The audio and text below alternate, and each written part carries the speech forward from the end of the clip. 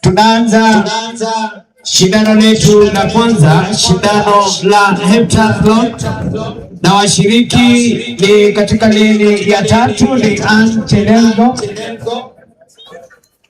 na lini ya pili ni Maureen Najala. Wanariadha wawili wanashiriki katika shindano hili la heptathlon, ambapo watafanya mashindano manne leo na matatu kesho. Haya, let's clear. Tufunge hiyo gate tafadhali. Wale wanahusika hapo hiyo gate. Timekeepers tuko sawa. Track judges tuko sawa. Basi starter tunaweza kuendelea.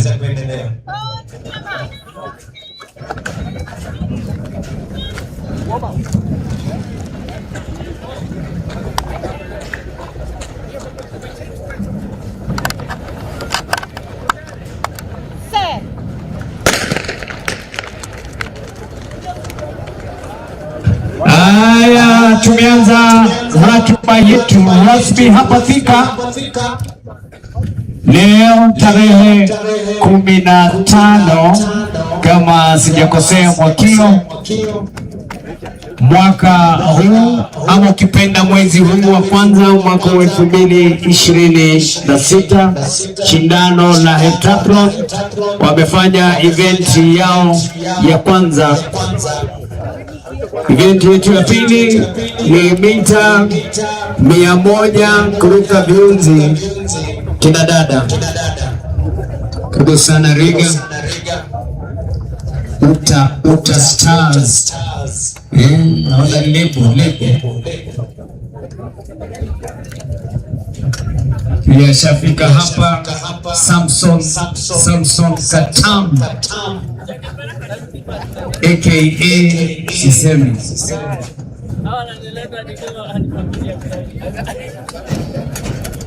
Akiwa na mkurugenzi mkuu hapa Enkana Nyang'au, ni jina la mtu yuko hapa bila shaka, bila kumsahau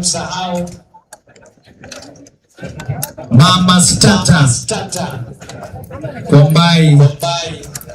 Basi bila shaka asante sana mapendo wa Bwana. Tumeanza shindano letu la kwanza, shindano la heptathlon.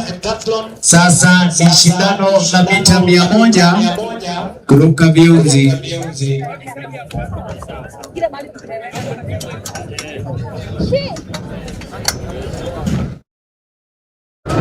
On your screens is the 100 meters hurdles.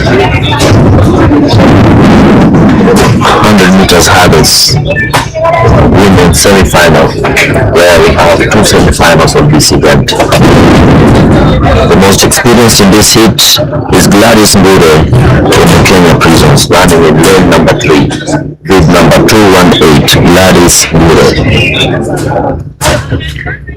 Seasoned athletes from Kenya Prisons.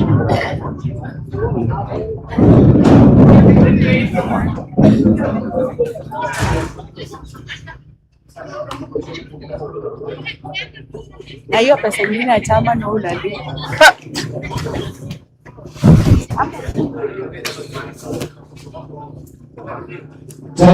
Sini pesa yangu ya chama amechukua. Ninafaa kuuza. Sio?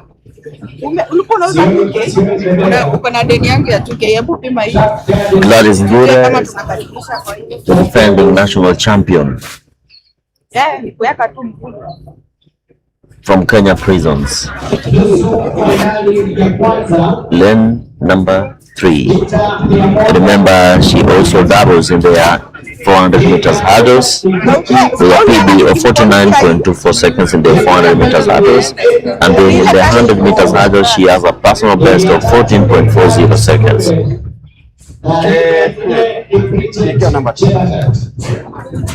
Lane number 1, Vicky Makoha. Lane number 2, Edith Chepkemoi. Lane number 3, Gladys Ngure. Lane number 4, Bree Jelagat. Lane number 5, Imelda Abiambo Muga.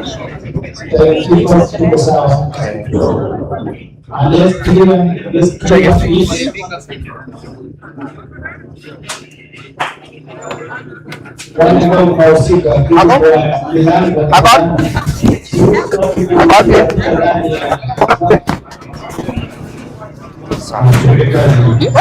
for athletes in this semi-final, 1 of 2.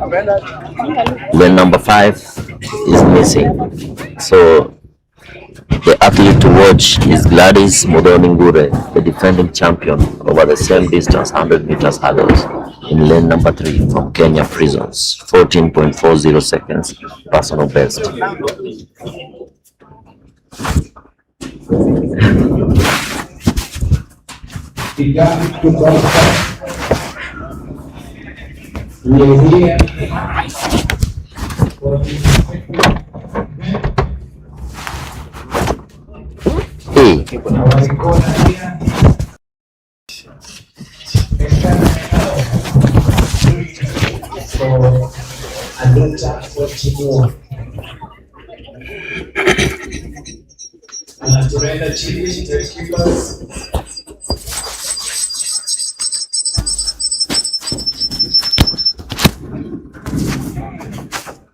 Switch off it.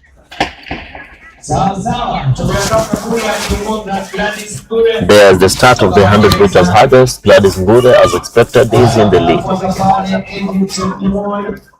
Gladys Ngure coming in smoothly to win that semi-final 1 of 2. The defending national champion from Kenya Prisons.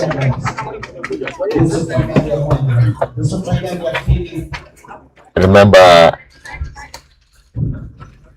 one of our athletes, Rukia Nusra, is now based in the United States running in the NCAA. She was the favorite in this event, but after she left, Gladys Ngure took over the mantle.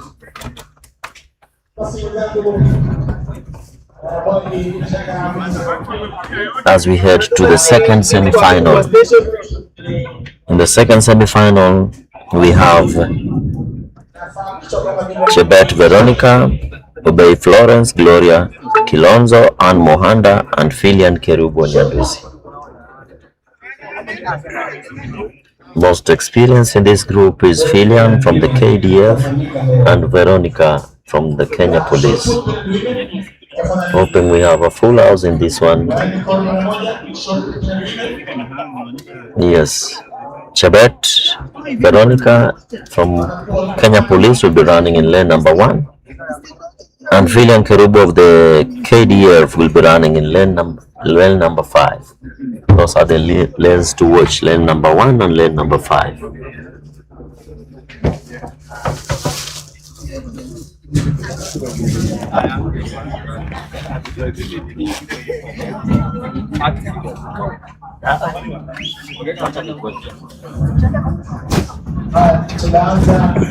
Hapa tu wewe.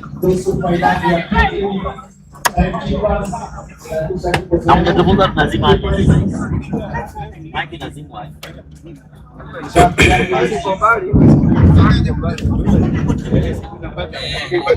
Niliona video. Sikuona kiambuka.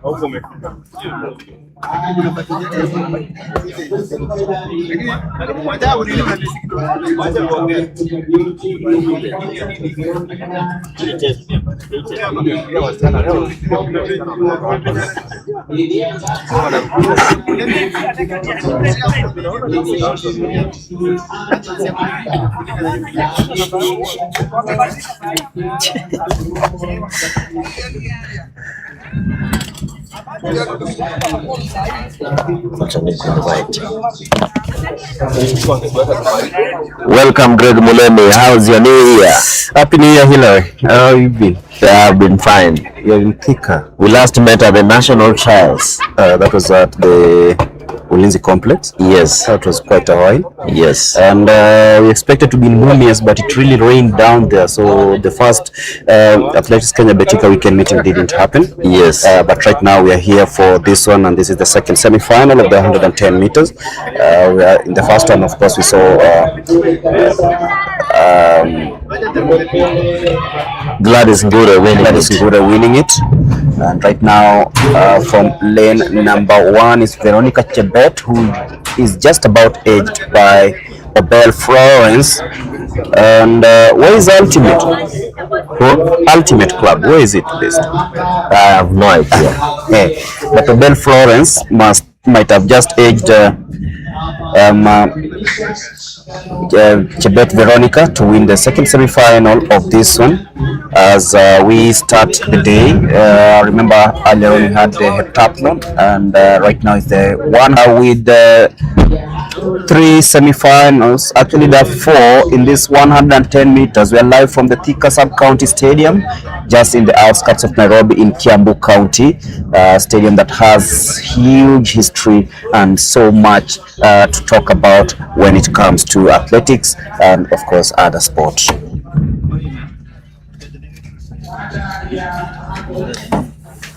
Remember, this is a 3-day event, the second Athletics Kenya weekend meet. And THIKA Stadium, as usual, always has a say in what determines this athletes' season.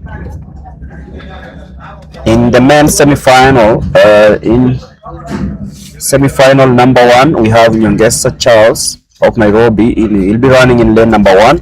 Jason Nyauntu Ontega will be running in lane number 2 as the track officials adjust the hurdles. In lane number 3 will be Benedict Nzina, and in lane number 4 Felix Kipkoech.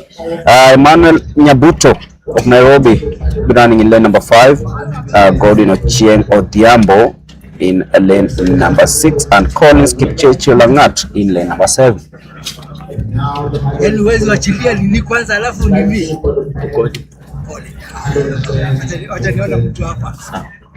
So we're getting ready for the first semi-final of the men's 110 meters. We're done with the women's edition.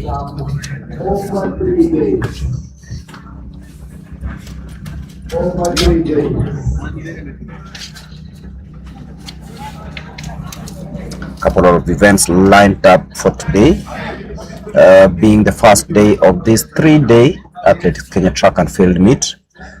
After the 110 meters, we'll have the 5,000 meters women semi-finals and the heats of the 100 meters and the 800 meters respectively, before ushering in the 3,000 meters steeplechase semi-final. There will also be some field events beginning the high jump that comes around 11:30 a.m. East Africa time. That is the heptathlon, and then they will have the long jump for both men and women. That will be a final, and around noon we will have the 400 meters women and men heats, and then the high jump takes place at around 12:20 p.m. 5,000 meters men semi-final comes your way just before lunchtime. That is 12:45 p.m. before another field event. That is the discus hammer long jump medal ceremonies. Of course, those ones are already taking place. We'll be giving you the highlights of that, and then we'll have a short put heptathlon before having that break between 1:30 and 2 p.m. Bringing in the steeplechase that will be semi-final for the men, that will be taking place at exactly 2 p.m. and then from there we'll go to the 200 meters heats, both men and women, and the heptathlon 200 meters will be also lined up. We'll also have the men and women 1500 meters semi-final closing the day. So that will be the lineup, and that is the lineup for day 1. As those beautiful images there, courtesy of Athletics Kenya TV, both on Facebook and YouTube. Catch us there and get everything live. For the next 3 days, we'll be bringing you action live from the THIKA sub-county stadium, a place that has rich history and of course bringing people together. So the men preparing for the 110 meters hurdles. That is a race that is just about to begin.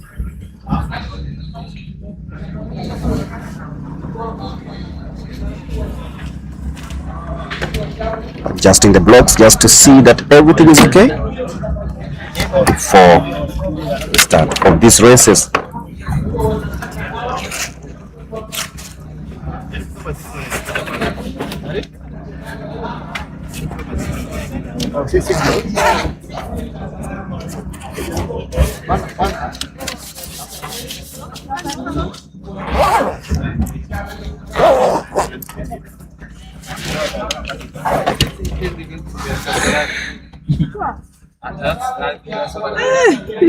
So we ready for the 110 meters hurdles? That is the semi-final.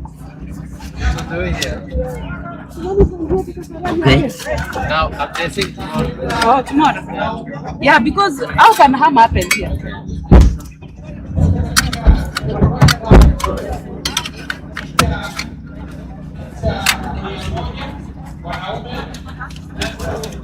Okay, guys. So we're gearing up for the start of this one.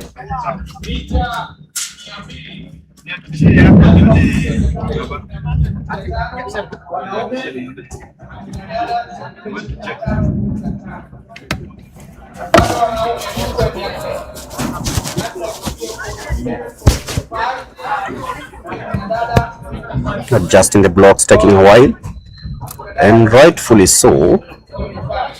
But the weather also not kind enough to these athletes. Coach. Yes, THIKA always at varies temperatures between 25 degrees and 32 degrees centigrade. And I don't know why the heat feels quite different And than any other place. Any other place reminds me of Kisumu. Yes. Kisumu always has those soaring temperatures. At least Kisumu has a breeze from the lake. When you're done with your work, you head to the lake. But here we are closer to the mountain.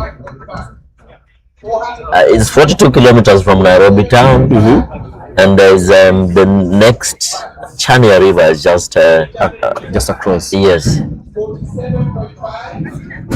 but it always feels very hot in THIKA. Feels hot, but how do you feel about let's say that lull period where these athletes have not been in action for quite a while? Has it affected most of them? Wait, these athletes have been running right from November because courtesy of BETIKA.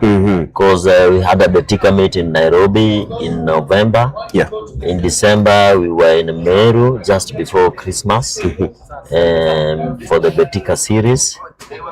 So the athletes have not been all that off the grid. Off the grid. Yes, so a lot of them were in Meru. We had quite a big number, and in the Nairobi meet also we had quite a number, and they were running very good times. Hopefully we will have better times, so they are somehow race sharp. This could be the first meeting of the year, but in December last month, they were in action. 19th, they were in action.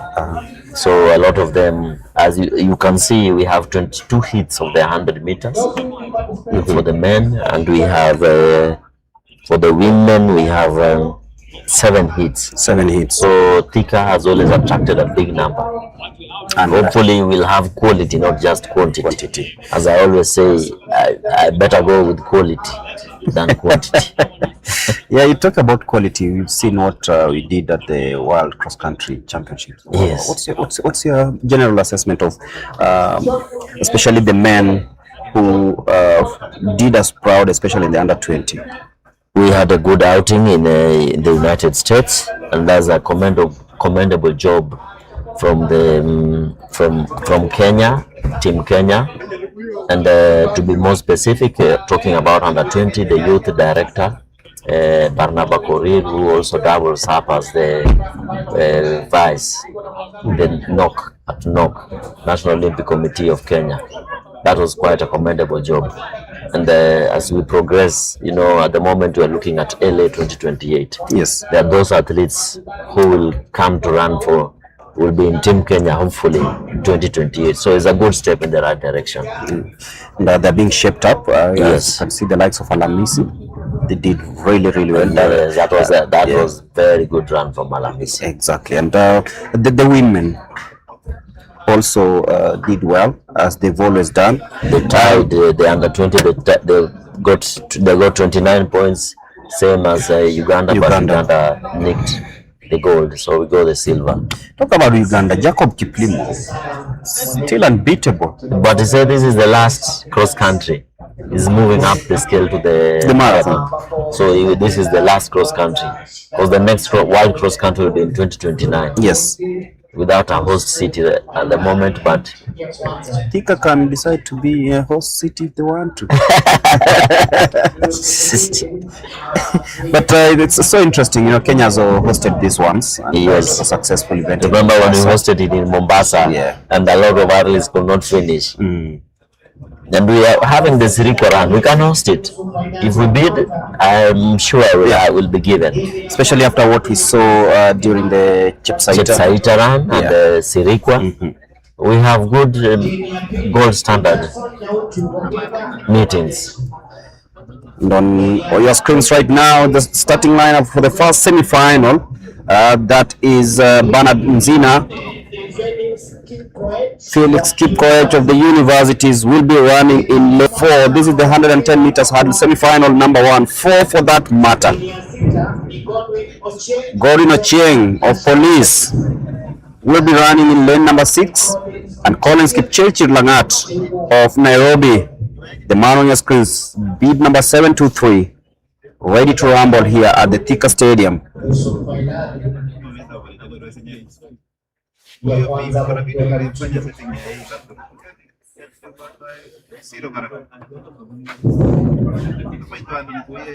Remember, in the 110 meters hurdles, we have 10 hurdles for the men, which is 106.7 centimeters apart. So you have 106.7 centimeters height. So you have to check on how you glide on them. Yes.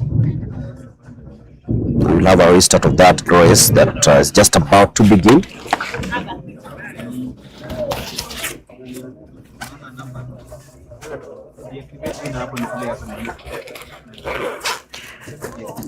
From the start, the first hurdle is 13.72 meters or 45 feet. And then 9 others are set at a distance of 9.14 meters apart. And then between the last hurdle, hurdle number 10, and the finishing line is 14.02 meters. Those are just some bits of the technical aspects of the 110 meters hurdles. Remember, 10 hurdles. We have a full house there. Full house in the first semi-final of this one, and off they go. In lane number 2, that is Jason Ogega, trying so hard to break away from the rest, but also watch out for lane number 3, that is Felix Kipkoech.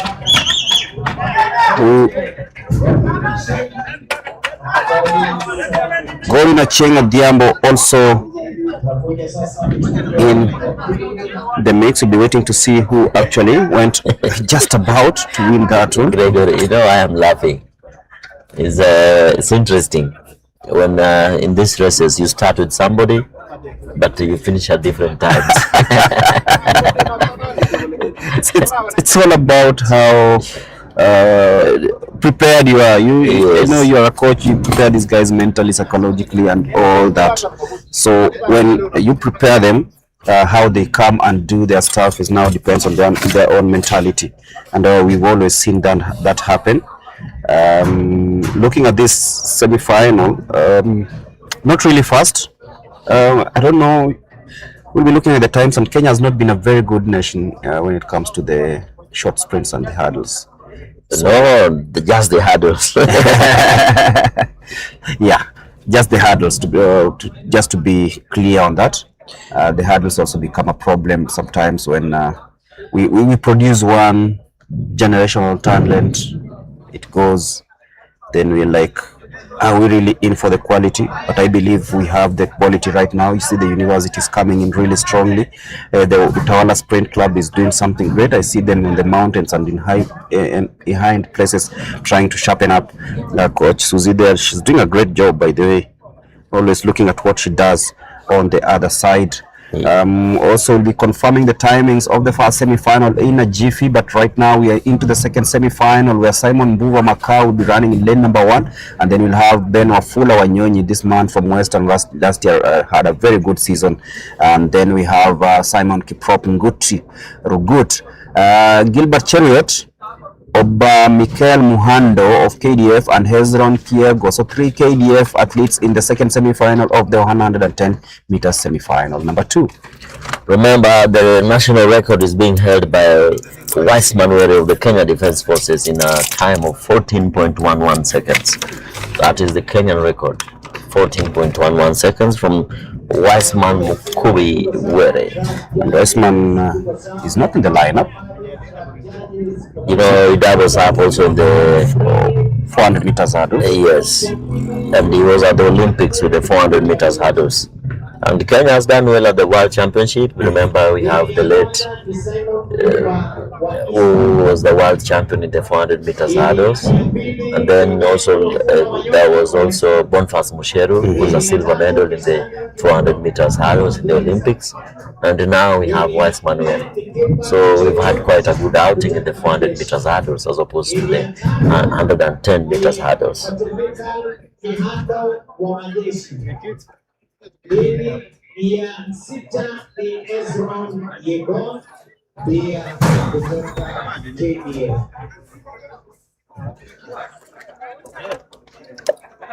Is 110 meters hurdles. When you hear 110, that means it's for the men, because the women is 100 meters hurdles. 10 hurdles between the first hurdle to the starting line of the first hurdle is 13.72 meters, and then the others are separated 9 meters apart, 9.14 meters apart. So you must have a rhythm from the word go. The others who take 7 steps, others who take 8 steps from the first hurdle. Now, as you can see, there's a good start from the athletes going through the 10 hurdles. As we can see on your screens, not quite a good outing there for the athletes in terms of technical aspect. But this being the first meeting of the year, we hope we will have better technique going into the other meets. As we head to the third semi-final. So the third semi-final coming up in a bit, and just reminded me of the late Nicholas Bet. Yes. In 2015, ran the race of his life and claimed gold in the World Championships in Beijing. And most of these athletes I know will be looking at that like they can replicate what the late did. But looking at the semi-final number 3, Silas Kiprotich Ngetich, Edwin Kimutaito of Prisons, Fraser Kibet Ruto, Laban Kipchirchir Boy, Nicholas Kiplimo Kesi of KDF, and Elijah Kigen Maio. That is Edwin To. The most experienced one is Edwin To there, who is also a decathlete and holds the Kenyan record in the decathlon. In the decathlon. Yes, Edwin To, the husband to Kenya's at one point the record holder in the 100 meters. That is Kadogo. Eunice Kadogo. Yes, Edwin. So it's an athletic family. Kipmutai To. Edwin Kipmutai To of the Prisons, the most experienced one in this third semi-final. Watch out for an All-African Games silver medalist and an African Championship bronze medalist. Off they go smoothly. We'll start there. Man start 314, bib number 314, Edwin To. The To Craig coming in nicely. Is he jogging? It's like jogging. He's just gliding. He's gliding over the hurdles and wins that comfortably. Just ahead of Nicholas Kiplimo Kesio. Wow, you said he was jogging? He was just gliding throughout the race. It's technique.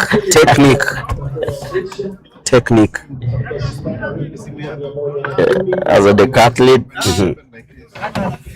he has quite some good statistics from decathlon, with a long jump of 7.90 meters and high jump of 2.01 meters. 110 meters hurdles, he has a 15.42.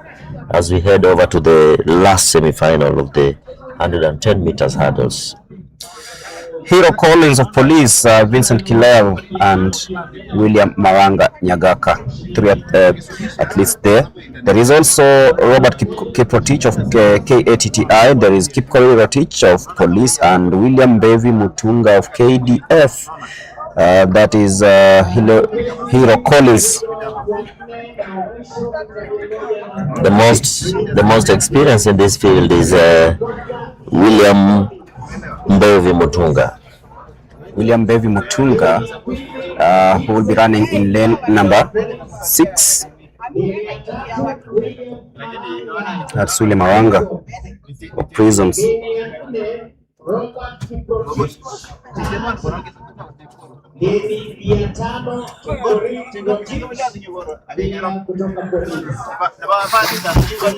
Bevi 582, big number. Very experienced runner. Also a 400 meters hurdles athlete. He has been to the African Championship, Commonwealth Games, and he has decided he won't use the blocks. So we on for the 4th semi-final in this 110 meters hurdles, and faulty start there because I couldn't hear the gun. But the one to watch in this semi-final is lane number 5, Kipkorir Rotich.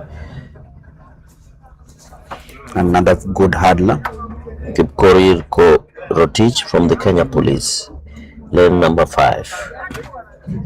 Sizable crowd here, by the way, on this day. That shows you that guys missed athletics. Yes. And this year, so many events coming up, and off they go smoothly. Watch out in lane number 1, that is Hero Collins, but then Bevi in lane number 6 also showing his experience. The hurdles going down, the athletes trying so hard, but then the man from Police, that is Kipkorir Rotich, wins it very comfortably to take that home. So that is it, semi-final number 4 of the 110 meters hurdles men, that just ends with Kipkorir Rotich of Police winning that, and it should be in the final anyway. That will be happening tomorrow. Disconnect.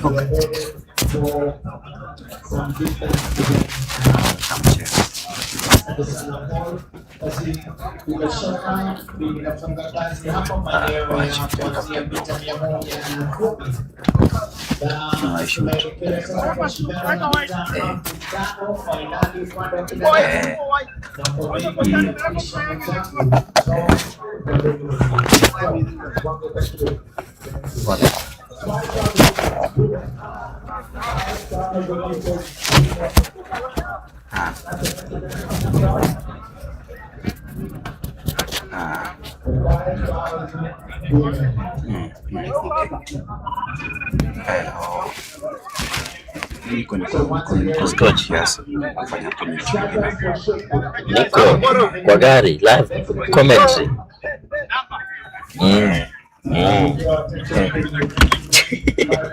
Niko zote.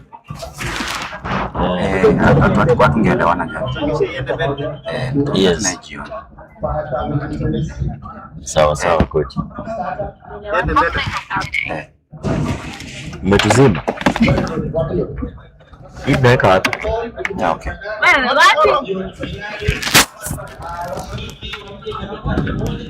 Okay. Sawa.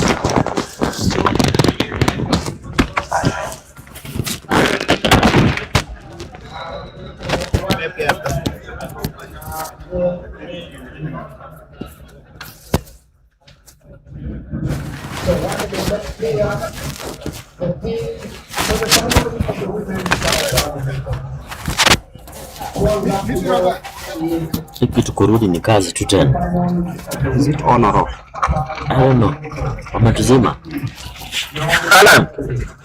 Alan, umetuzima? Oh, ametuzima. Umetuzima? Zima.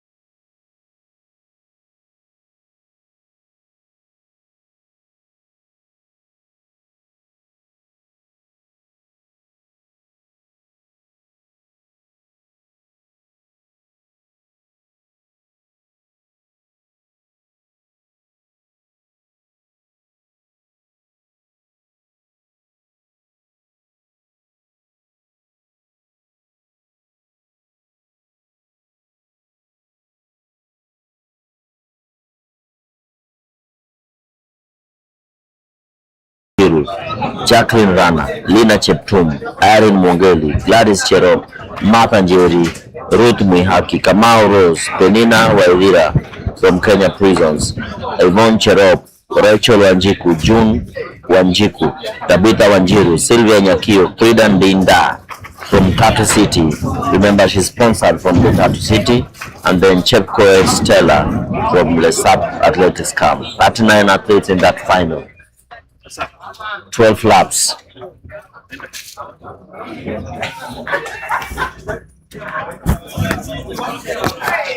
Athletes, 12 laps, 5,000 meters, women final.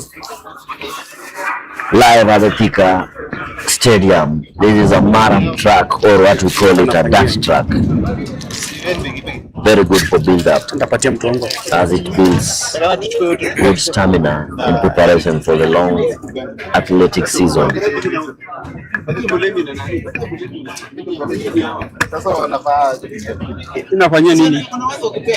lead is bib number 715.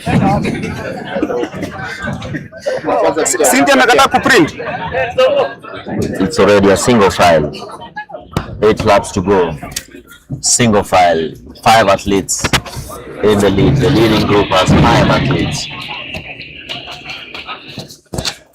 being followed by a pack of 2, then a pack of 3, then single file of 111 following in these hot temperatures of about 25 degrees centigrade here at the THIKA Stadium. Remember, we're live from THIKA, which is in Kiambu County. The governor is His Excellency Daktari Paul Kimani Wamatangi. Senator is Honorable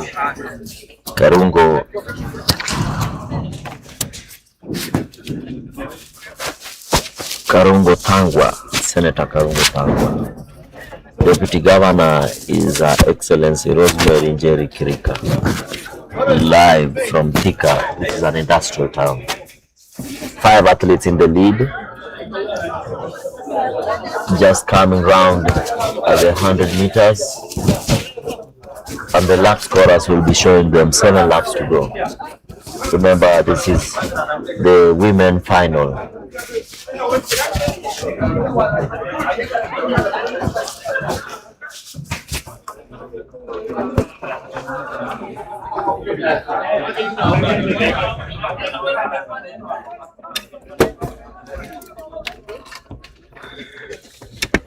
In the lead is Gladys Cherop Kibor.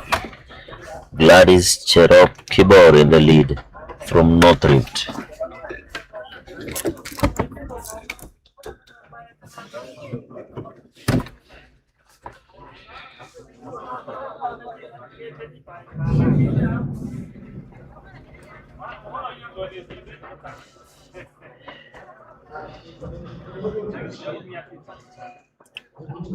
Gladys Cherop Kibor, born on the 27th of October in the year 2000. Specialty, the 10 kilometers road race, half marathon, and the 1500 meters. She's so good in the half marathon with a PB of 1:07:28, and in the 10 kilometers road race, 31.30 seconds.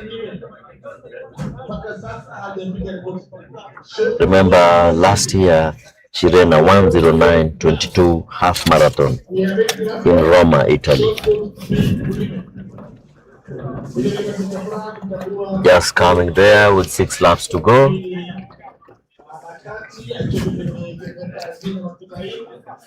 Gladys Cherop in the lead, 6 laps to go, as you can see on your screens. And this is a final. Yes. Yeah. So 39 athletes. 39 athletes. Looking at how they've placed themselves halfway through this one, you talked about Gladys Kibor, just showing how she has that experience to see this off. It's quite interesting. The gaps are already widening. Yes, for sure. It's a single file. It's a single file in the lead. Yeah. 5 athletes in the lead. And just trying to check on others. This is going to be very tough if you haven't caught up, because with 5 laps to go, maybe Gladys will be like she's fancying her chances. And the athlete in 4th place, does she come from Lemotit Cup? She's wearing the famous jersey that is known with the Lemotit Cup. Seems to be from the Lemotit camp, because most of them are they have the short hair. Yes. Yeah. I think is bib number 786. That is Tabitha Wanjiru. Tabitha Wanjiru is from Central. Yes. If I remember, Tabitha Wanjiru last year really had a good race in the 5,000 meters at the Ulinzi Sports Complex. Okay. So she's one of the athletes you can always look up to in this Athletics Kenya track and field. And she's doing well. She's been there. But Gladys is also another athlete to watch out for. She's been very much okay especially in the pacing for this one. And now it's a lead pack of 5. That single file of the 5,000 meters with 5 laps to go.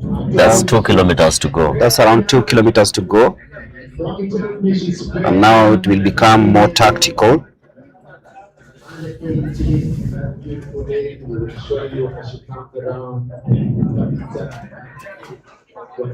Remember, this year we have the African Games.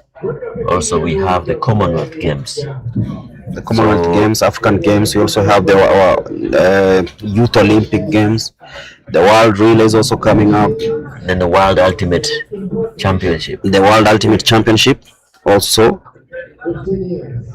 It's a busy season. It's a busy season, and then Dakar 2026 is finally. It's finally here.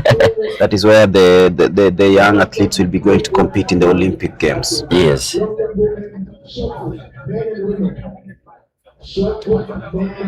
laps to go in this one. Glad is still leading the race. Wanjiku still hanging in there.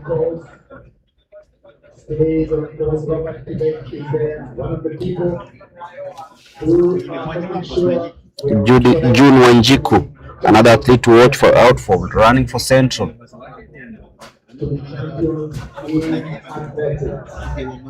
But the big names missing in this one.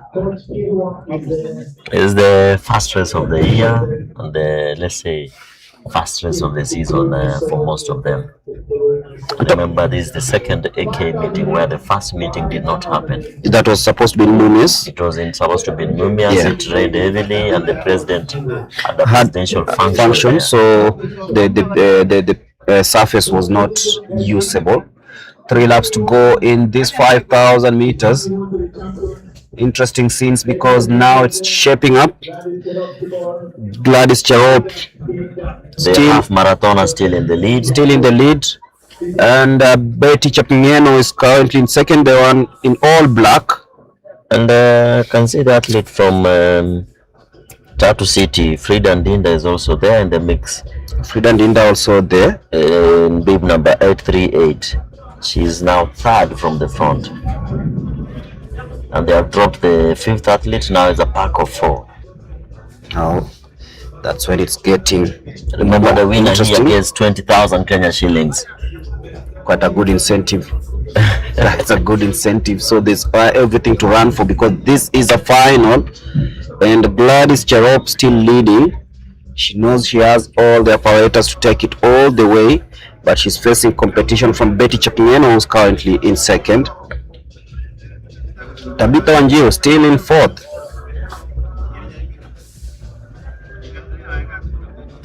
Frida Ndinda, 838, bib number from Tatu City. The lanky figure.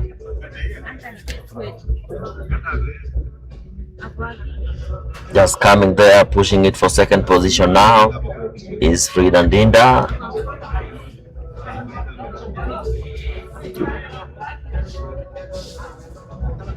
Remember, she also does the road races.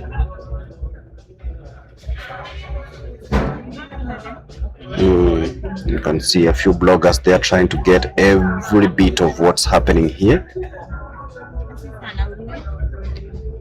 Heading into the last lap of this 5,000 meters, Gladys Cherop still leading the way.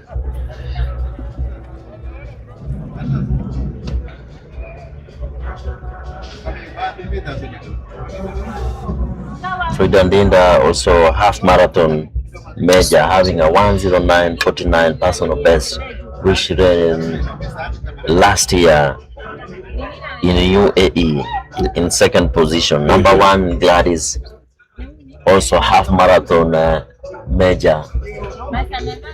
So we have 2 half marathon athletes in the first and second position.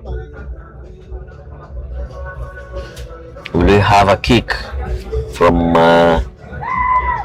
they've dropped now to a leading pack of 3. Still 4. Chapingeno drops to 4th. Yes. And it's all about who between Tabitha Wanjiru and Gladys Chapingeno and Ndinda, who makes the first move as they hit the bell. The bell. Ndinda tries from the outside.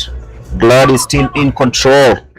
And of course we have BETIKA in between there. Now she's dropped to fourth, farther back. But then Tabitha Wanjiru in third place. She fancies out chances, but Ndinda says, this is my thing. And Frida Ndinda Mweru of Tatu City now in the lead. Gladys in second place. Tabitha in third. This is the 5,000 meters women final. They go to the back straight. This is going to be very interesting as they take that 150 meter bend.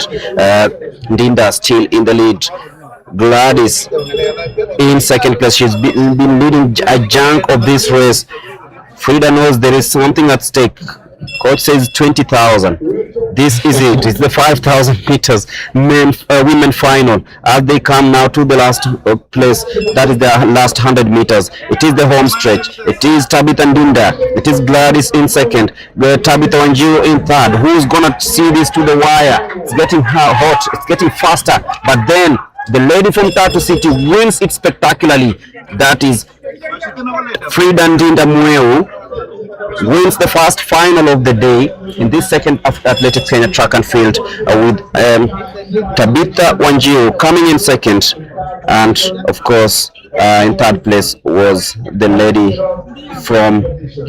who led from start to finish, Gladys Cherop, who did not just see through and she came in third. So that is the final of the 5,000 meters women, the first final of this edition. Quite a good press race there from the two half marathoners.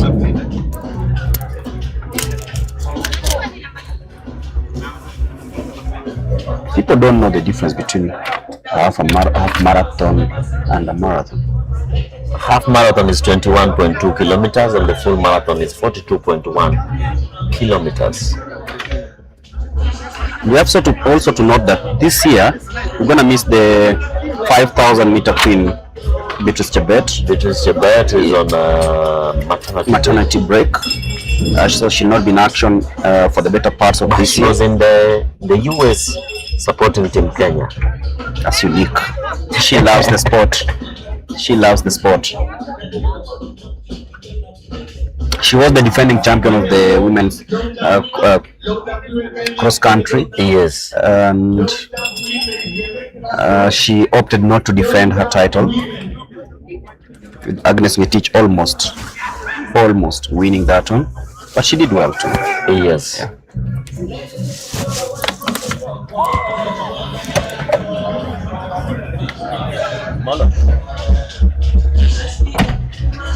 Remember, we'll also be lining up a couple of interviews, especially after the finals. Charity will be lining up the interviews in a bit. But the race is still on, the 5,000 meters happening here at the THIKA Sub-County Stadium in Kiambu County. Remember, there are a couple of field events happening. The discuss is happening right now. We'll be giving you the highlights of that. We'll also be giving you the results from the previous races, including the 110 meters hurdles. That is the semi-final, both for the men and women. Remember, after this, we'll be diving into the sprints yet again. The 100 meters coming up, both men and women hits.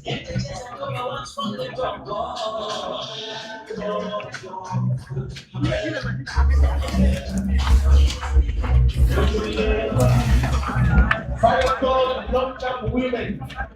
Final call, long jump women. Thank you.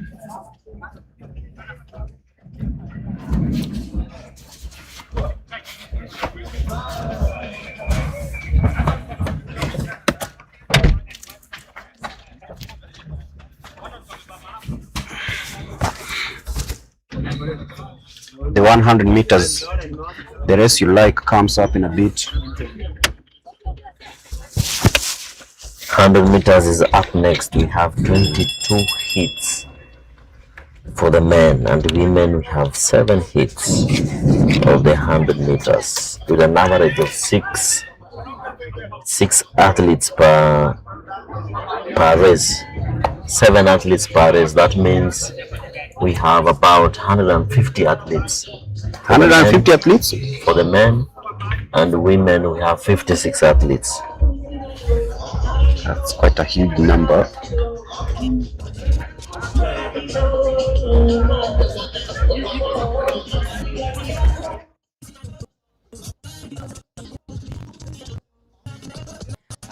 Thank you so much, Mlemi. We're here back again in THIKA for the first.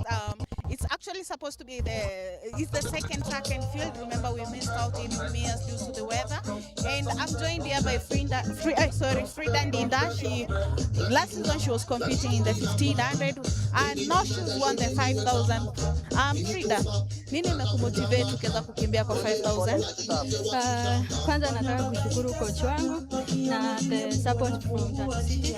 Hao watu wamenishikilia sana, so coach aliniambia nikuje nijaribu 5000 leo, na mimi nikasema sawa juu coach nimekuwa nikifanya mazoezi. Asante sana DJ kidogo kwa na nilikuwa nikiamini, so nitakuja nizungumza juu ya long jump. So you fully transitioned to 5000? Of course, actually. Yeah. Congratulations and thank you so much. Thank you so much. Long jump women. Yeah. Last call. I'm also joined by second place Gladys Cherop. Gladys, congratulations. Competition imekuwa vipi kwako? Umejiandaa kivipi? Like I was targeting my new PP in 5000, but yeah, it's always good. Moving forward, what are you going to be focusing on in your training? Okay, like for now, I'm focusing on at least 15 in 5000. Yeah. All the best and congratulations. I'm also joined by the youngest athlete in the field, and she is Tabitha Wanjiru. She's 15 years old. Tabitha, congratulations. Competition imekuwa vipi? It was Now that you've had that feel of the field and the 5000, what is going to be your next move? I work hard.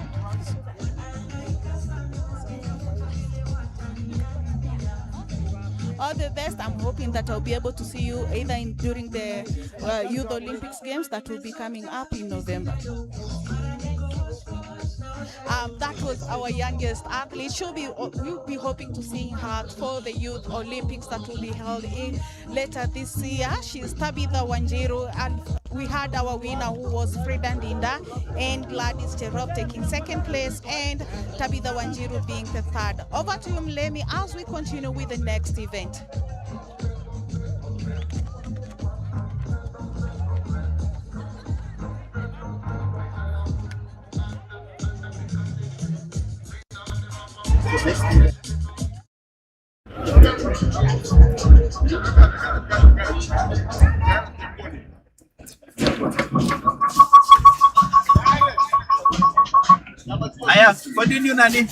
As we move to the first heat of the women 100 meters,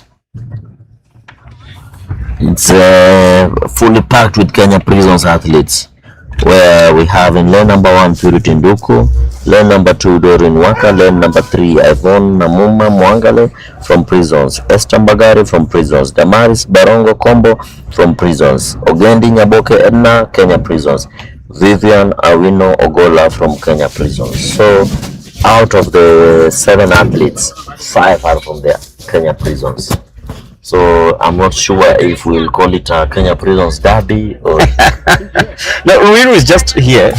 So they must have fancied their chances of coming into this one early. And you can look at the lineup. You talked about Kenya Prisons. They dominated heat number 1 of the women's 100 meters. And interestingly, new names also in this one, like Edna Yaboke. And it's quite experienced, but she's not been running so much in these meets. Yes, Edna was in Meru and she got an hamstring scare, hamstring injury scare, and I can see she's back. And as you can see on her right leg is heavily taped.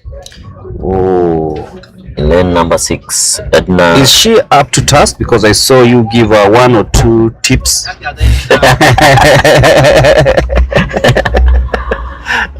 Just returning from injury. This is the first race after a layoff of about 3 weeks, so let's see.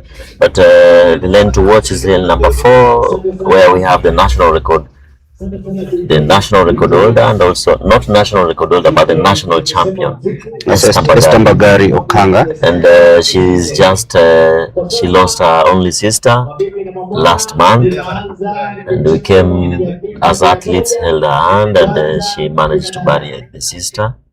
And we don't know what will happen right now, but we hope she's mentally prepared for this. As you can see, she's being hugged by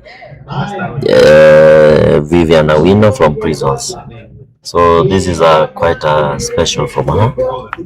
And remember also in lane number 2 we have Doreen Waka, who ran for the Kenya Prisons at the Nationals.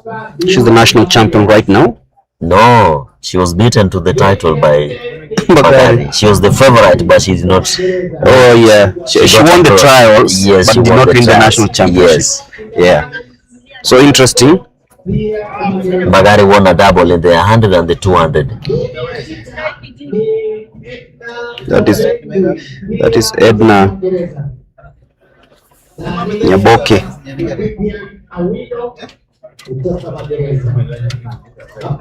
So that's the lineup for the 100 meters. Women heat number 1. Estambagari, Doreen Waka, those are the favorites in this. Lane number 2 and lane number 4.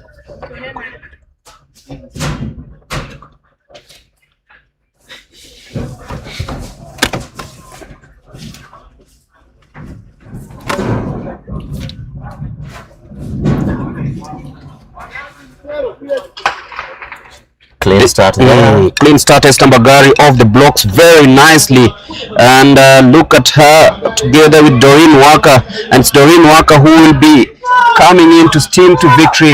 Just about beats Estambagari, and seems that Doreen Waka is making a statement earlier on, but Estambagari coming in second. And after what you said, I think that's quite impressive. Yes. One thing that I always have a problem with the Doreen Waka is she is always turned on very early in the season. And then she fades. When it matters most, she fades out. I know the coach is listening, Julius Migwi, coach, senior coach, and very senior at the Kenya Prisons. Last year I talked about her, and they went and did some adjustment, and they got it right during the trials. I know this will be a challenge to him, the coach, and the athlete, and they are listening. They have to do something. Doreen Waka does that. Bagari starts very slow, but picks up at the right time. That's why she's the national champion, back-to-back national titles in the 100 meters. Second hit. Sincere condolences to Estambagari. I know you're still healing. God is with you. You'll do good. As here to the hit number 2. And there are 7 hits in this 100 meters, and in hit number 2 Tracy Awor, in lane number 1 Jen Miro, and as they go Helen Mutelia, Jemima Kwamboka, Mary Sophia, who's coming in so nicely. Remember, Mary Sophia now runs for the Kenya Prisons, but just about edged by Jen Mirigo. Wow, that was close. It was very close.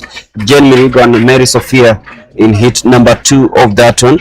I like the way they are doing it thick and fast. I think it helps also run down the program. Remember, it's a very long program today, and we are seeing the athletes doing that, exactly that, and the organizers too, ensuring that there's a smooth transition from one race to another. Now hit number 3 has Valerie Njiru of KDF. She'll be running in lane number 1. Mercy Cherop, Nelly Jepkosgei, Damaris Akot, Brenda Masinza, Knight Nekesa, and the youngest in that lot, Kabona Catherine Njeri of Nairobi. Let us have a look at Brenda Masinza with the silver medal in the. Look at the Njeri in those specs. Should maybe have borrowed yours. She reminds me of Millicent Doro, who likes running in what I'm doing. Millicent Doro, of course, the 200-meter specialist. Won the 100 and 200 meters at the THIKA BETIKA meet. Yes. And she walked away with 300,000 Kenya shillings. And just as fair to send her home, she also won the relay and got about 20,000. So she went home around 320,000. 320,000 shillings richer. Oh, good tidings in a weekend's job. She won the 400 and the 100. Yes.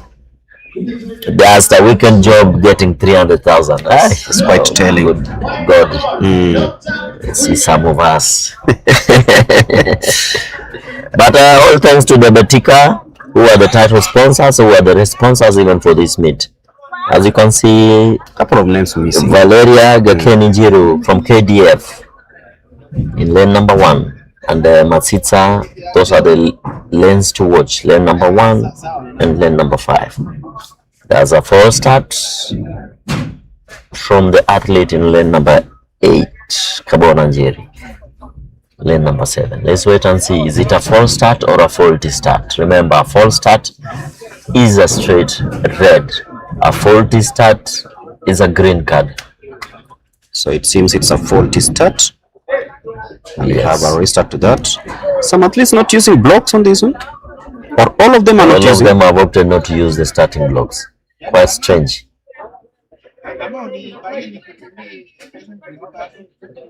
There's always going to be a problem when you don't have those blocks with you. I don't know why they're not using the blocks. Maybe they're taking time to adjust.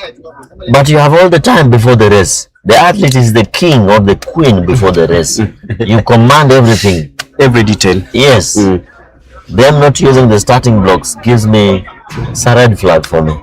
As a coach, that's a red flag. They have to get the basics right. Yes, we have to get the basics right. Athletics Kenya has come out of their way and brought the starting blocks to the field, and the athletes have decided not to use them. What could be the problem? Is it the surface? But the blocks are for the marathon, for the dark track. They are nailed on the ground. We have fatigue guys who their work is just to nail the blocks. Ensure that they're nailed. Yes. Anyway, sprinters will be on my neck, I know, after this, but we have to get our basics right, guys. We are ready for the restart, the third heat of the 100 meters. 4 to go now. This one, who's going to emerge the winner? A lot of twitching, a lot of uncertainty. Yeah. So once again, let's pay attention. There are also a couple of field events happening. And of course, The short put ongoing right now. And it has attracted quite a number of athletes. I hope Mwangi of Kenya Prisons is contending for the top positions.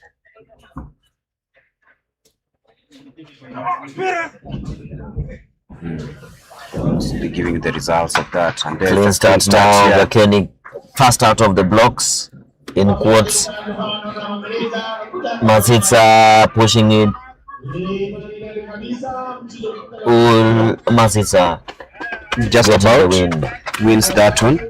Yes, being followed by. And did you just say get off the blocks? I should say getting off the starting line. That was the starting lineup, and they go hit number 4. Susan Nyambura, she'll be running in lane number 1. Elizabeth Kibugi, Fiston Chebet Kirui, Eunice Kadogo, Nancy Njeri, Praxides Amosugut, and Sarah Masika of KDF. Remember, Susan Nyambura is also a FIFA accredited referee. Yes, who officiates football matches. The NSL. Yeah. Yes. The National Super League. Yes. And seems to have shrugged off that hamstring injury that has been nagging her over the years. Let's hope so. And also we have the former national record holder. That is Eunice Kadogo. Eunice Kadogo there.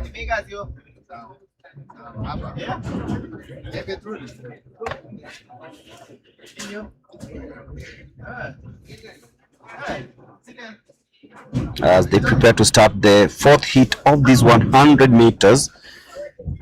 Let's see if... Remember, Maximila Imali is the record holder for this event in a time of 11.19 seconds. Kadogo there in the lead, who's the most favorite for this one. Kadogo and Nyambura As you can see on your screens, Kadogo first, Nyambura second.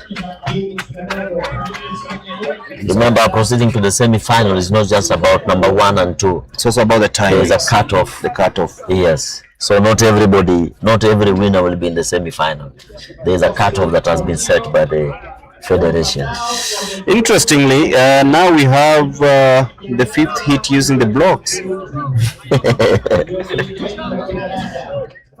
Heat number 5. They've been told, no, please.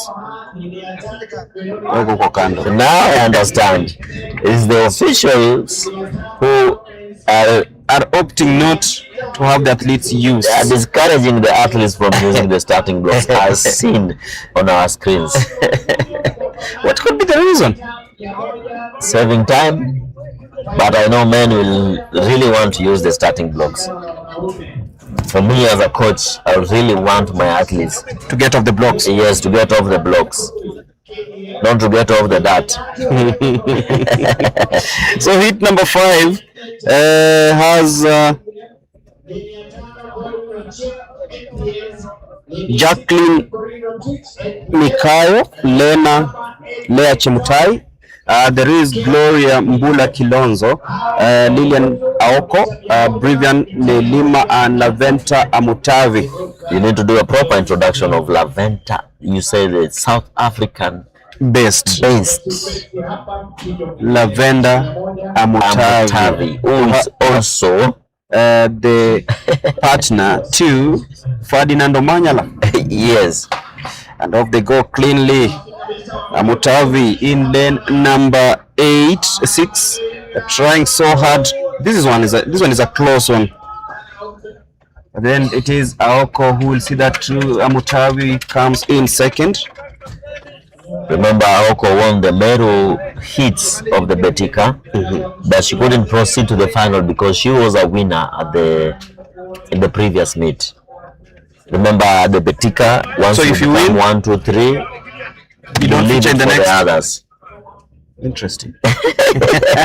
Because they want to get as many winners as possible across the board. So when you win, when you become 1, 2, 3, leave it to the others.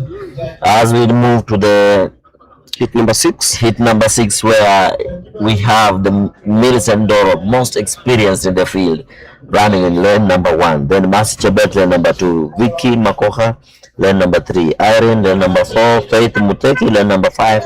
And in lane number 6 will be having Filian Kerubo. So this is a battle of the police. Lane number 1, Millicent Doro, Kenya Police. Lane number 2, Mercy Chebet, Kenya Police. Lane number 3, we have Vicky Makoha, also from Kenya Police. It's interesting. Millicent Doro, always, like I always tell you, she does not just wear anything. She has to match everything. If the vest must match with the shoe, or the vest must match with the tights.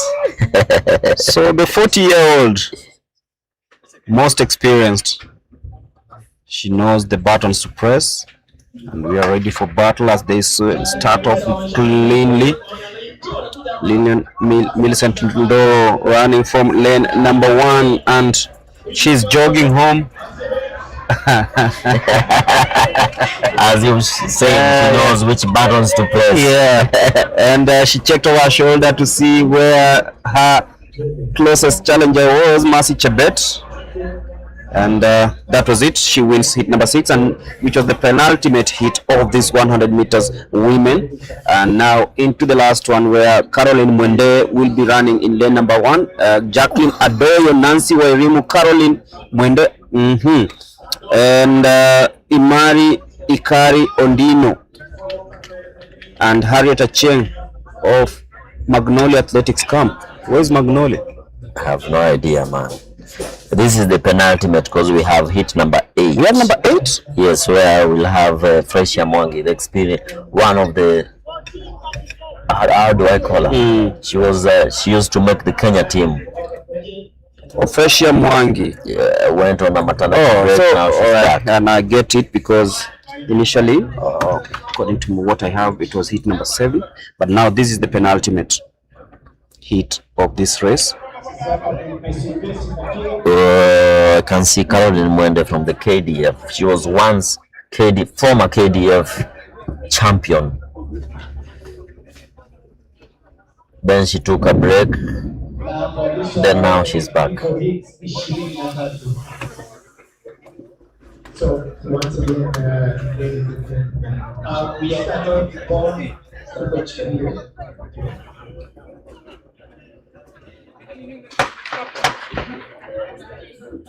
Two gun shots. That means we have a false start in that one. So once again, let's pay attention to the starter.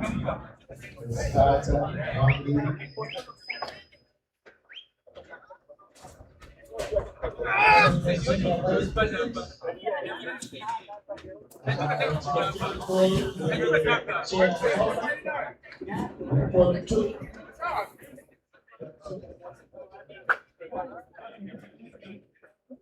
so we're paying attention to the starter for today's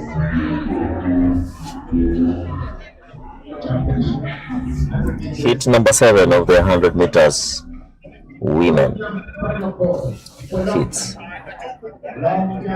So we have Caroline Mwende, Jacqueline Adoyo, Nancy Wairimu Mwende, Imra Kari Ondino, and Harriet Achieng. So missing is Jacqueline Adoyo. And lane number 1 was given a red card. Clean start now with the 5 athletes there. So in lane number 2, that is Jacqueline Adoyo, who will be coming home to win this one comfortably. Just about edges Nancy Wairimu. And of course Harriet Achieng coming in third to signal the end of the 7th heat of this 100 meters.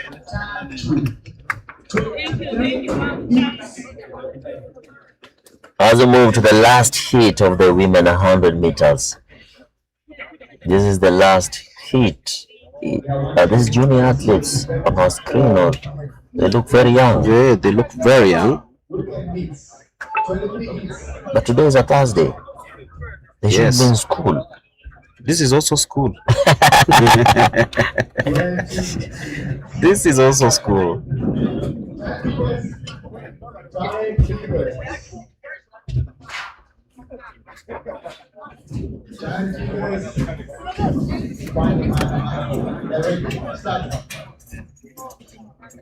They're not just juniors alone, but most of them are juniors. So in this heat, we have Fresha Mwangi, Charity Jepkoech, Cherotich Lenis, Veronica Nyaboke, Nuru Adams, and Agnes Mulonga.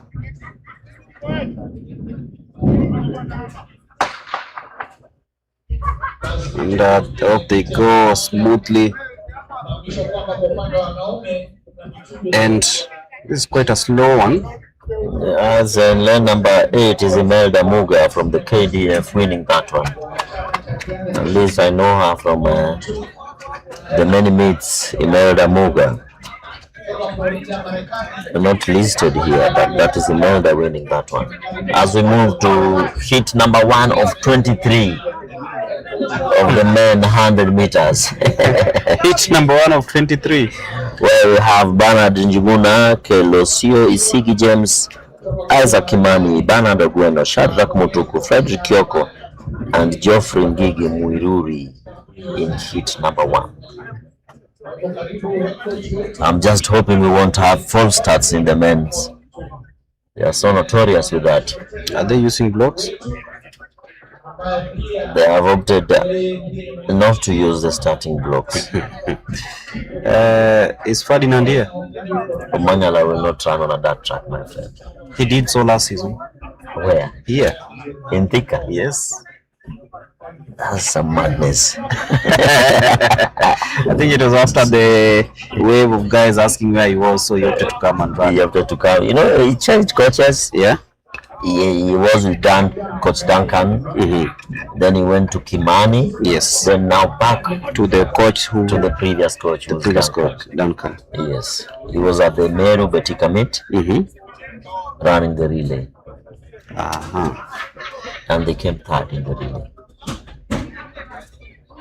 There was Isaac Omurwa, then there was Ferdinand, then there was Samuel Chegen, then there was Steve Onyango, who had a minor incident at the 2 weeks ago at the Kasarani Stadium. What happened? They came head-on collision with the Wajiri. How?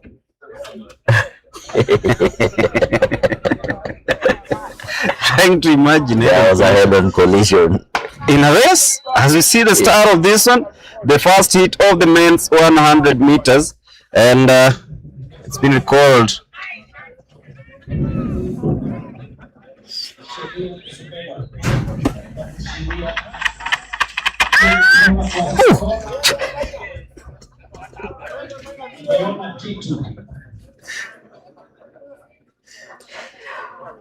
Quick recovery to Steve Onyango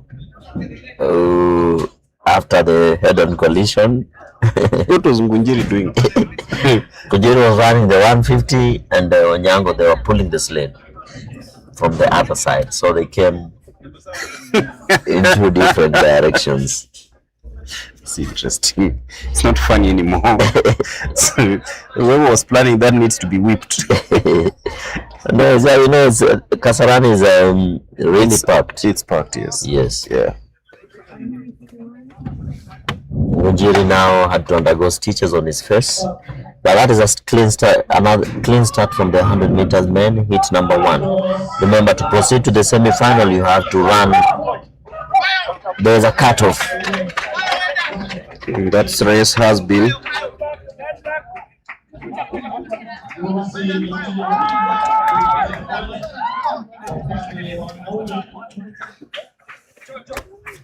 As we head to the second heat of 23, 2 of 23 of the men 100 meters.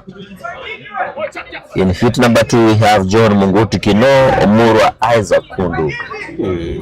Then we some have pedicured hairstyle, just see the pass on our left. The call room. Oh, pedicured. Yeah, pedicured. Manicured. When we have Mururi Samuel, Wairimu John Joroge, Amos Wafula, and Ongware Matayo Elijah of the KDF. The man to watch is bib number 434. Omurwa Isaac Kundu, running for universities. He'll be running in lane number 3.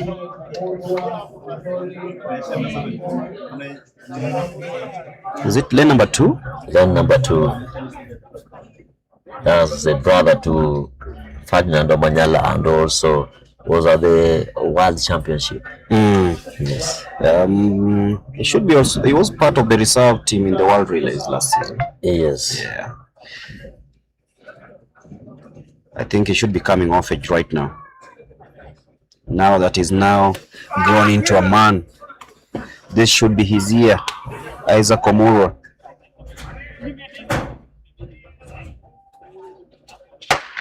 And they go cleanly. There's a clean start there. The number 2 quite easily jogs his way. I hope they understand there's a cut-off mark. It's not just about winning. It's about the timing. Yes. What you There's Mujiri, fresh from the accident. Had to undergo about 14 stitches on his face. What? In heat number 4. That's so unfortunate. In heat number 3, we have Dennis Lipuku, Shirandula, Abel Atako, John Bosco, Edward Mujiri, Chris Fass, Wafula, William Mwangi, and Josephat Kiptanui. As we have the replay of the start of the previous race, heat number 2. Clean start there.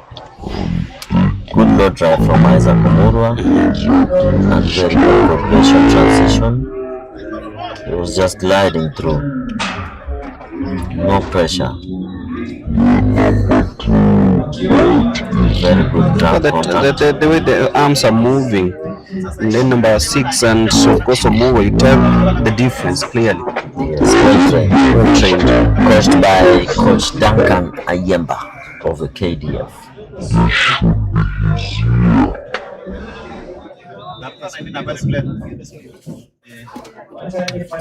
now we are ready for hit number 3. Hit number 4. Hit number 3, where we have Edward Ngujiri lining up. He's a seasoned 400 meters hurdles athlete.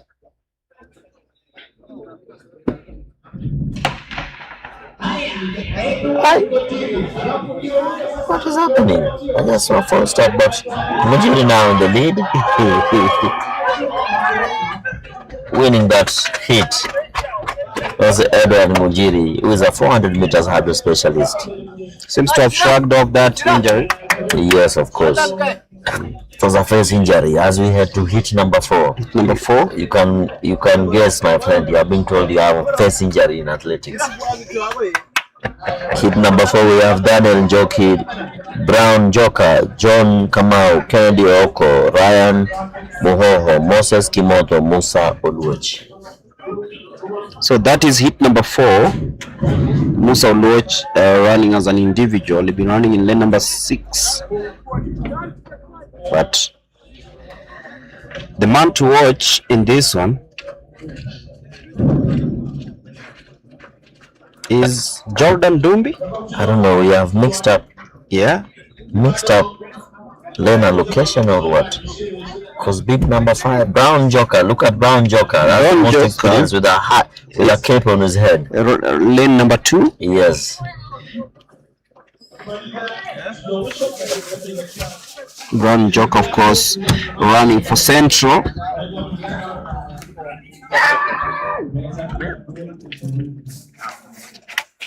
Also, a couple of field events lined up.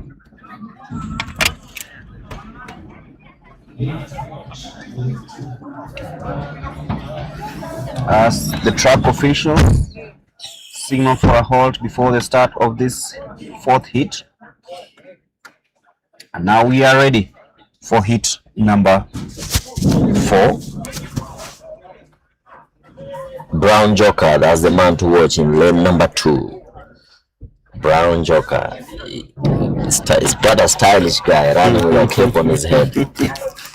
I hope Omanyala is watching this.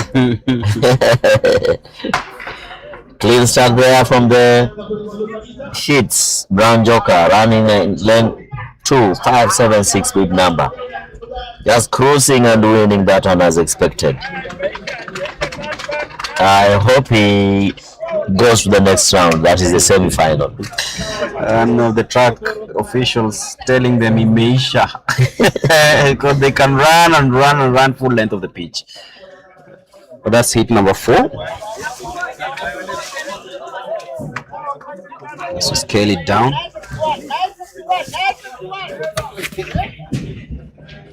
Into the 5th hit. Quite a couple of hits coming up. 23 hits in this. There's a day we did 41. 23 hits. Yeah. 41. Yes. Goodness. Yeah. What were you on that day? I had to look for some electrolytes after that because it was too much. It was just after that Manyala Mania when he had beaten almost everybody in the world and in Africa. Quite an inspiration to this. He is. So lane number 5, Martin Gikaru. Actually, it's hit number 5. There is Kennedy Ndolo, Kelvin Karani, Eric Wanjala, Lusasi, Elias Ojiambo, Jesse Mwigai, and Ronald Kiprono Koech of Police. That's the man to watch. Ronald Kiprono Koech of Kenya Police. Will be running from lane number 7. And 2 police athletes there, Kelvin Mwindia and Ronald Kiprono Koech. Really? So we are waiting for the start of this hit number 5 of the 100 meters. And we have Millicent Ndoro here. Oh. How are you, Millicent? I'm fine, thank you. How was the race? It was good. Mm-hmm. Yes. I saw you are literally jogging. Yes. This is hits. Yeah. So we are waiting for semis tomorrow. 2026, what do you promise? 2026. For now, this early season, we can't promise anything. Gregory, remember this one is a 300k richer in Meru, so you have to talk nicely to her. So how was Meru? Meru was good. Yeah. Ilikubali. Nashukuru Mungu. Yeah. And all the best, because there are so many things coming up. Which major event do you want to be part of? Commonwealth Games or African Games. Yeah. We have Africa. Yes. Yes, I'm targeting those three. And remember, I just had a snippet of the athletes that will be going for Commonwealth. Athletics Kenya has been given 51 slots. 51 slots? Just 51. She should be part of that. The entourage will have 67 athletes. She should be part of that. Millicent is a senior Commonwealth athlete. She's run around 3 or 4 Commonwealth Games. Yeah, that's quite a record. Yes. And we wish So you all I'm the targeting best. this one to P4. Thank you very much, Millicent. And all the best. All the best this season. Thank you. All right, that is Millicent Doro, who won her heat in the 100 meters heat. That is the women, and she's she, like you said, the most experienced in the field. 3 Commonwealth Games. That spans to around 12 years of action. Yes.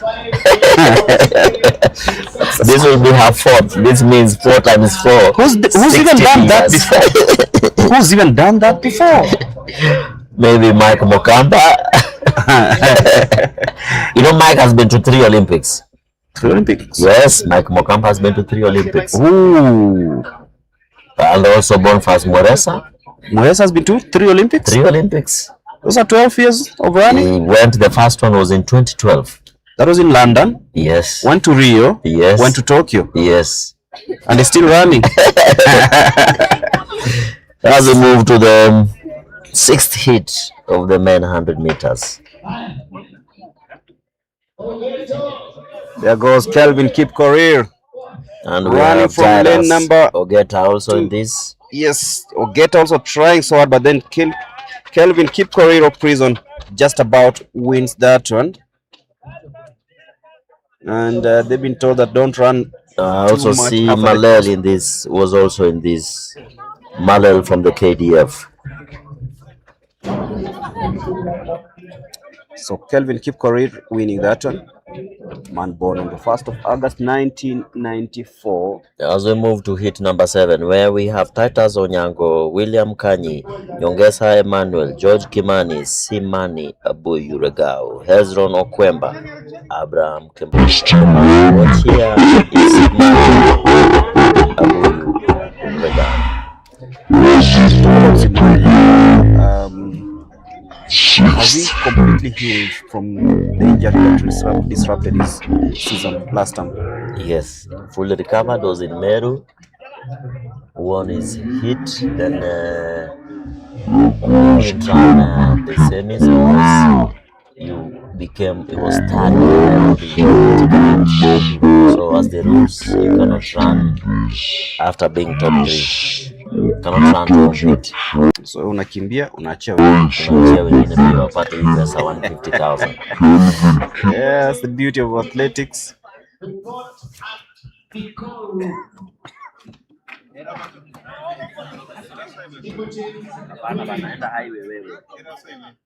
Remember, after this we'll have the steeplechase women, but first matters first.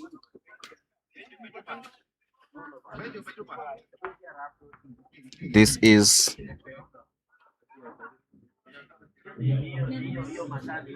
heat number 7 of the 100 meters. 23 hits in this one. So off we go smoothly. Simani Regao running from that lane number 4 and comfortably wins that one. That was a good one from Simani Regao winning that hit, being followed closely by an athlete from Utawala. That is George Kimani. George Kimani from Utawala, finishing nicely 1 and 2. Simani has really grown of age. He now wins his hits quite easily. As we move to hit number 8. And, remember, we have in this hit we have Wakili Lawrence Kanyi. Not Lawrence. Wakili James Kingori Mwaura, bib number 692. Representing Nairobi. Remember, he went to law school. He went to 4 years in law. Then he went to the Kenya School of Law. 2 years. 2 years. 6 years of higher learning. As we see the replay there, Simani just gliding through. I hope they know that there is a cutoff for this. I really hope they understand that. They need to, because they're experienced enough. Simani has been here for quite a while, so he really knows where and when to do. Hit number 8, Dennis Mugo, Misati Peter, Salat Dakane, James Kingori, Felix Iprotich, Kinyanjui David, and Benjamin Mulanda. That's hit number 8. Wakili there in the lead in bib number 692, winning that one. So James Kingori Mwaura, winner of hit number 8. And you know, they don't like just to be called by a name. It's Wakili. Just like doctors. Like doctors, yeah. Yes, you don't just call Hillary Wesong. It's Doctor. Dr. Hillary, yeah. If it's I told I would have been a doctor. But I'm just okay with my Mr. Who even calls you Mr.? Some things are like, yeah. As we move to hit number 10, where we have Orinda Kevin, Vincent Aduvaga, Wilson Kipkorir, Eric Kimathi, Brandon Gishuki, Dennis Shikanga, and Lawrence Kanye. Eric Kimathi of Police, the man to watch in that one, together with Brandon Gashuki. Kimathi, I think, is using this for speed work. And then we have also Dennis Shikanga, who trains with Isaac Omurwa, being coached by Duncan Oyemba. Coach Duncan Ayemba. It's really important to put the title before the name. There is a prefix.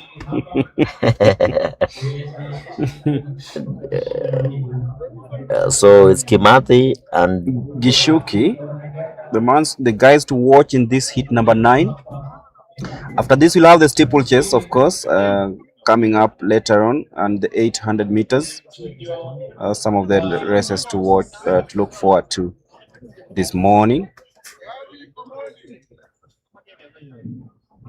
But this is hit number 9 of the 100 meters. Now we are ready for the start.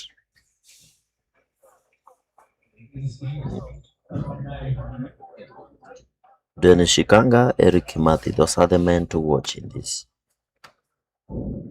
Kimathi, lane number 4, Shikanga, lane number 6. Let us see what is in store. Lane number 4, that is Kimathi. Will be winning that one smoothly. Steams to victory to claim hit number 9. The man from Police. And now we go to hit number 10, where we have Brian Harrison Waweru Gatura, Moses Njeri, Ben Wafula, Tony Simiu, Hesbon Ocheng of Prisons, Philip Wambugu Kinyanjui, and Daniel Musi Muia.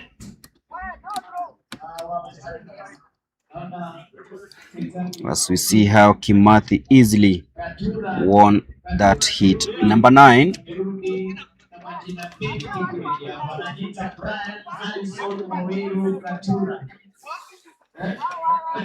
If joining us right now, we are live from the THIKA Stadium for this second Athletics Kenya track and field.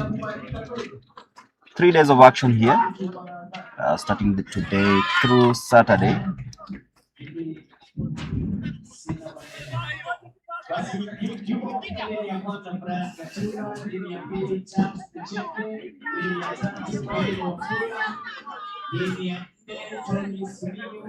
So once again, it is Brian Harrison Waweru Gatura in lane number 1, and then there is Charles Musheke Njeri in lane number 2, Ben Wafula Wanyonyi in lane number 3, Tony Simiu Wekesa in lane number 4, Hesbon Ochengo Duor in lane number 5, Philip Wambugu Kinyanjui in lane number 6, and Daniel Musi Mula in lane number 7.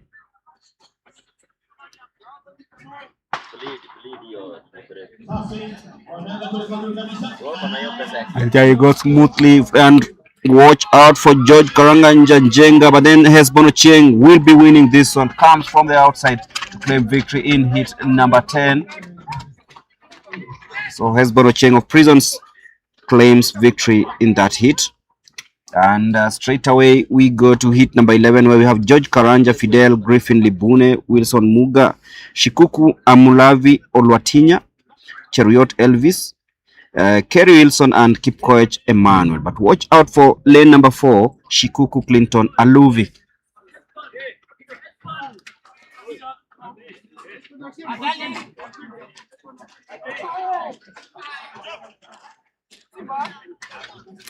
So hit number 11, as we recap what happened in hit number 10, but watch out for Clinton Aluvi.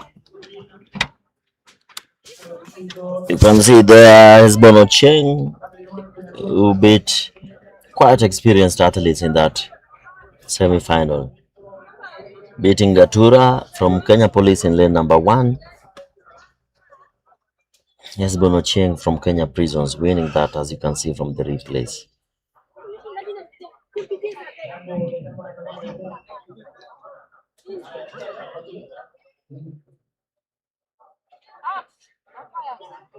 As we move to hit number 11, where we have George Njenga, Fidel Griffin, Wilgon Muga, Shikuku Aluvi, Cheriot Elvis, Kerry Wilson, Kipkoech Emmanuel.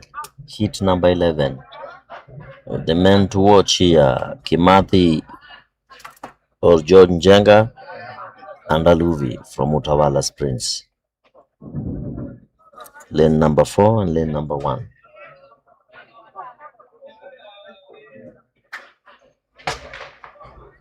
Clean start there. Kimathi coming very fast from the blocks.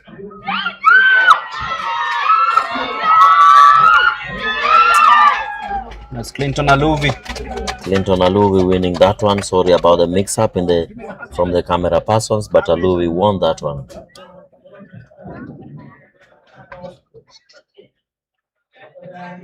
As we move to hit number 12, where we had Shadrach Limo, Gregory Munyao, Onesmus Mutwei, John Kakwia, Charles Wanyonyi, Edward McCoy, and Kavuele Kilivi of KDF in hit number 12. So Charles Wanyonyi is also a name to watch, the man from the universities. But just as you said, many hits, but many might not get to the semis. Yes, because there's a cutoff.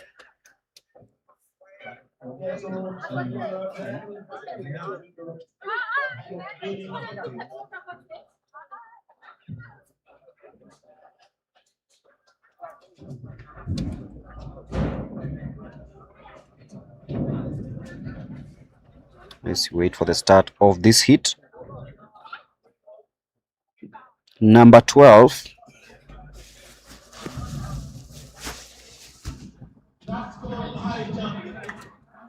There are also a couple of field events happening. We're going the high jump, the discus, the shot put, and of course, there's no javelin.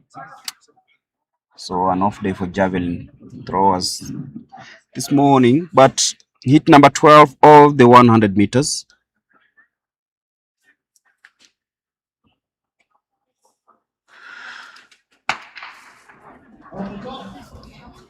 And it's a clean start. Watch out for hit in lane number 2, and that is Onesmus Mwiti, who wins that one and qualifies for the next one. Charles Wanyonyi Chebai claims victory in that hit.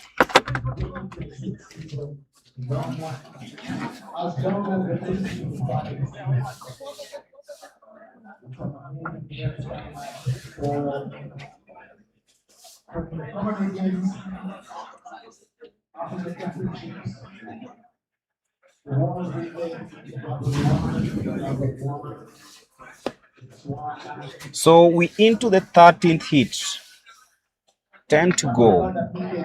Kennedy Ndiritu Kamau in lane number 1, Leon Cosmos Lau in lane number 2, Elkana Kiprotich in lane number 3, Michael Wanjiru in lane number 4, Anthony Phillips Owino in lane number 5, Roy Kibiwot in lane number 6, and Shaban Odhiambo lane number 7.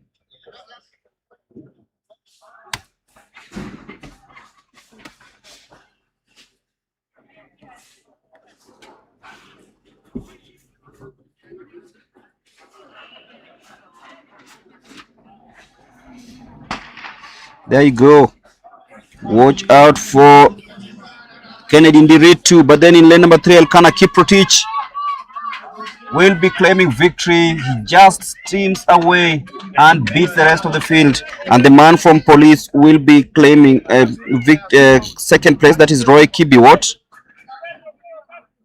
But Elkana Kiprotich comfortably winning that heat number 13 of this 100 meters. And straight away we go to heat number 4.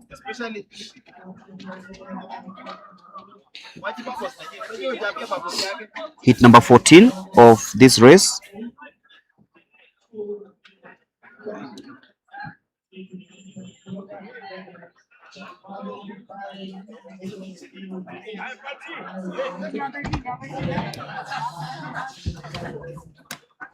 So heat number 14 of this one.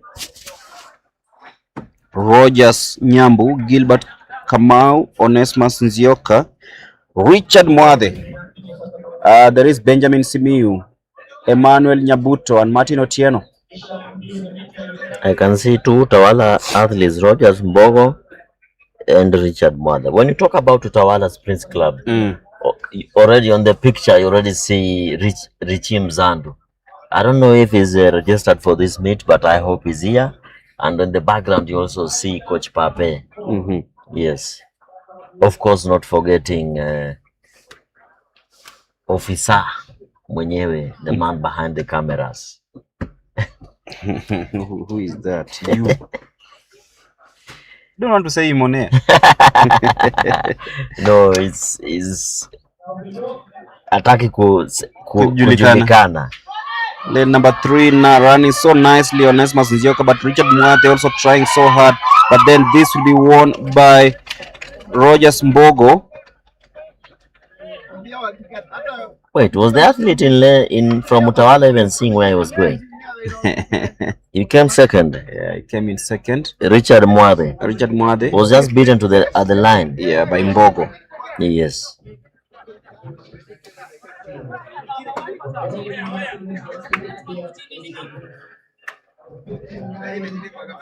The man behind the cameras is called Oxygen. At Utawala is Officer Oxygen. Officer Oxygen. You know, he's a musician, eh? Oh, okay. Yes, he has a few, what do we call them nowadays? Singles. No, this what Gen Zs nowadays sing. Albums. Or tracks. The genre, I don't know, the genre, it has a funny name. You know how it was Kapuka and, you know, Gengeton. So what's this one now? I don't know how they call it. It has a funny name. It's as if they are speaking throughout. It's not rap. You know. Big up to Oxygen as we move to hit number 15 of 23.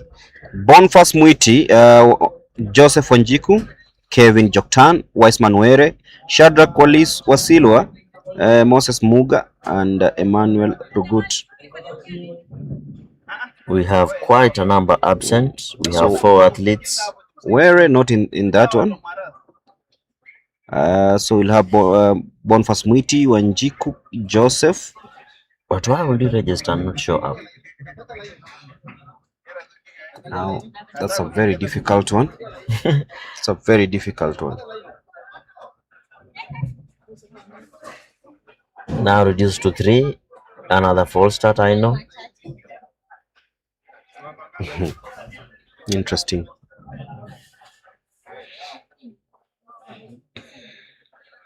This is coming live from THIKA. THIKA Stadium. The stalls being built in THIKA. If you are around the watching stadium. this, there are stalls being built just behind you. Behind the 100 meters, you'll see paintings of stalls. That's not the stadium being built, but stalls. Remember, this is an industrial town. It's a commercial town. Yeah. Running is secondary to them. Some time back, THIKA, there was a team near THIKA United being coached by Pep Guardiola. John Kamau was now at Madare. Yeah. Gregory is a very big at in football, so he understands all this. That space. That space, which has no peace right now. There are some wrangles at the Football Kenya Federation. Yeah, quite something. Yeah. Yes, but we are glad in athletics we don't have such. This one is being run properly, and not saying FKF is not being run properly, but we never have these wrangles. Who is Doku? Doku. There's an athlete called Doku. I only know one Doku from Manchester City. Manchester City. Yeah, because there's a comment on Facebook where we live, whereby someone is called Deputy Governor. Doku, go Doku. We see you and we wish you the best luck, young man. So you can catch all the action also on our Facebook page as this 15th heat of the 100 meters was on, and Wasilo Shadrack will be winning that one. Yes, Wasilo Shadrack was once ran in the under-20s for Team Kenya. As we move to hit number 16, where we have Edwin Mutuma, Aaron Kuloba, Elisha Busieka, Jared Okeo, Martin Juma, Wilson Supeyo, and Waithira Francis Gitao. The man to watch here is definitely from the Kenya prisons, Martin Juma, in lane number 5. He's a finalist at the Nationals, Martin Juma. Very good athlete, quite experienced. That will be the lineup of this 15th heat of this 100 meters. 23 in total. So that tells you that there's a huge turnout for this one.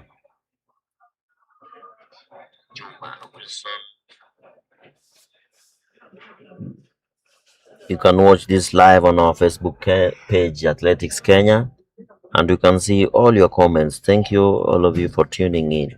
Peter Njoroge, Zigzag Yeti wins. What's wrong with you? Oh, yes. There you go. This 15th hit of this 100 meters. Boniface Mwiti, Jokpan, Weissman were missing. But then it will be Martin Juma coming there. Martin Juma coming to win this one. Quite easily. It's just gliding through. I hope he understands there's a barrier.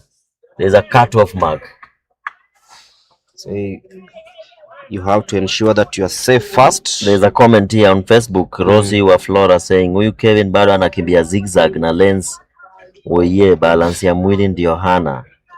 Must also understand that the track is Maram, so it's not even to give that good posture for an athlete. Unajua unaweza kanyaga mawe, you know? Yeah.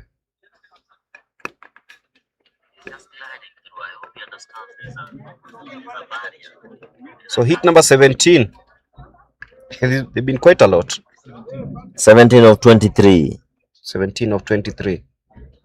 Of 22, I see 22. 17, we have Kennedy Namulembo Bulu, Babu Meshak, the experienced, Kevin Mwenda, Oscar Kitui, Hongo John, Kevin Kipkoech, and Dennis Obuno. The man to watch here is, of course, Babu Meshak, running in lane number 2. Why did he choose lane number 2? Or it's allocated.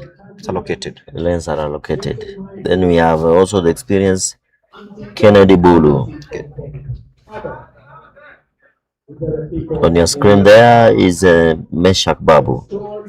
5 hits to go, but Meshak Babu trying this one to see if he can make it to the semi-final. Remember, all of these athletes, they always train in a maram or that track, so they are well versed with what is. So this one is like easy peasy for them. Yes, especially the Utawala, I know for sure they train on a maram. Where's that hilly place they train? They train in Zimmerman and just behind Kasarani, where there was the Safari Rally. Oh yeah, the Yes. track. Yes.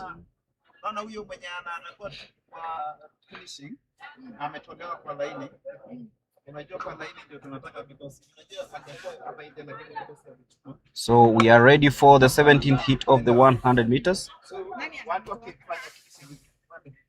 So Meshak Babu, will he be able to win this one? He's the most experienced in the field.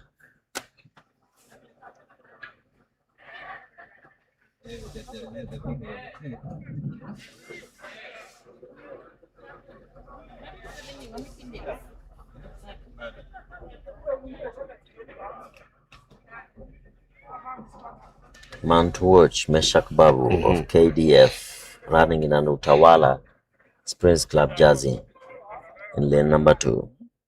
Remember, Meshak was also at the World Championship, and he's a calf master. Calf? He's a calf master. Oh, very cool and calm. He runs very well in the calves. I think that's where most athletes get it wrong. The curves, whereby they don't know how to calculate how to navigate through the curves onto the home straight. He is well experienced.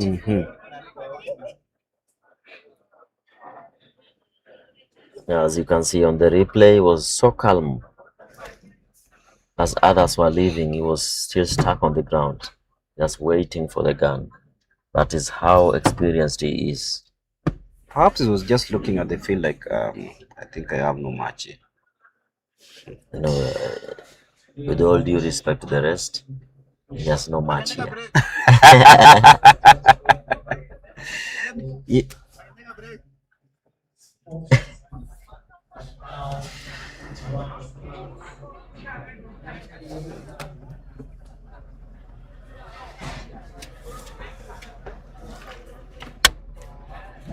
So Meshak Babu sizing up with the rest of the field in this heat number 18. Heat number 17. Kennedy Buluma is heat 1. Babu, lane number 2. Kevin Mwenda, lane number 3. Lane number 4, we have Oscar Kitui. Lane number 5, we have Hongo John. Lane number 6, Kevin Kipkoech. And lane number 7, David Obuno.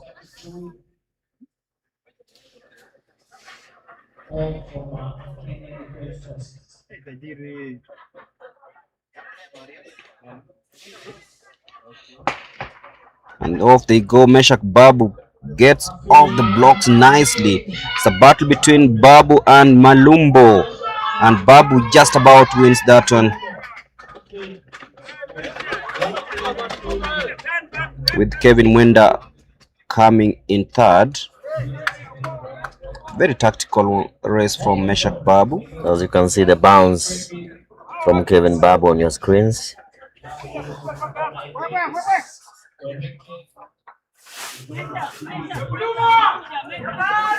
As we head over to heat number 18. 5 to go. Actually 4. Where we have Danson Kibet, Vincent Omondi, Jackson Sururu, Ivan Edalia, Makoha Grievance, Pius Musyoki, and Sabuni Brian Wafula.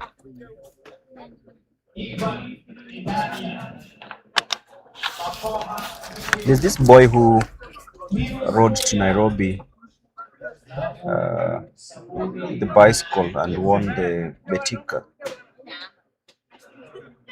I would really love to see him race here because he ran some good time. Which one did he win? I think it was the Nairobi BETIKA leg. Nairobi BETIKA 100 meters was won by by Clinton. Yes, it was Aluvi. Was it not Aluvi? There's this boy from Utawala. There's this boy who rode all the way from Bungoma, came to Nairobi. I think he posted one of the fastest time. Yes. Yeah. I would love to hear such stories because they're so inspirational.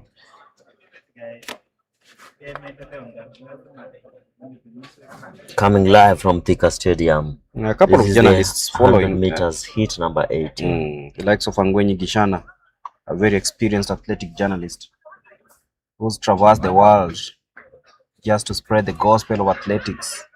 He says he's listening from Borabu. You know where Borabu is? Yes. Yeah. In Nyamira. Yeah. In Nyamira County. Edalia there in the lead. That is Ivan Edalia, 400 meter specialist, now coming down to the 100 meters as he tightens now and being passed there. Edalia flips his arms in a way you don't like. Greg, don't go that route, my friend. No, this is where they can always make those mistakes and rectify. Yes, Yeah, yes. so I'm sure the coaches will be watching that one, but His coach is based in Scotland. Yes, Coach Ian Ladbroke. As we move over to heat number 19, where we have Mukasa Vincent, Peter Mwaguna, Mwakisha, Moses Wasike, Emmanuel Rotiong, Ngao Joshua, Ian Leyan, and Lois Howell.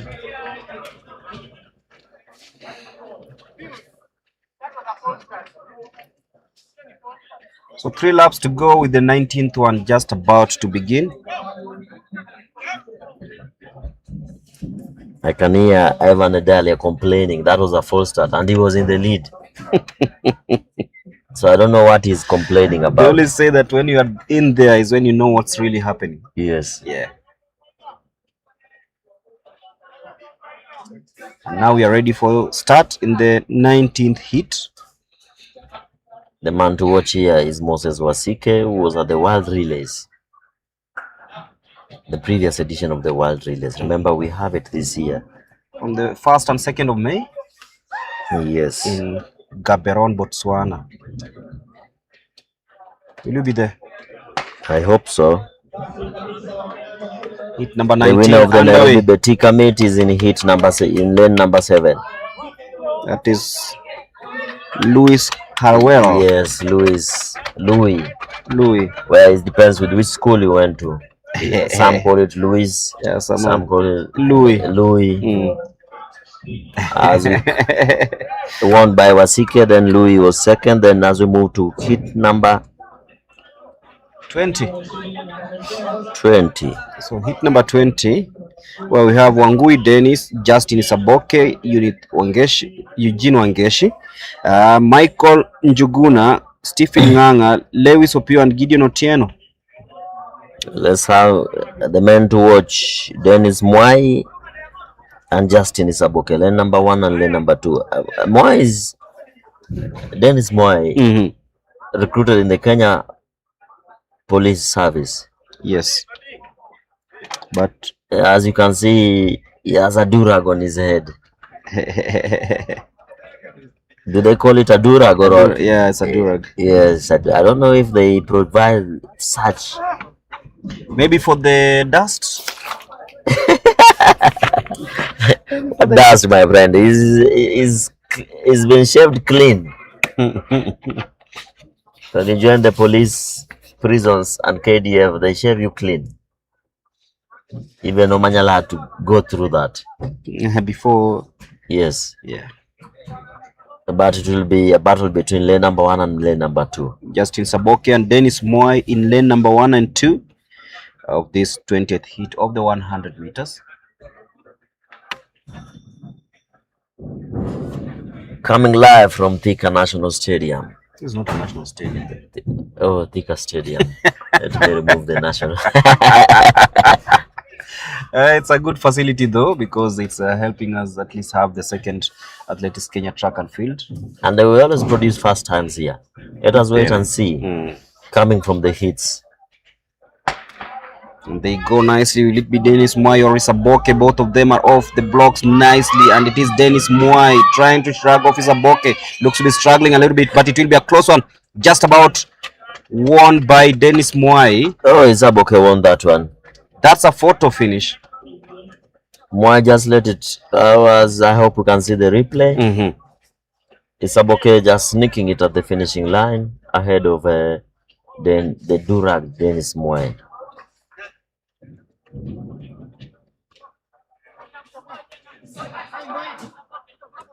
Into the penultimate heat. It's been a long one, but it's been coming in fast. The 21st heat of the 100 meters,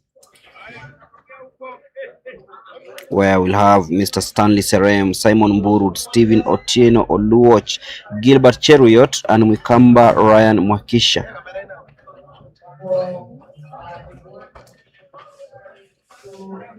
We have an athlete on Facebook. We have Bipal Satnami saying, "Locking from India. Happy New Year, my old friends. All the best." Thank you, Bipal Satnami.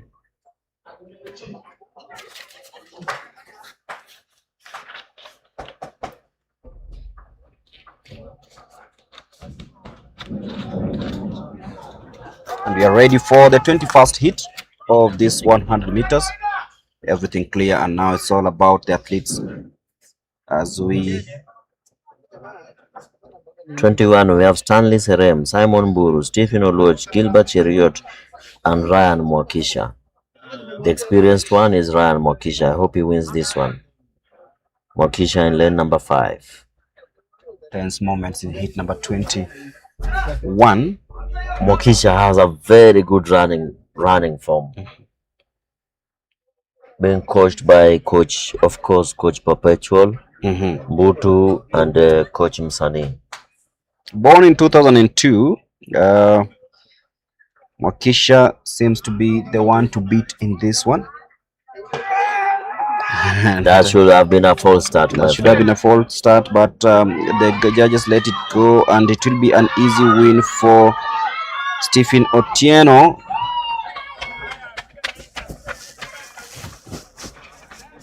Of KDF.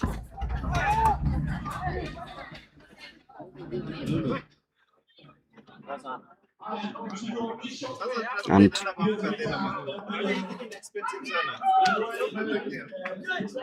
to the last heat of the 100 meters, and we'll have Emmanuel Kilundo, Isaac of Otwane, Evans Auka, Nicholas Kipngetich, and Felix Kipngeno Langat.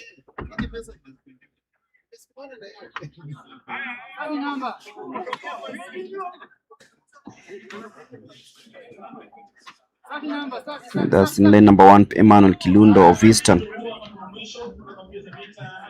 Lane number 2, Isaac Otwane of KDF.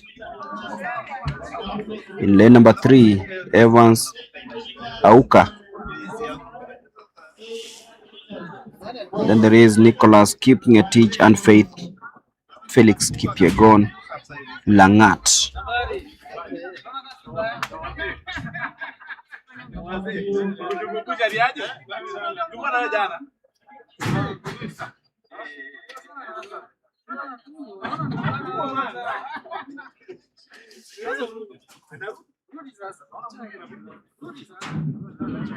So the last heat of this 100 meters is just about to begin.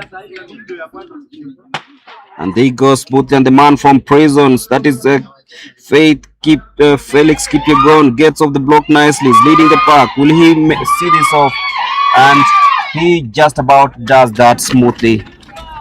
Nicholas Kipngetich to win that heat in the 100 meters. That signals the end of the heats in the men 100 meters, and coming up is the 500 meters. Bigger Peter Njoroge, great athlete for the sports journalists, runs in the 100 meters, says he's also watching, and he says the guy who won the 400 meters during the Bingo Fest is the man who rode the bike from Bungoma. He won the 400 meters.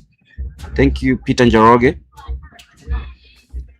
And we are ready for the 800 meters.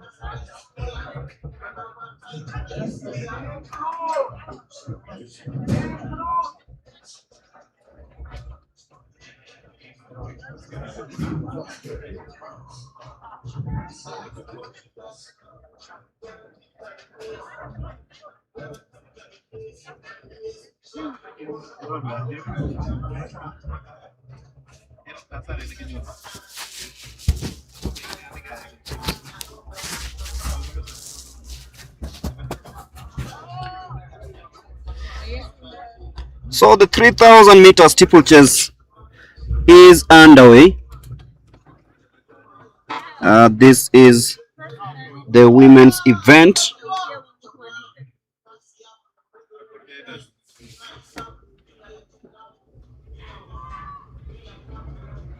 And it is a final. We have Elizabeth Mweni, Diana Cherotich, Beatrice Lamai, Beth Kerubo, Viola Jabet, Winsome Jerono, Faith Jasang, Tekla Jerostik, Cheserek, Diana Chebet, and Muhanda Chepkoech Stella, and Abigail Chepkorir. Mercy Chepngeno is also in the race. So 7.5 laps to go, 2 done already. 5 laps to go.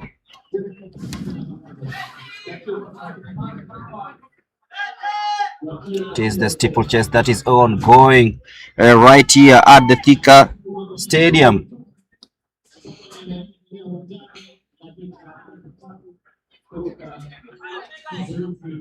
So this is ongoing right now as they jump into that pool of water.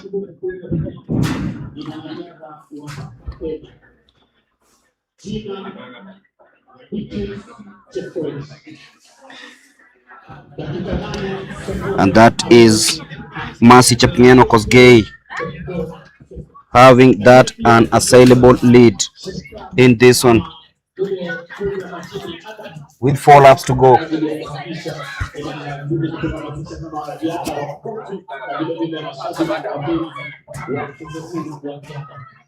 4 laps to go in this one.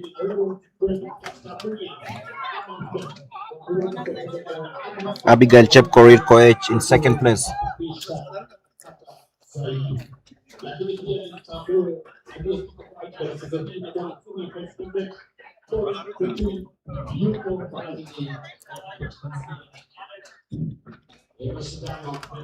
Is this the steeplechase final? This is the steeplechase finals. 3.5 laps to go. Mercy Chepngeno Kosgei, born in 2007, from the Les Sap Athletic Camp, leading our compatriot Abigail Chepkorir Kosgei.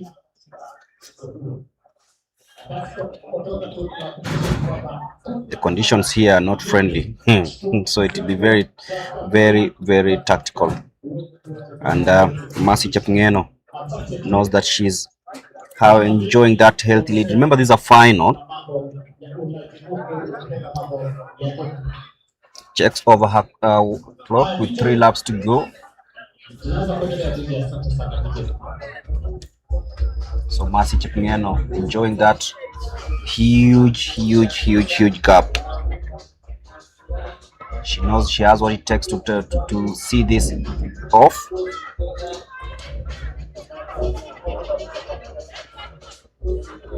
Tekla Jero Chepkorir Chepserek of Prison is in second place currently. But it's all about Mercy Chepngeno.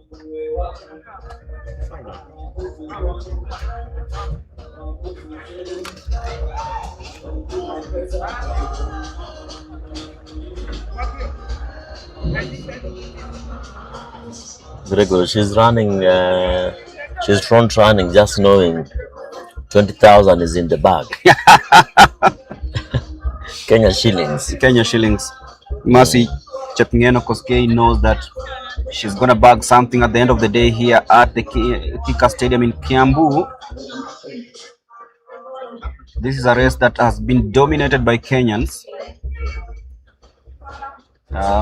in the recent past. 2 laps to go. Remember, the little Faith is the one now carrying Kenya's flag.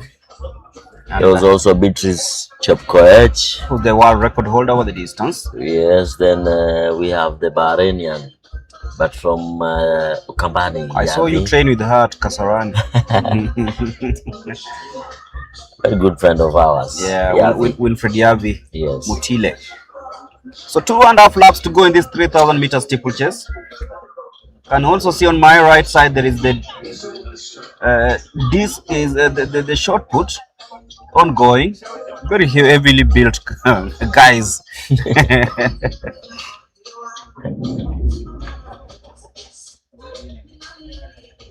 So heading into the last round lap of this 3,000 meter steeplechase.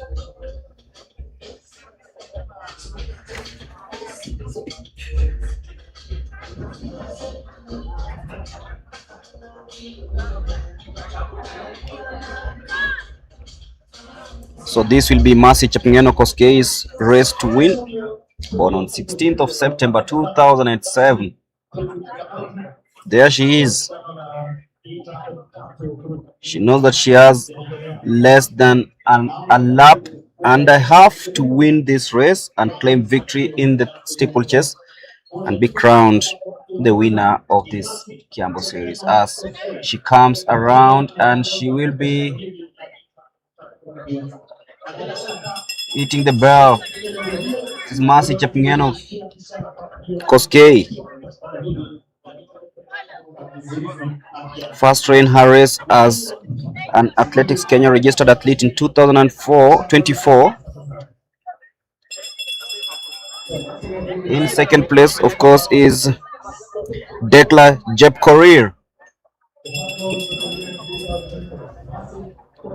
And Abigail Chepkorir Kosgei is in third place.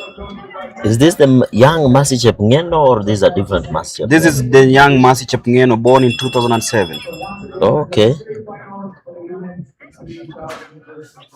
And she'll be winning the second final of the day. This is the 3,000 meter steeplechase here at the THIKA Stadium. You know, there is Mercy Chepngeno born 2007 and Mercy Chepngeno born 2008. This one was born in 2007. Oh, 2007. Born on 16 September 2007. 2007. She has a personal best time of 10:05 in the steeplechase. There she goes. She'll be jogging to victory. Mercy Chepngeno. She knows she had one thing to do. Come beat them all here at the THIKA Stadium. And she'll be winning the 3,000 meters. Remember, Mercy Chepngeno, her progression has been so well. In 2024, she had 11:37. Last year, 10:05. I hope this year she'll have a sub 10 minutes run. Of course, starting here in THIKA. Yes. The conditions in THIKA should make you stronger. There goes Jacqueline. Finishes second. You know, in the BETIKA series, they award drill number 5. So number 1 is 150,000 in the. And remember, in the 10,000, you are given 300,000. Yes. When you win the 10,000. So you can imagine you winning 10,000 and 5,000. Oh, go home. You get out of there 500,000 richer. Of course, BETIKA being the sponsors of this AK's series. Yeah. They called AK BETIKA series. Bringing money into the sport is something great. As we wait for Charity to line up a couple of interviews, she's there trying to get hold of the athletes, the winners, of course, the podium finishers in this race. I will be talking to Jacqueline, she'll be talking to Mercy, and the rest of the athletes. So we are waiting for Charity. And this is the 3,000 meters steeplechase women final, where Mercy has won, followed by Jacqueline. So we'll be handing over to Charity in a bit.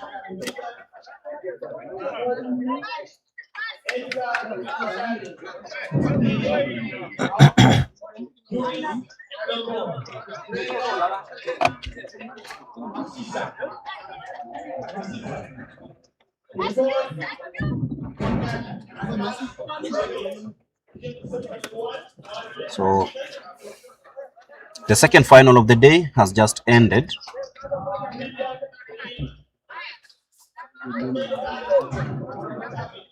And we'll be handing over to Charity to speak to the winners.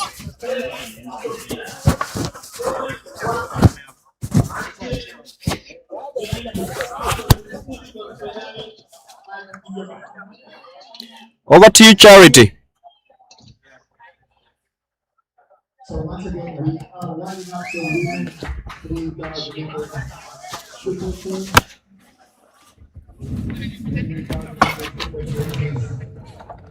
And very quickly, we will move to the 800 meters. The heat for the women's 800 meters. 2 laps of the track. 2 laps of.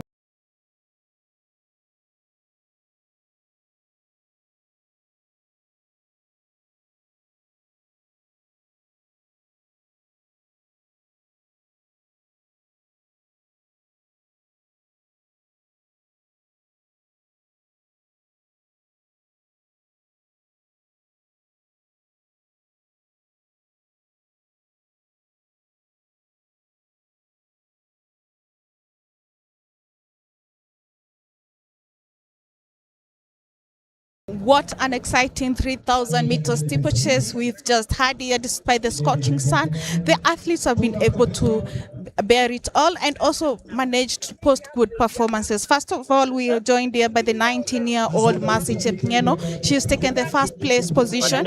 Mercy, una feel aje kuhusu performance leo? So my name is Mercy Chepngeno from Kericho. I'm in Form 3 in Chakait Secondary School. I was participating in 3,000 meters steeplechase. I was not ready, but it was in God. So sikuwa nikitarajia kuwa nitakuwa mshindi wa leo, lakini neema ya Mungu imenisababisha hadi nimekuwa nambari ya kwanza. Nani nini ilikuvutia kwa mbio ya 3,000 meters steeplechase? So vile nilikimbia leo nimeona nimeimprove kidogo, so kuna world champion in our village called Faith Cherotich. So I was so nilikuwa nikiaim kuwa nitakuwa mshindi wa leo. All the best na tunakutakia ushindi na ukue bingwa kama Faith Cherotich. Okay, thank you. Okay. That was Mercy Chemngeno adding that she was inspired by Faith Cherotich to take up the 3,000 meters steeplechase, and I'm also joined by Tekla Chepkoril, who has taken the second place position. Tekla, how do you feel about your performance today? Okay, first of all nataka nimshukuru Mungu kwa siku ya leo. So I sikuwa ready kuja kukimbia 3000 steeplechase. But last season nilikuwa na jaribu, niliingia podium kwa ulinzi. So leo nikasema wacha nijaribu nione kama kuna improvements. Yeah. Na una feel so sahi moving forward uta focus na nini kwa mazoezi yako? So sahi naona nikifocus na speed endurance. Yeah. All the best and congratulations. Thank you. That was Tekla saying that she's happy with her performance and she'll be working on her speed and endurance. And also we have Winsam Cherono. She was third in the 3,000 meters steeplechase final. Cherono, una feel aje kuhusu leo? Jua imekuwa kali sana? Sana. Kwa majina ni Winsam Cherono. Nafurahia position yangu kwa siku ya leo. This is the third day tangu nianze steeplechase. It has been a hard section, lakini nimeng'ang'ana. Nimekuwa nikiangalia venye watu wa steeplechase wanakimbia, and I like that race. And sahi tunaanza loading. Sahi ndio tunang'ang'ana, tuna focus for the next upcoming races zenye ziko mbele za steeplechase. Yeah. All the best and congratulations. Thank you. All right. That was Winsam Cherono saying that she was motivated by the performance of other athletes, of how they were doing in the 3,000 meter steeplechase, and that is what inspired her to take over. I'll be handing you over to Mlemi and I'll be handing you over to Mlemi and Hillary to take you up with the next race.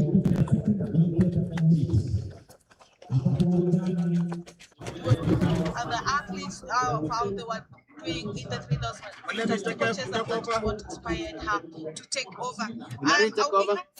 Thank you very much, Charity.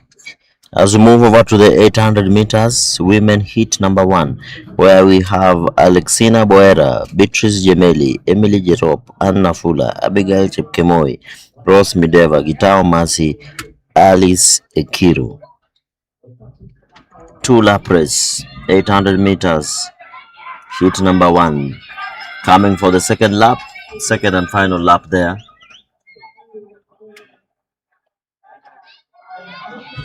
Here at the THIKA Stadium, at the BETIKA AK meeting. 2 ladies take the mantle.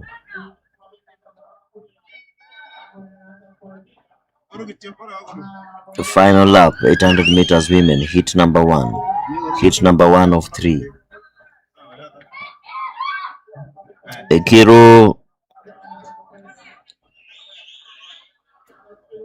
negotiating with 200 meters to go.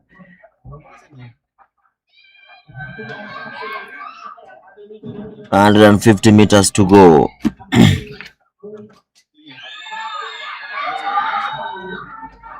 Emily Jerop just coming out there in the lead. Emily Jerop with 50 meters to go. Emily Jerop takes it from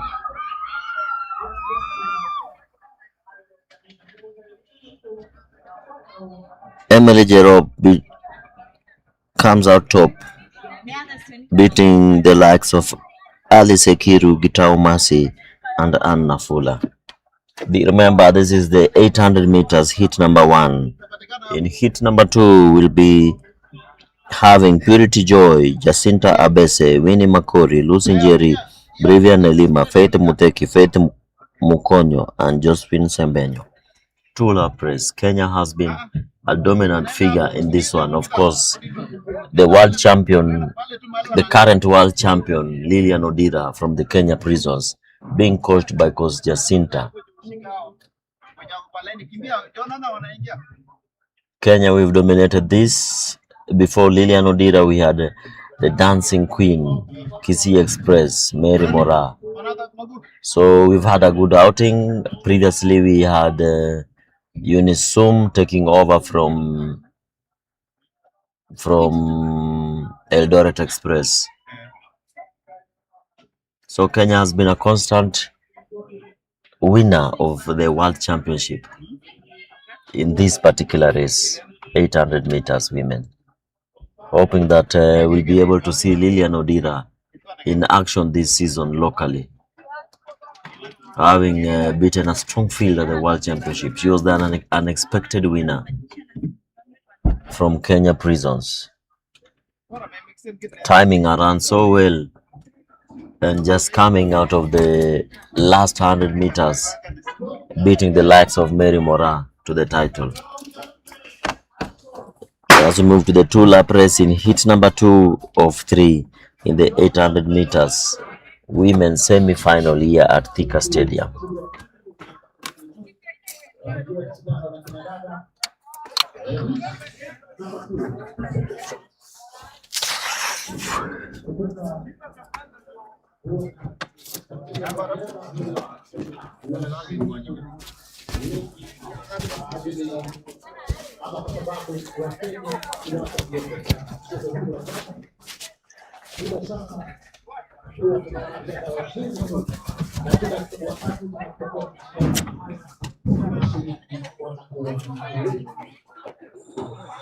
That is heat number 2, 5 women in the group in the lead.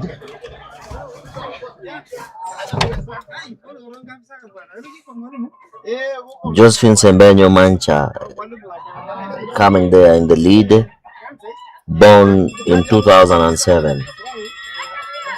I remember she ran very well in Nakuru during the trials of the Under-20 Championship.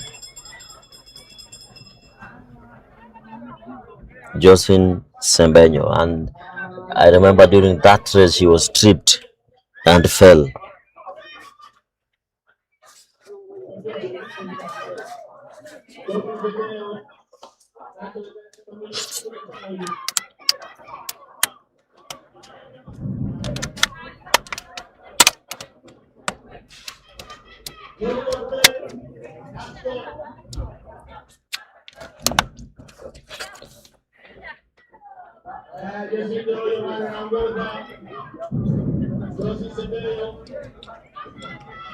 Josephine Sembenyo still in the lead.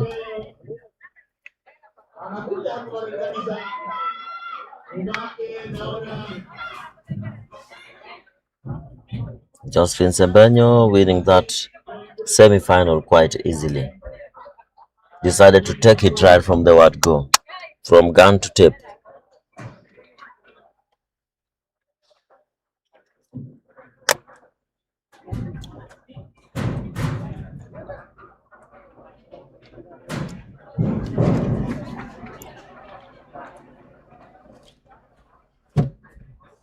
That is the second semi-final of the women 800 meters.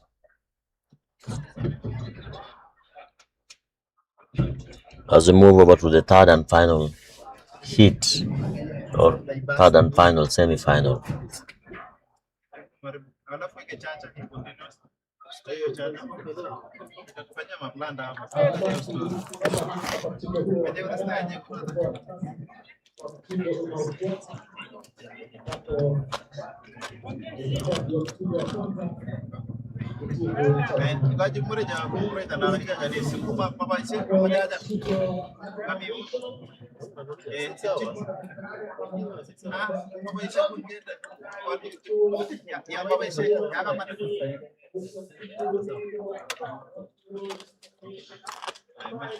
And the women are done?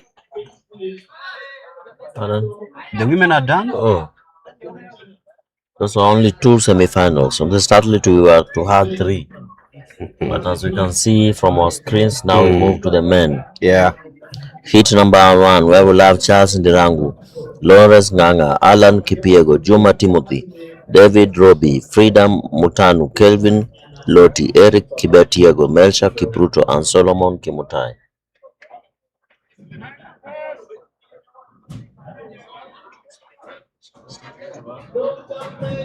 $800 meters. Men. E3. Yeah, mama. Men.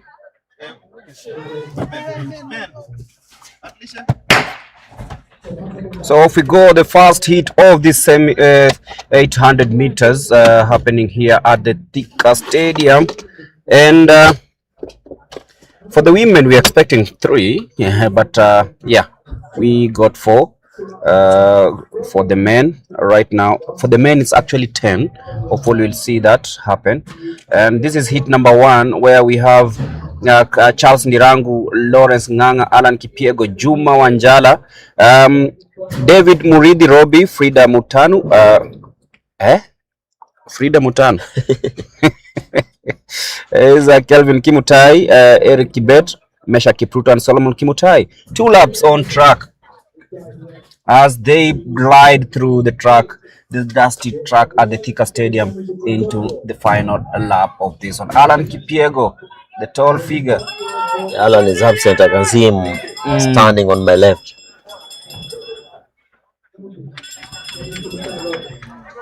This is heat number 1 of the 800 meters. 9 to go as they go down the home straight.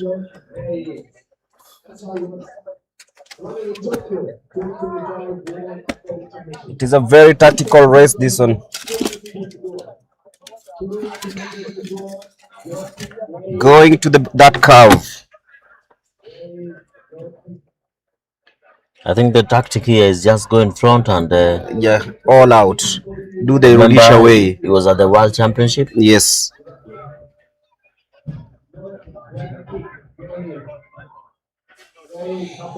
There he comes, Kevin. This is Kevin Loti, who will be winning this one comfortably to claim victory in that first hit. Alan Kipiego didn't run in this one. Yes, I've seen him buying some shoes. Buying shoes. On a day he should be competing, on a time he should be competing anyway. That's done for hit number 1. Straight away go to the second hit, where we'll have Michael Njoroge Njao of Central, Michael Omalo, Joshua Koech Kimtai, Clinton Okioga, Kevin Kiprono, Meatelong Kepkemei Nicholas, Dismas Ogutu, Joseph Nyota Gitau, Collins Kipruto, and Clinton Kiprono.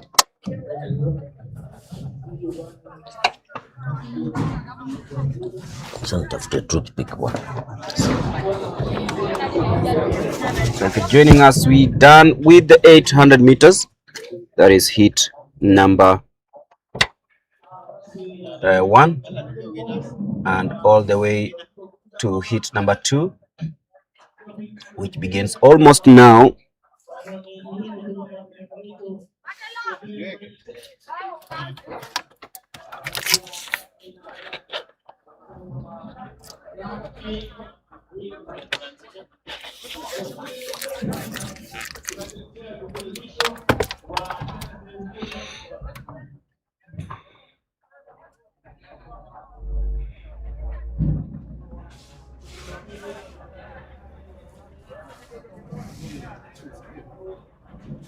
So this is hit number 2 of the 800 meters, men, that is about to start.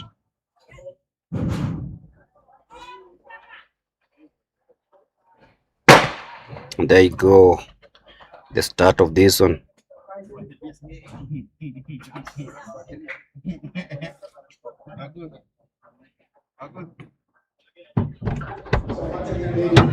Two laps on track.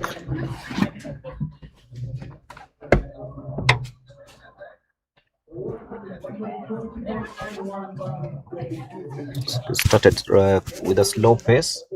The races are coming in quick and fast. Can see 10 hits in the 800 meters.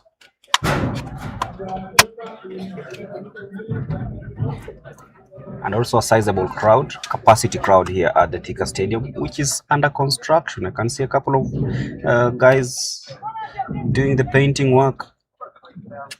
Those are business stalls.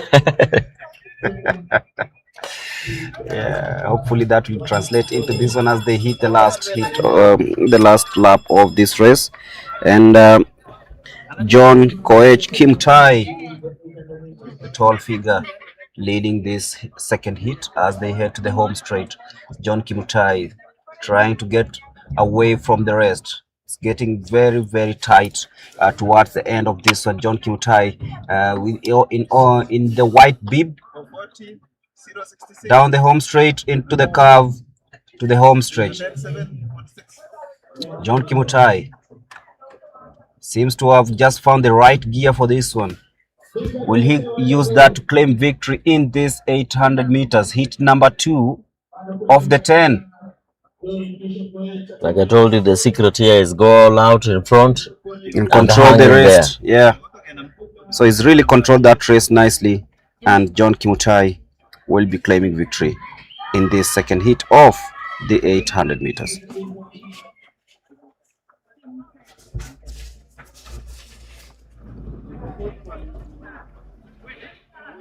And of course, coming in second is Clinton Okioga.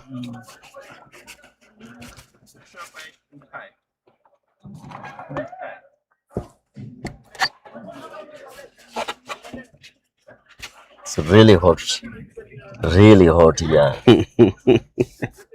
Having my third bottle of water. We are burning in the studio.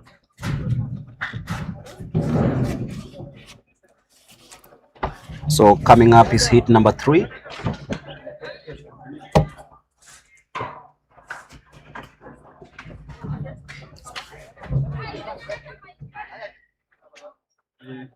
Hit number 3 that will have Brandon Gishuki, Silas Kiprotich Ngetich, Abraham Emaruk, Mpoke Nadokila, Lenny Kokilash, Dennis Oweru, Linus Simiu, and Charles Ndirango. Actually, we've just gotten feedback from Njoroge. Peter Njoroge. Yes, Peter Njoroge, telling us Abanton is the Gen Z form of music, or Kudojo.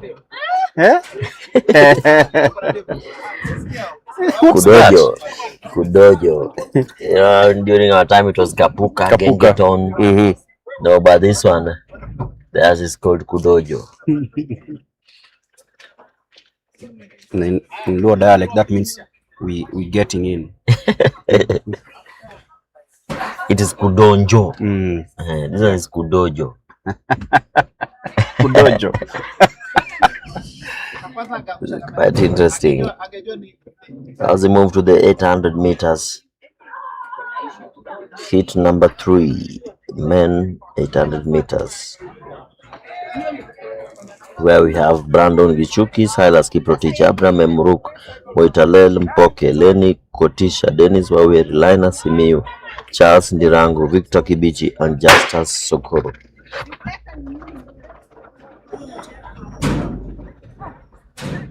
As they move around the dotted curves of the THIKA Stadium. This is the first lap. Remember, you run inside your lane in the first 100 meters, then you cut in at the 100 meters after the start into a single file. As we've seen before, the one who takes the lead goes on to win here at the THIKA Stadium. I don't know if that will be the case even on this hit.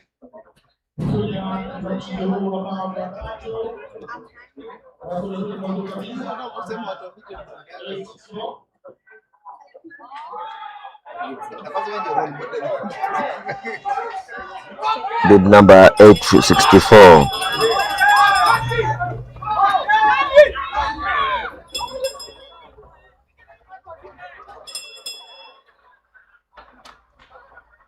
We have a mix-up of names and bids here. Yeah, quite a mix-up. You know, it's the first race of the year, so we expect such to happen.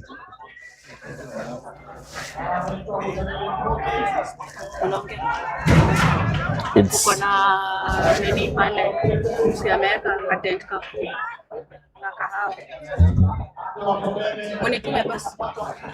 na plus yangu ya petroli.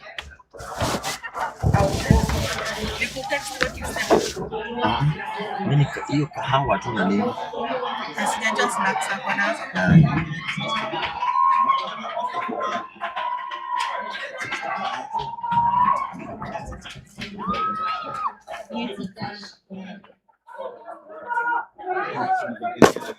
An easy win there. Like I told you, you go to the lead and hang in there. Yeah. Remember, they also have a cutoff. It's just not all winners to the semis. No, there's a cutoff mark. So you have to make sure that your timing is right. I think it's a 149. 149. Yes, going to the next round. 149.50.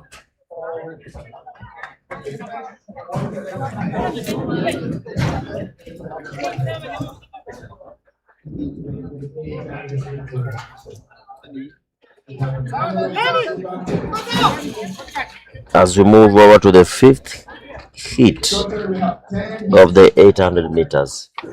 Total will have 10 hits. This is hit number 5, where we have Kevin Kiprotich from Prisons. I don't know if he'll be running. Nicholas Kiplimo, Cyrus Gishovi, Benson Dungu, Ernest Dungu, Weldon Kipkoech, Moyei Samuel, Kevin Kimtai, Gilbert Kibet, and Daniel Kangangi. Winner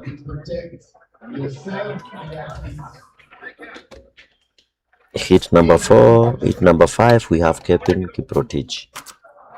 What is this?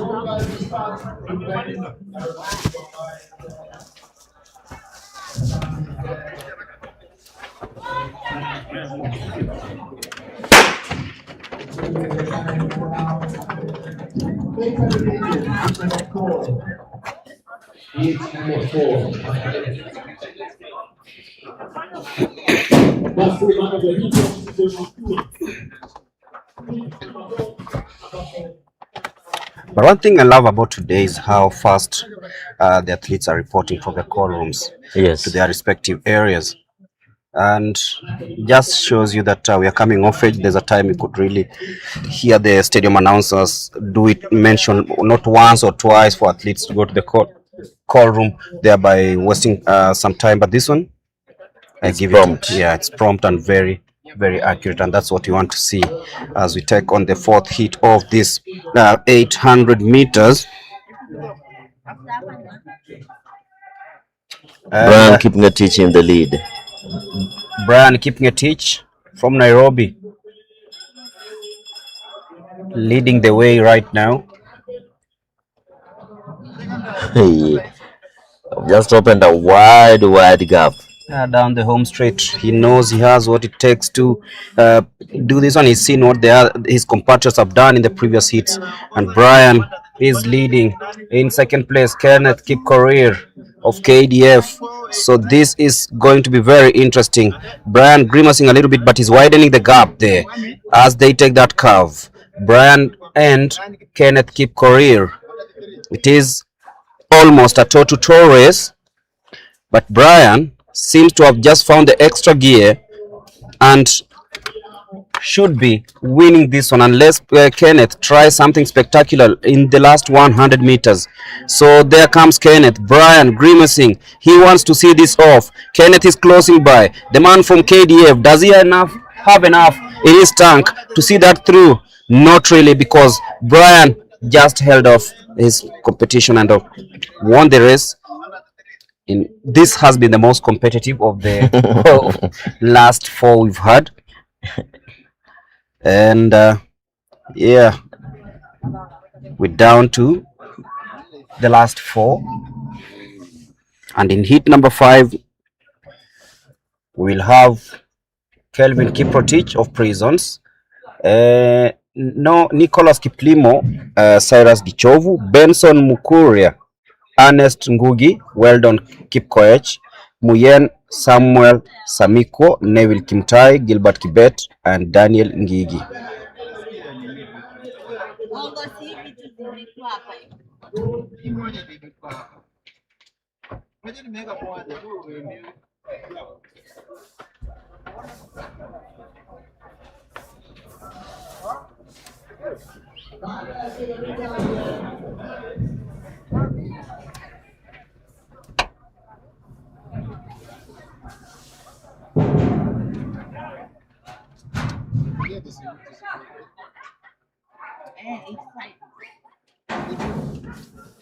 As we move over to heat number 5, of the men 800 meters, 2-lap race. Remember, the world champion in this race is one of our own, Wanyonyi. Emmanuel Wanyonyi, who had a very good season last time. Yes.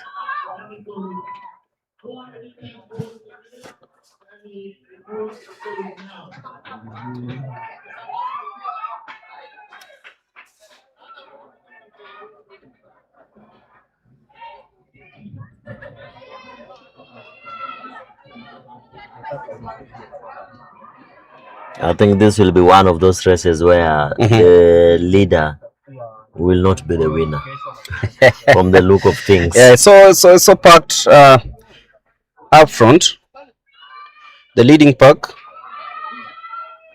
6 athletes. Muyei Samuel in the lead. Samuel in the lead. Followed closely by Weldon Kipkoech. Weldon Kipkoech and Muyei Samuel in a 1 and 2. This will now be all about the tactics and who has what it takes to navigate through the home straight and the curve. We saw what Brian Kenneth did in the previous round.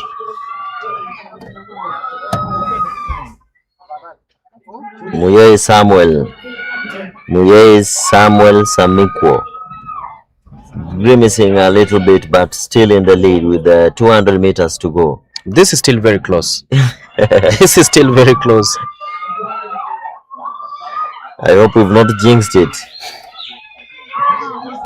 But tired legs out there. Really tired legs out there.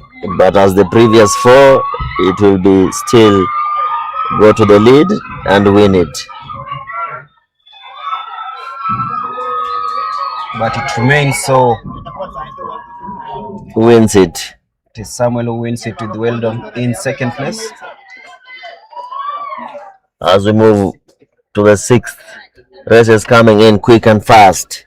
Kisego Cosmas, Henry Mwoka, Lampard Sidai, Kibet Korir, Kiplangat Dennis, Metatek Harrison, Joseph Mbudia, Samuel Nzigo, and Mark Duarte in heat number 6. It's quite an interesting heat. Yes. The likes of Vincent Korir,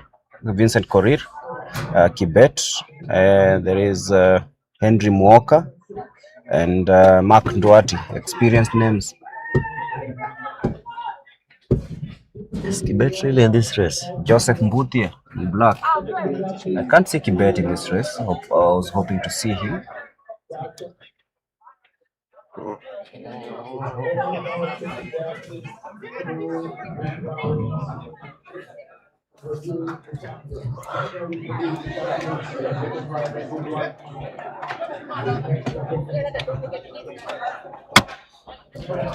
So this is the 6th heat of this race. It just begins right on time. 2 laps on the track.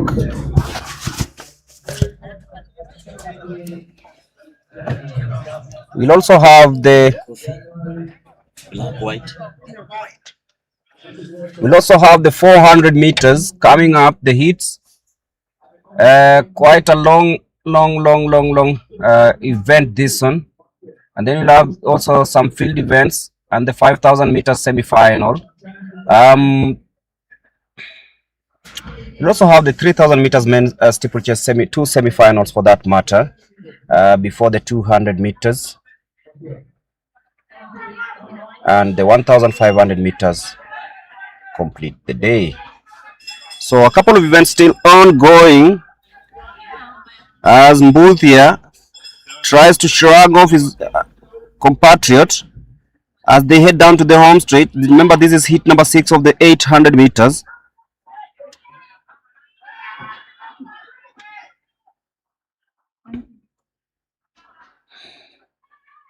There you go, very competitive.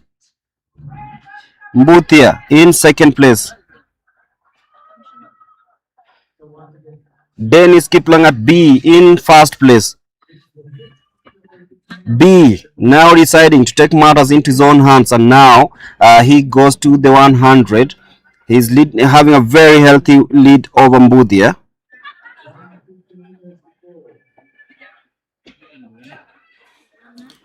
It will be Dennis Kiplangat B coming home to win that one. Mbuthia will finish second in that race. And in third place will be Lampard Sidai.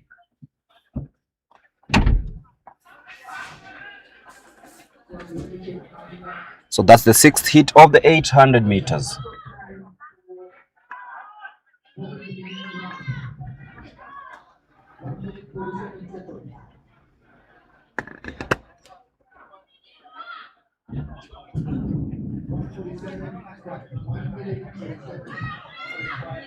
So heading to the seventh round.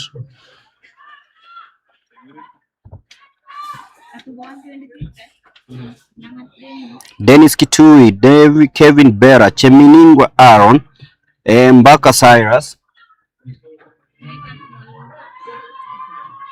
Martin Namasaka, Kisempe Emmanuel Tajewo, Nicholas Kebenei, Stephen Karige, Godfrey Karanja, and Capello Plimo John of Police.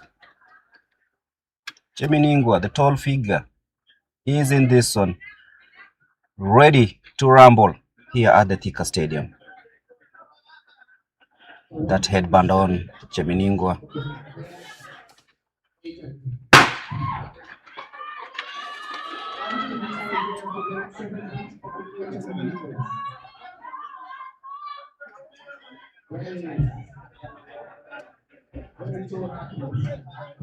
Tall figure of Cheminingwa.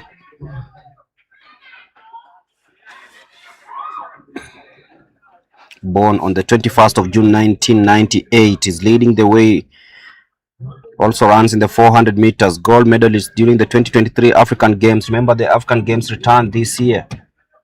So Cheminingwa will be hoping to defend his title. And when he won this one, he became the first man to win the event since 1999, a Kenyan man. So there he is, Cheminingwa, dictating the pace. Way as they go to the bell.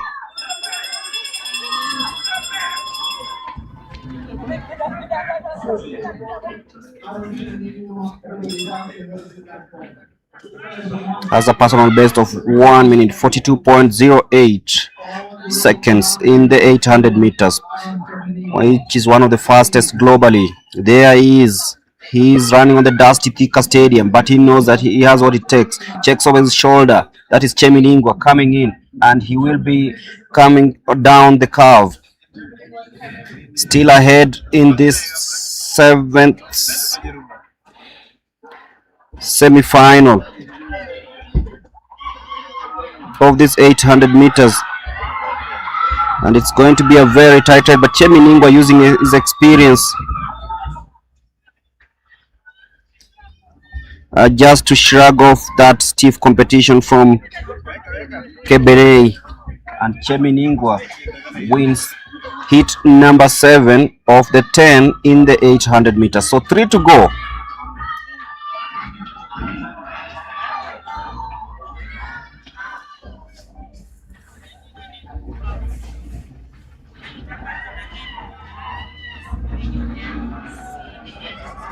For joining us, this is the second Athletics Kenya track and field happening here at the THIKA Stadium.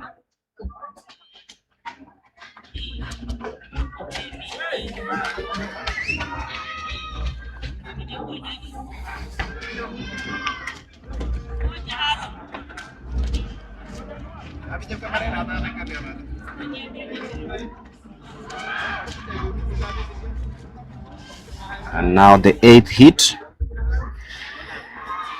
We'll have Gilbert Jamau, Elias Serbai, Collins Gitao, Crispin Baluka, Samuel Njenga, Ibrahim Abubakar, Mohammed Justice Koech, Kipkoech Biegon, Paul Mashari, and Kelvin Kipkoi.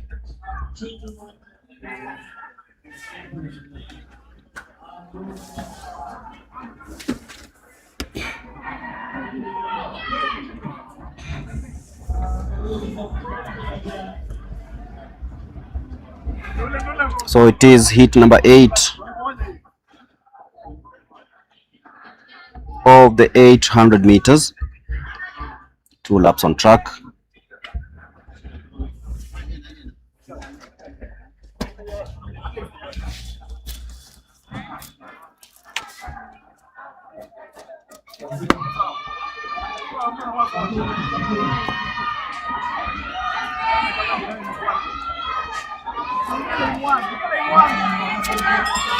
There goes the last lap of this one.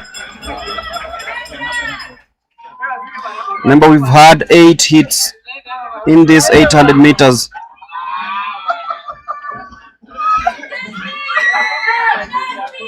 Mbaluka.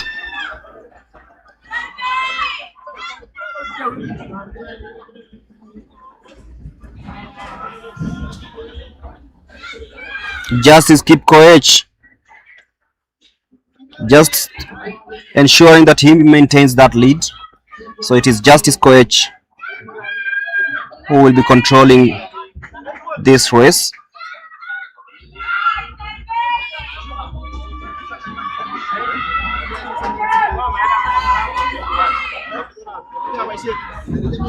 Elias Serbai trying so hard to catch up. But then Samuel Njenga will also be trying to get in the mix, but he'll finish third as that race concludes.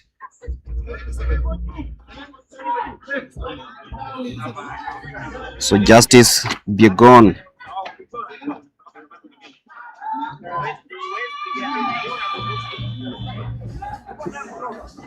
will be winning that one as we head to the 9th heat.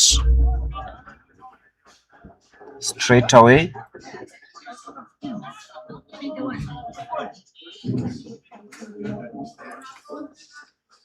Which has Wilson Loshurua, Kipkurui Vincent, John Macharia Gitahi, Kenneth Wagonya Ndirangu, Bonfik Kipkorir, Martin Kwemoi, Brian Musyoka, and Mutoko Kawanja.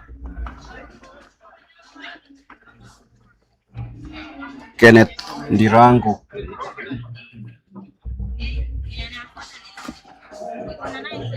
Hoping to pull a good performance, put on a good performance on home soil.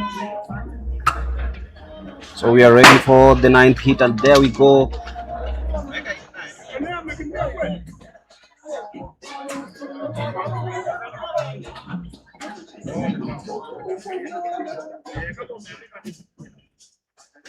This is heat number 9. One more heat to go.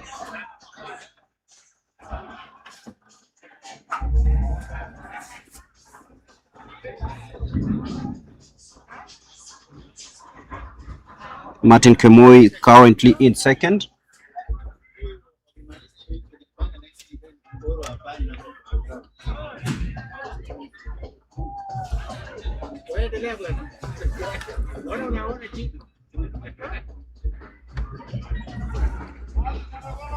As they head to the last lap, Martin Kemoi in the lead. Bonfik Kipkorir Lagat as they hit the bell. 4 in the leading pack.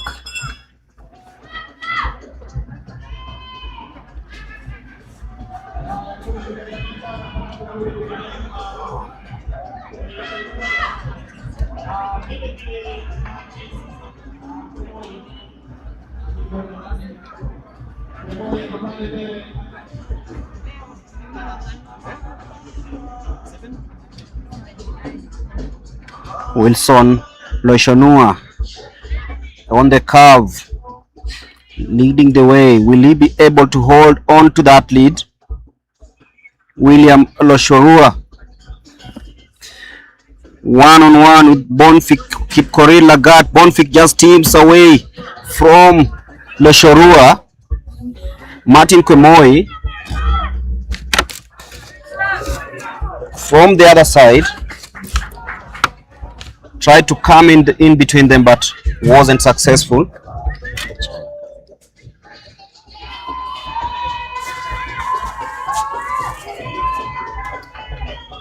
So we go to the last hit of this one. Ndirangu limping a little bit. And the last heat of the 800 meters has Nathaniel Kipngetich, Daniel Aluoch, Amolo, Capello, John, Robert Musyoki, Emmanuel Kuliembi Juma, Dan Kibet Morit, and Cosmas Kiplangat. Franklin Kipkoech is also there, plus Brian Henry of Police. So 2 laps of these 800 meters.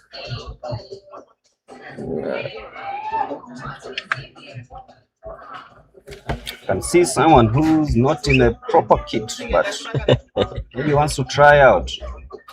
You remember, this is an open AK meeting. So you register, you compete. As long as you register, you'll compete. Whether young or old, as long as you are 17 years and above. So the 10th heat of the 800 meters.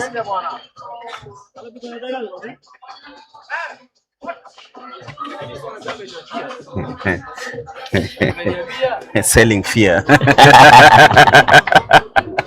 As you can see on your screens, in lane number 4, we have 2 athletes.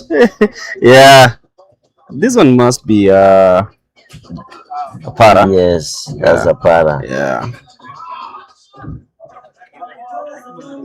it's a para athlete also taking part in this one. Just trying to qualify.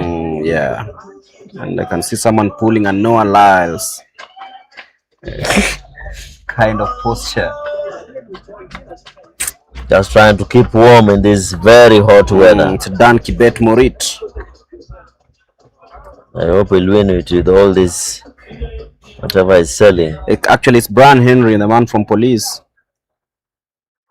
He's selling a lot of things, my friend. Including the watches.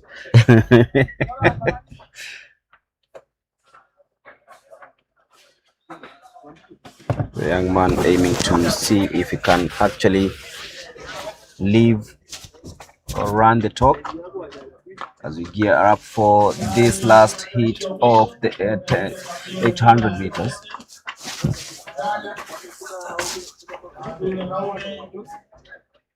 Getting ready for start.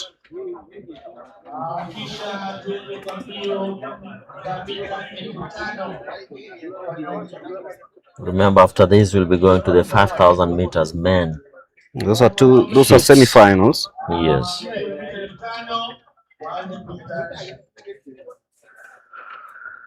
So, who's going to emerge victorious in this 10th heat of the 800 meters? Quite an unexpected delay in this one.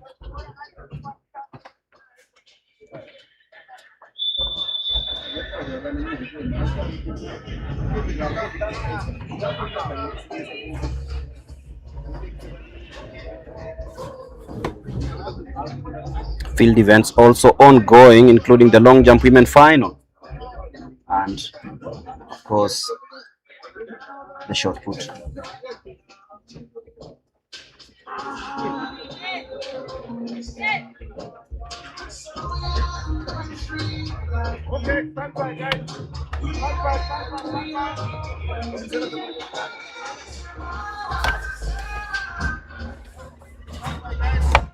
So the long jump is still on.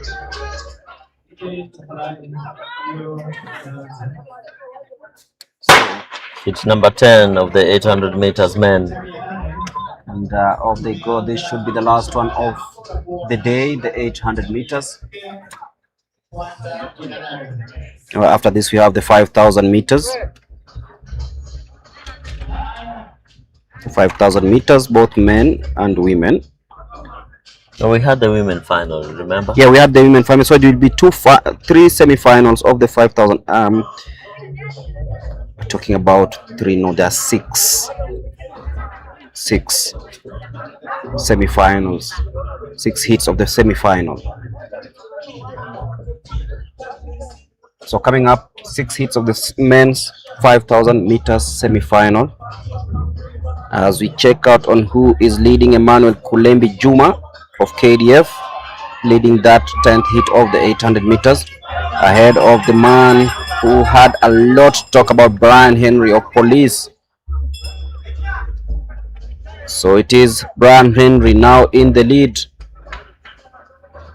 Kulembi falling into second place. Coach Hillary said that he hoped that Brian could win this one. He might just do that because on the home straight he is still leading the way, but I don't think he has what it takes because coming in fast is the Capello John, who now assumes the lead on the curve as they head towards the last 100 meters. It is John Limo Capello ahead of Brian Henry. Capello versus Henry, and now the dark horse coming on also.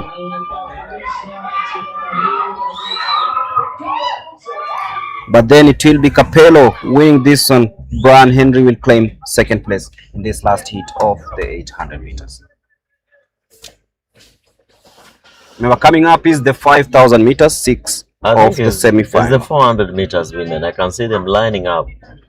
So on the far end of this, at the start of the 100 meters. So a little bit of miscommunication there, because even in the lineup, it was the 400 meters that was lined up after the 800 meters. So for coming up, the 400 meters women hits, and there are 5 hits in that one. The para athlete being cheered on as he crosses the finishing line. So that signals the end of the 800 meters, and now time for the 400 meters women.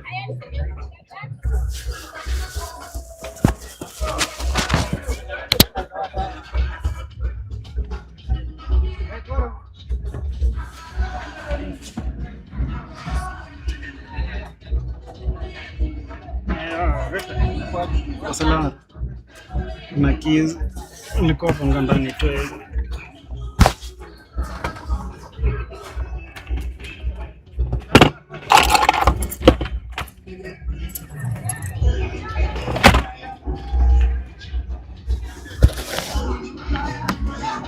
Up next is the 400 meters women hits.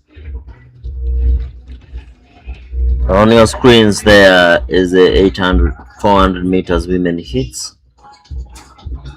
Reading you the lineup in just a few.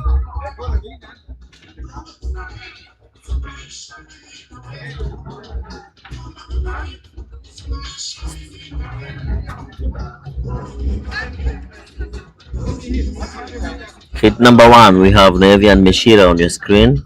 Lane number 2, Masi Adija. Lane number 3, Paris Chege. Lane number 4, Helen Siombua. Lane number 5, Beatrice Munyoki. Lane number 6, Naomi Jalagat. And lane number 7, Beatrice Gemeli.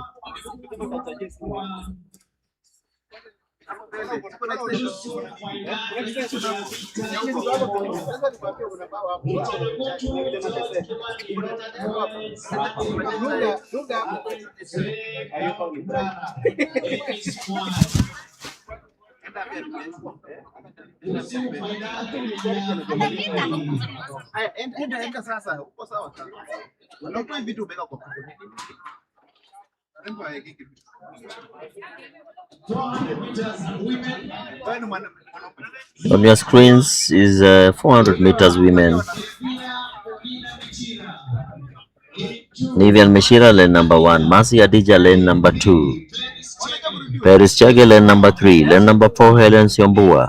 5, Beatrice Munyoki. 6, Naomi Chelagat. 7, Beatrice Gemeli. Lane number 2, Masi Adija from the Kenya prisons. And so is lane number 1, Nivian Mishira from the Kenya prisons again. So it's a prisons derby. Lane number 1, 2. Lane number 3, 4 is from police, Chege and Siombua. Lane number 5 is Beatrice Munyoki. 6, Naomi Jelagat of prisons. And lane number 7, Beatrice Gemeli of KDF. Remember, 400 meters is 1 lap. This is a 1 lap race.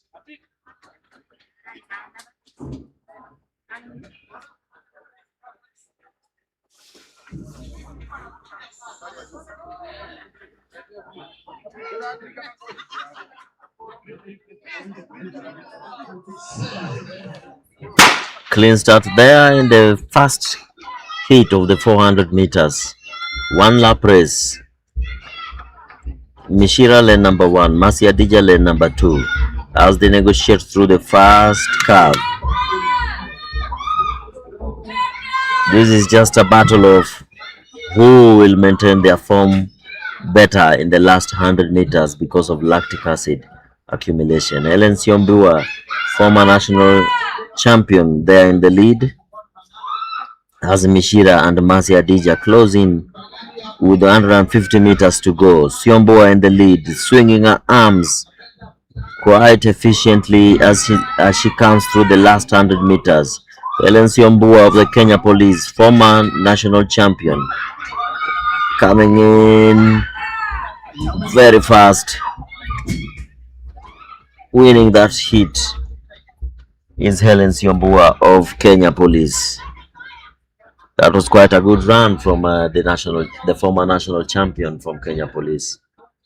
As we move over to heat number 2, where we have Anna Fuller, Tracy Awol, Rose Mideva, Gladys Ngure, Sharon Sudi, Mary Kaburi, and Valerin Jiru.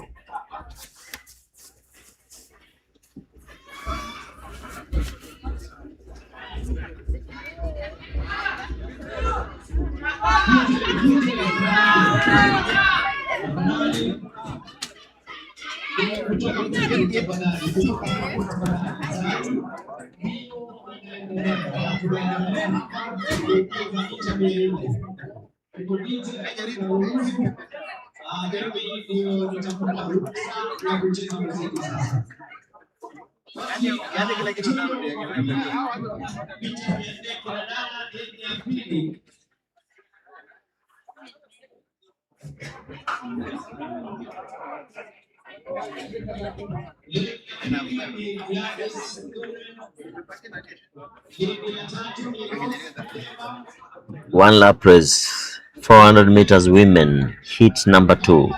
Anne Wafula, Tracy Awol, Rose Mideva, Gladys Ngure, Sharon Sudi, Mary Kaburia, and Valerin Jiru. Valerin, who's a specialist in the 100 meters, now coming over to run in the 400 meters. And Gladys Ngure in lane number 2 is a 400 meters hurdle specialist, just coming in to run the flat. Let's see who wins this one. Is it Gladys Ngure or Valerin? As they take on their marks.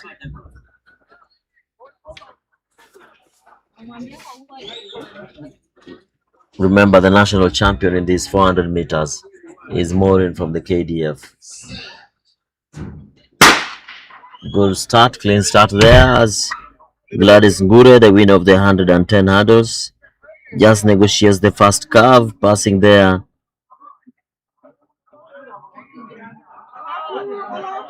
Ngure at the Valerina, the farthest end.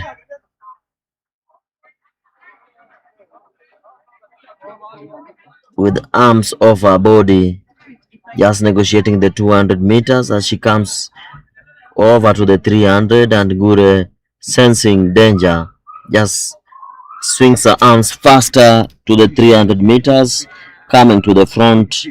Gladys Ngure, the 400 meters hurdle specialist, the national champion in the hurdles, will be coming here to win, as Gladys Ngure, the 100 meter specialist, second.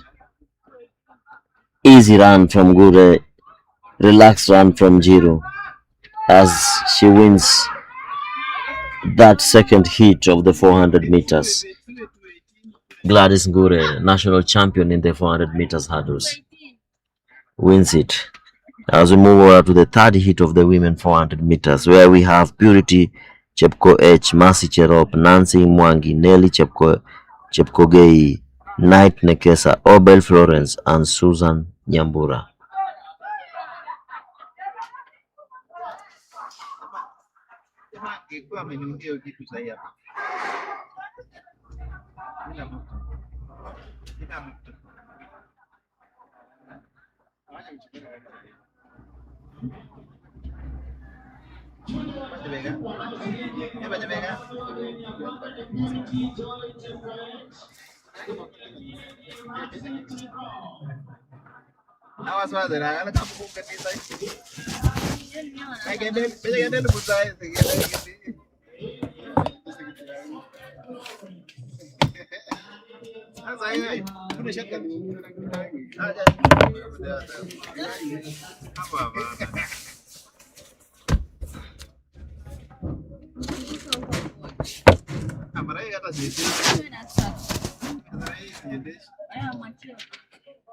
Third heat of the 400 meters flat.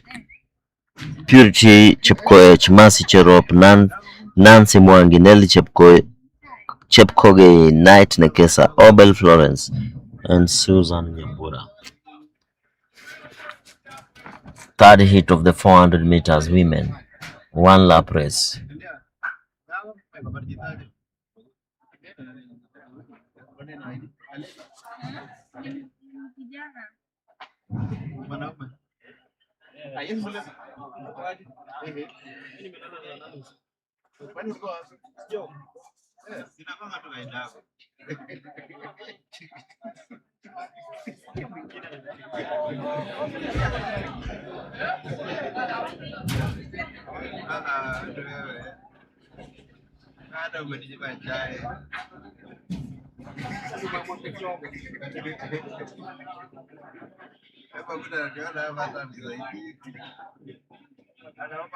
Remember, the national champion in these 400 meters is Mercy Akech of the KDF.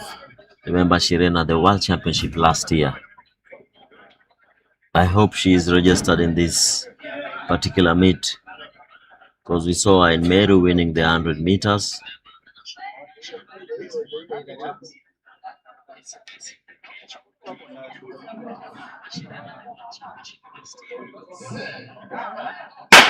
Clean start there from the third heat. 6 athletes in this one.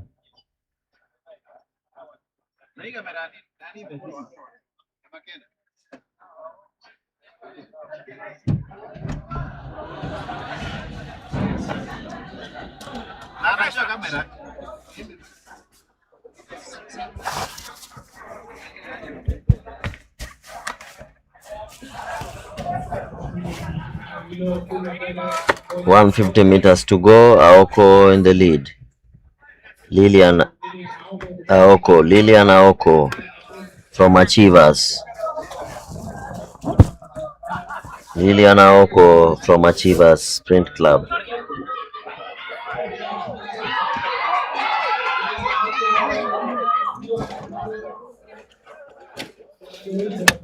Lillian Aoko, the specialist in the 100 meters, wins that one.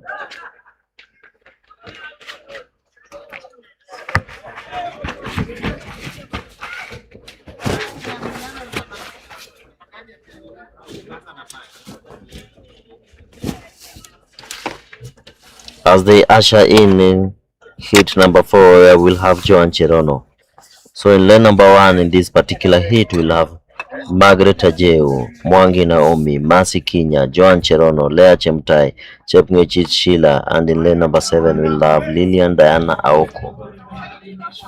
Well, Lillian ran in the previous heat, so she will not be in lane number 7.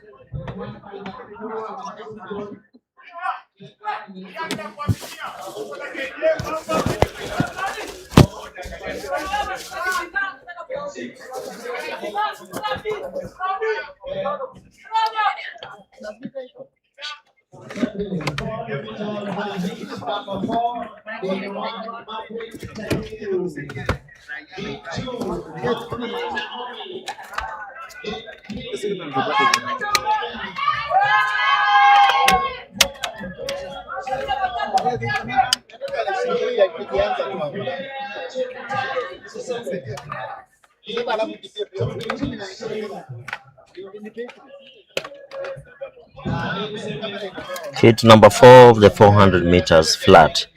Experienced Joan Cherono is in this one. Remember, Joan Cherono has run the African Championship, has run the All African Games, and also the Commonwealth Games. a constant figure in the Kenya's 400 meters relay. She'll be running in this particular heat in lane number 4.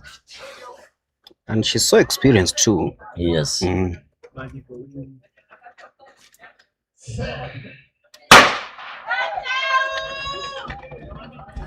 So John Cherono, the favorite in that one, running in lane number 4. Also watch out for Sheila Chepngetich and Lillian Aoko. Lillian ran in the previous heat. So yes. it's a mix and it's a mixed up starting. Yes, there's a mix up, a little bit of mix up in this one. So you can see Joanne just running on the line. That should be a DQ, my friend. On the curve, she's run quite a few steps, many steps. Inside the. Yes, inside on the inner lane of the lane. There she goes, Joanne, still leading. Will she see this one off? She uses her arm so well to swing and push her to the front, and she wins that one. So wins that one, and Naomi Mwangi comes in second.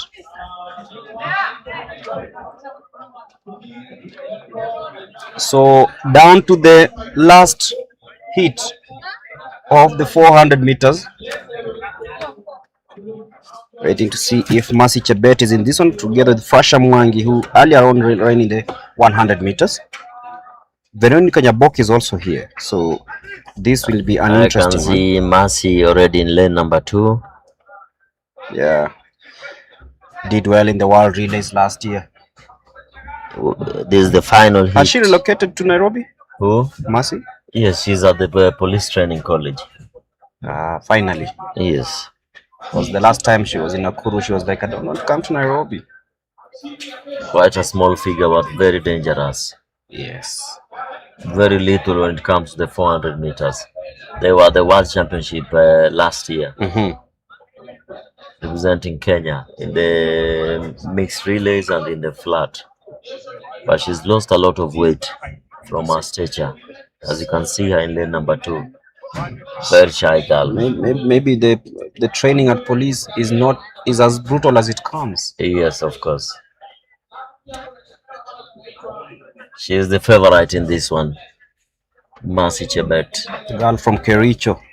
From lane number 2.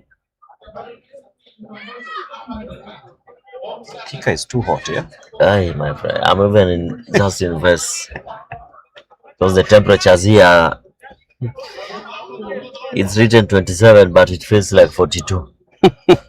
You are in Saudi Arabia.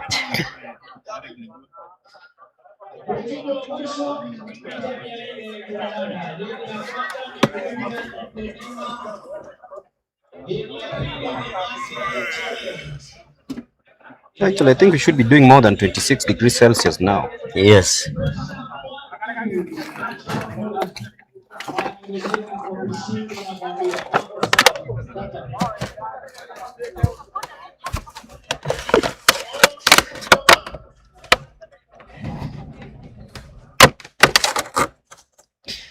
The last heat of the 400 meters before the men come in, Mercy Chebet will be in this one. Clean start there. And off she goes. Nice. That's blistering pace from Mercy Chebet. As you can see from lane number 2, she just sticks to the inside of the lane, but not stepping on the line. As she moves slow onto the home straight. Very good arm swing and running tall and upright. As she looks like she's gliding. She's gliding through as she heads towards the curve behind the construction ongoing at the stadium. Mercy Chebet goes all the way. The arms quite fast. That's it. Just to propel her.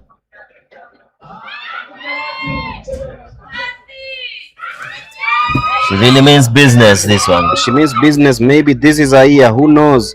Mercy Chebet just finishing ahead of Belinda Veliema. Yes. There were just 3 in this heat.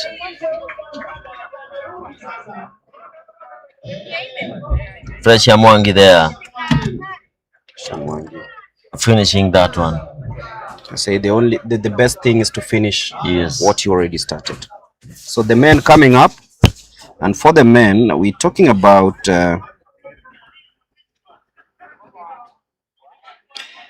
18 hits of the 400. So the men will be lining up for the 400 meters, and it is 18 hits. Where we have Dennis Shikanga, Dennis Wereke, Nanson Kibet, Vincent Omondi, Jackson Sururu, Kevin Kiprotich, and Peter Mwaura. That's hit number 1? Yes.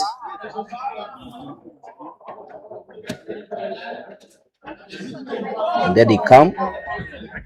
Kelvin Kiprotich leading the way. Remember one of the Kenya specialists in this one, Brian Tinega, has relocated to the United States on a scholarship.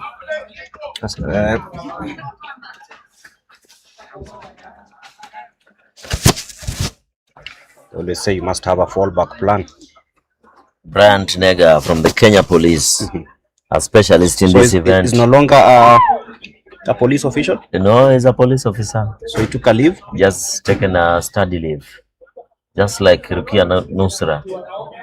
Also from KDF, but in the US now. And a sports scholarship. So many athletes going to the United States, yeah? They call it the land of the... If you are there. Yeah. I must land say, of opportunities. The land of opportunities. I've even fallen victim of this land of opportunities. Because my better half is in the States. In the States. Now at Seattle. So you should be seeing you relocating there. I can see Lillian Odira. Let me try to catch up with Lillian and see if we can get an interview from her before the start of the 400 meters. Lillian Odira, the world champion in the 800 meters. Very jovial lady.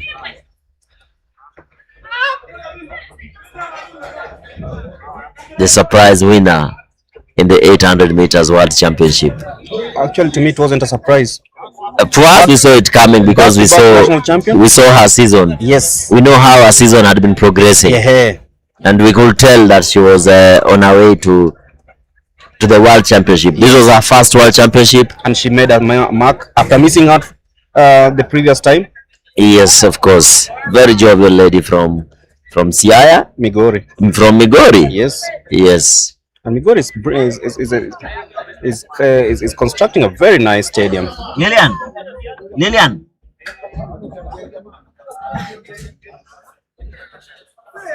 We have Lillian Odira with us. Habari yako Lillian? Poa sana. Happy New Year, Lillian. Happy New Year too. How's the season shaping up? It's so far so good, yeah. Yeah. Mbona ukimbi leo? Leo nilikuja tu kuona, at least kupea my teammates motisha because I'm still preparing for the season, so yeah. So much happening this season. What are your targets? My targets are the Ultimate Championship that is in September and the Commonwealth. Yeah. The National Championship coming up also later on in the year. Are you going for a hat trick? Let's see what the season holds. Yeah. And how do you feel working as a world champion? It feels nice, and yeah, I'm so grateful and I'm happy, and yeah, I thank God. Yeah, and also coming up, the Keep Keno Classic is coming up, the Commonwealth. Are you putting your focus also in such competitions this year? Okay, so far we haven't decided with my coach on what races we're going to do, but I think because we're still sharpening the season and doing the build up, so when we're ready, we'll let you know. And of course, looking at the competition today in the 800 meters, so many women coming up in that competition. What does it tell you about the race, and what inspiration you guys have had on the number of turnout, especially in this one? I think as an athlete, I feel good when I see the young upcoming athletes making it out there. So I was just here to motivate them because we won't stay here for forever, or maybe in 800 forever. Maybe sometimes we'll move to other events and we'll lead a stronger team that will represent us. So I feel so motivated and I feel so nice seeing those young ladies coming up here. And hopefully you won't stay long before we see you running locally. I will. Thank you and all the best. Thank you. All right, that is the eloquent Lillian Odira from the Kenya prisons, and of course, with that eloquence, she's from the lakeside. Yeah, that's how we are made. As we see, this is the second heat of the 400 meters that is ongoing right now. Beautiful and of course encouraging words there from the world 800 meter champion, that is Lillian Odira, who's been sharing her wisdom ahead of the season. She hasn't decided what to do, but she's just touched on what she feels will be her biggest target this year, that is the ultimate championship in September. And the Commonwealth Games. So that is something that we can always say but she's kept off from speaking about national championship, having a hat-trick of national championship titles. Yes, because she defended her title, having won it at the Ulinzi complex. Nobody really thought that she had the capabilities, and because by then Mora was missing, Sarah was missing, and then when she came in, it was easy for everyone to say that, oh, maybe this was a fluke, but she proved them wrong last year, winning that, and of course ultimately winning that world championships to the delight of even the former world champion Mary Mora. Yes, of course. I hope Mary Mora is watching from wherever she is as we come to the conclusion of the 400 meters hit 2, where Erastus Mbaluka won that one. As we head over to hit number 3, that was Lillian Odira talking. We ambushed her and she gave us a very good interview. Yes.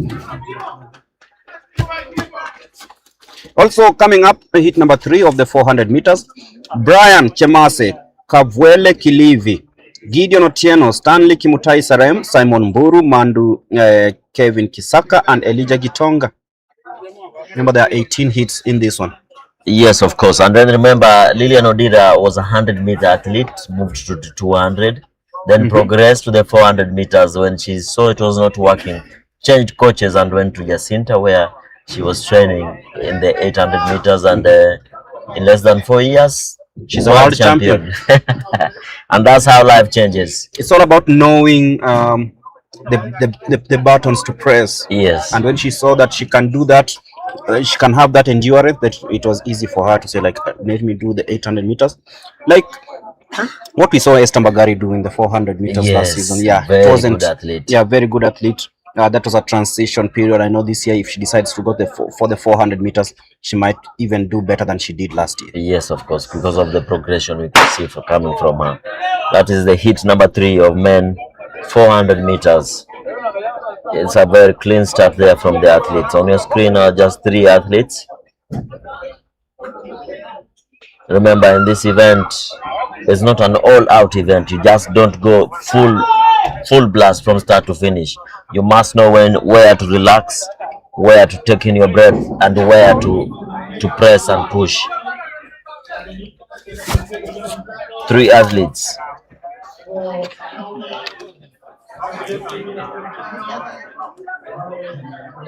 From Utawala is Simon Buru there, but in the lead is lane number 7. Elijah Gitonga. Elijah Gitonga wins that one in a race that had only 3 participants. There are 18 hits, but why is it that some of the hits we just get a low turnout? Some maybe because of the temperatures, people decide to just give it a skip. As we can see, Mweresa will be running in this one. Mweresa was already relocated. To where? Mweresa is in Nyaururu. Trains from Laikipia Airbase. From Laikipia Airbase. Yes. Yes. So Boniface Mweresa will be running in hit number 5. Where we have that will be hit number, is it 4 or 5? It'll be hit number 5. where we have Boniface Moresa, Eric Kimathi, Pius Musyoki, Hezron Kiprotich, Kevin Tauta, Kiragu Francis, and Henry Muoka. That's loaded. That's loaded. That's a loaded hit. That's a loaded hit. Yeah. Tauta Mweresa went to the Olympics. Mweresa, 3-time Olympian. Yeah, that should be hit number 4. Pius Muya has run for Kenya in the wild relays. And that's hit number 4. Yeah. Yes, hit number 4. Boniface Mweresa, Eric Kimathi, Pius Musyoki Muya, Hezron Kiprotich, Kevin Tauta, Kiragu Muya, and Henry Mutamia Muoka. Mutamia from Nairobi. Remember, Boniface Mweresa, very experienced athlete, 400 meter runner, has run for Kenya in every relay you'll ever imagine. Yes. 100 meters relay, 4x1, 4x1, 4x2, 4x2, 4x4, even in the mixed 800 relay. meters relay, Yes. the what we call it, the medley. The medley. Yes. So Boniface Mweresa will be the man to watch here. Kevin Tauta is also another big name in this hit number 4 of the 400 meters. Remember, we are live from Kiambu, and this is the THIKA Stadium, the venue for this second Athletics Kenya track and field. Talking about track and field, we have several events also happening in the field, as we'll be giving you the results.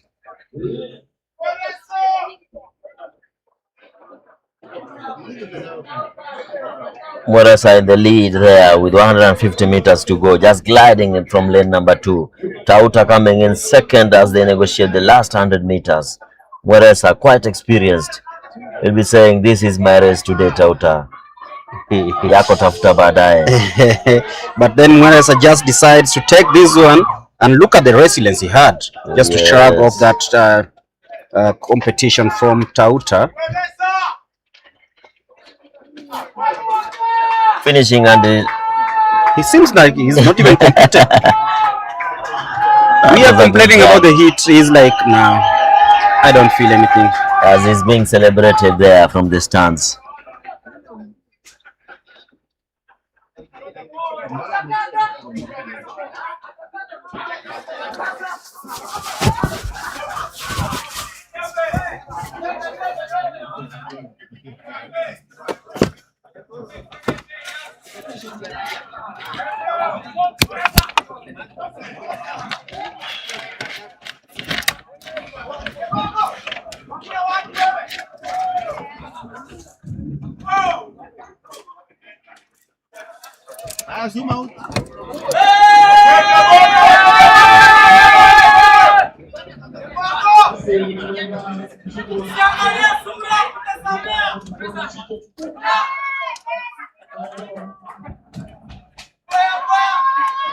That is the crowd that is here at the THIKA Stadium. Quite a number of people have come out.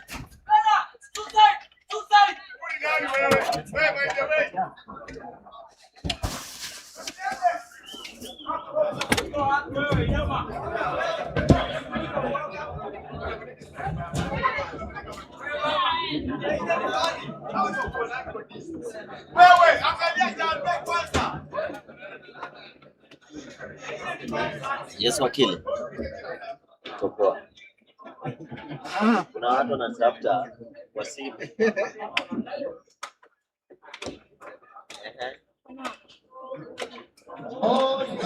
Yes.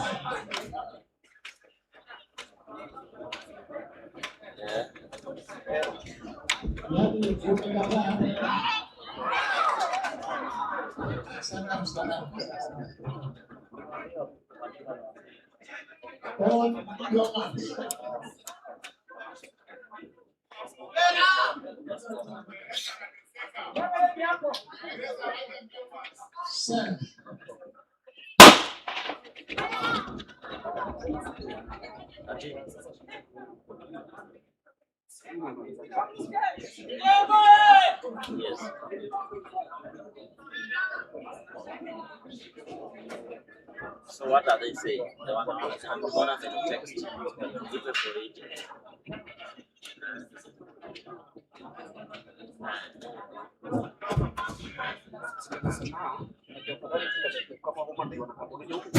Huwezi enda roadshow na una material. So ile waka kama kikao ziende alafu sisi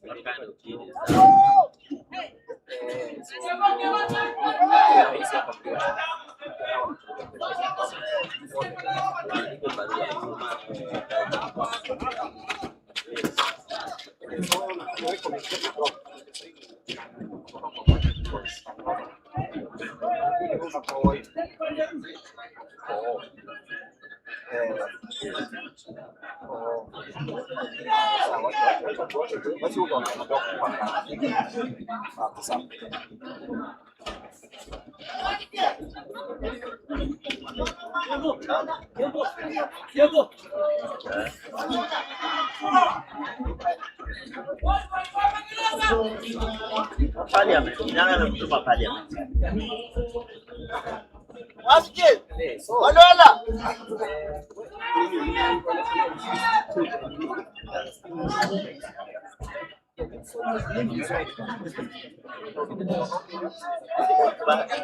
Wasikie. Yes. That's what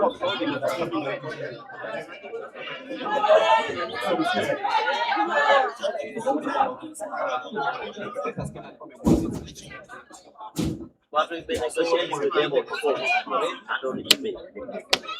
Yes, they should just want to right? Then for us, yes. She nataka kulipa hiyo kitu, nataka kulipa, but they should put it in writing. They should commit. Yes. Yes. It's fine. Just engage them. Yeah.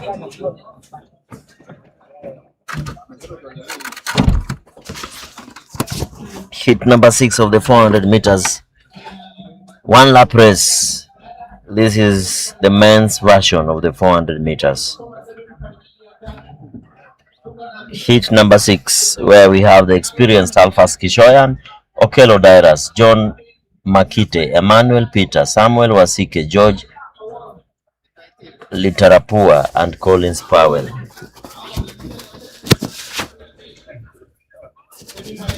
Collins Powell is Kenyan? Yes.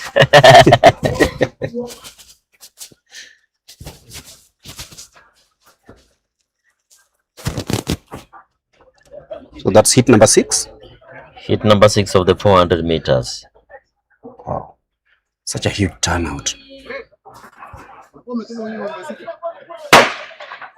Clean start there from the athletes as Alphas Kishoyan runs in lane number 1. Lillian Odira from Uganda in lane number 2. This is international.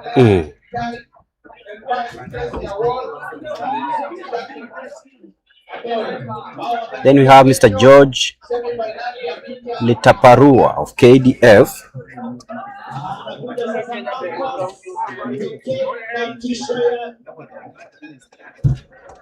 The experienced Kishoyan just going to the lead. There from lane number 1. And that constant figure was a constant figure during his heydays as an athlete. An athlete, yeah, and wins that hit. Athlete. Yeah. So he's back to reminisce the years. Yes. As people laugh at Wasike from prisons. Wasike is known in the 100 meters, 100 but meters. Today Tried out the 400 tried meters. his luck in the 400 meters.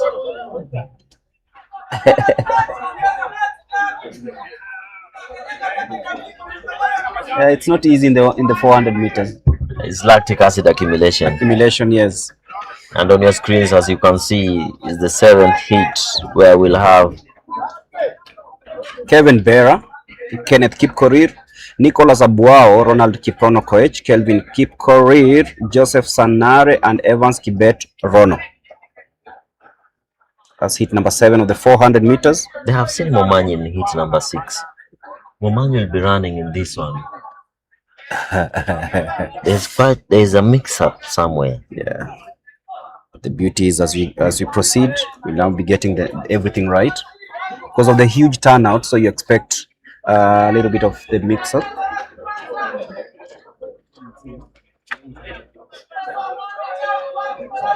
Kelvin Kipkorir, police.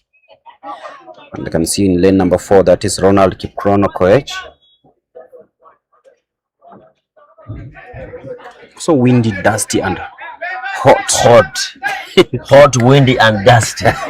It is crazy.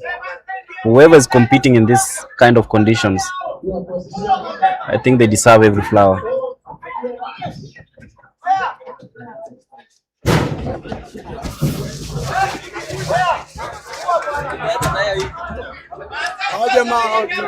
So we're just about halfway in this men's 400 meters.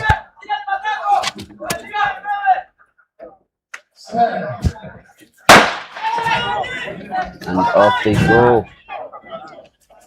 Heat number 7 of this 400 meters happening here at the THIKA Stadium in Kiambu.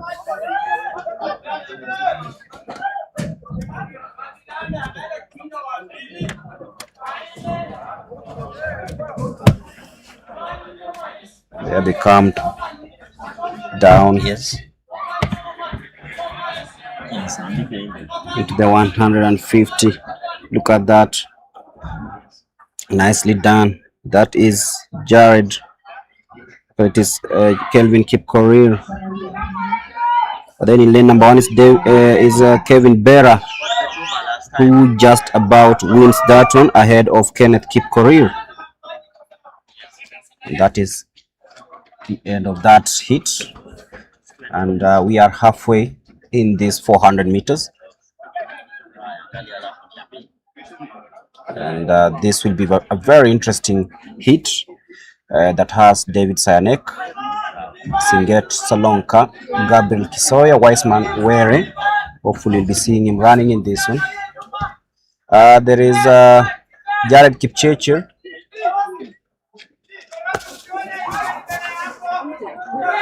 I can see Ivan Idalia will be running in this semi-final. Ivan Idalia will be running there. There is quite a mix-up in this one. Yeah, it's a mix-up at the call room because Idalia was supposed to run in hit number 10, but this is hit number 8. I also see Kelvin Kipkorir. Idalia is in lane number 4. Idalia in lane number 4. So there's a little bit of mix-up in the starting lineup.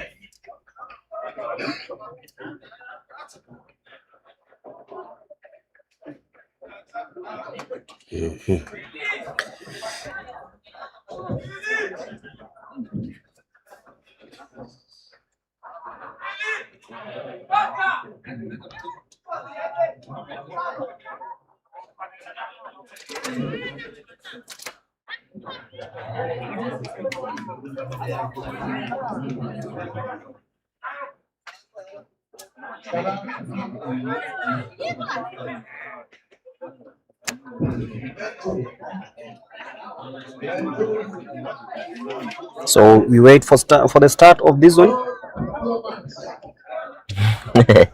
I can see Kwam trying to call me here. Where is he today? Zablon Kwam is in Nyaururu training. It's training. Yes. You see a lot of his videos in the gym.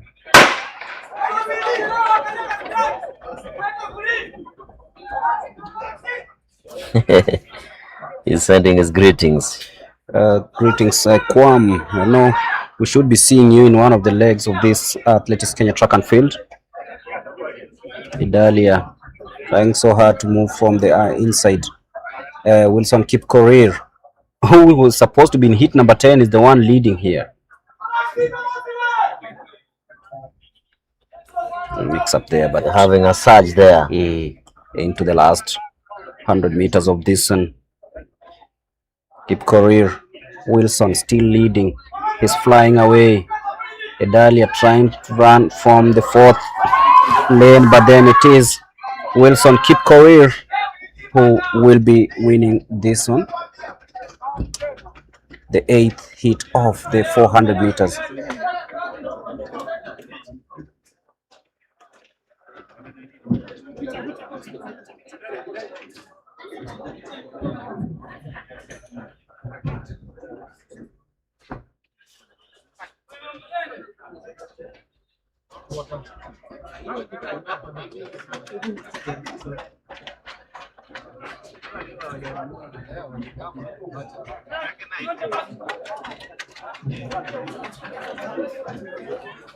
And recently I saw you at the Talanta City Stadium. What's the status? Talanta is coming up well. Hopefully by end of the year it will be ready. Not much again? The outer structure will be ready by March. Then FIFA will have to give the country a contractor for the pitch area. Yes. Because it has to be a FIFA accredited contractor to lay the grass. So no more Bonoko contractor. I was in Uganda in December and oh my goodness, those training facilities are something to marvel at. Yeah. Forget about the Kikuyu grass that we have at Nyayo. Yeah. Forget about it. So it would be something else. I was told it was going to be a hybrid. Yes, it's a hybrid.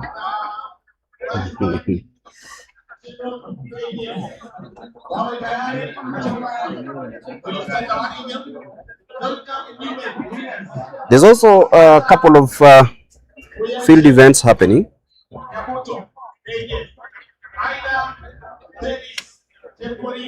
Zablo Ekwam watching us from Nyaururu. I can see is keenly following the proceedings of this meet. Thank you, Zablom.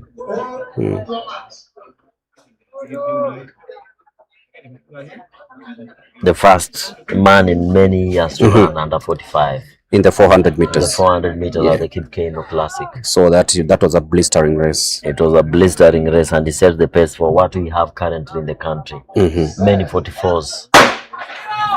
He is the pioneer of those 44s.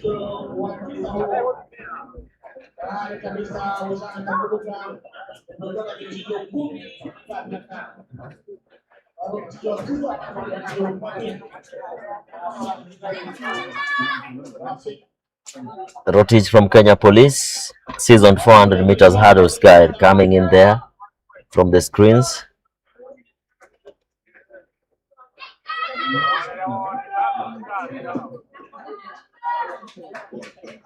$100 meters to go. Rotich from Police running in lane number 8. Just coming in to win that heat of the 400 meters hurdles. 400 meters flat. He's a seasoned 400 meters hurdles athlete, but today he's decided to take on the flat and winning that heat. They'll be running the semis tomorrow and the finals on Saturday. 3-day event. As we move over to the double-digit heat number 10.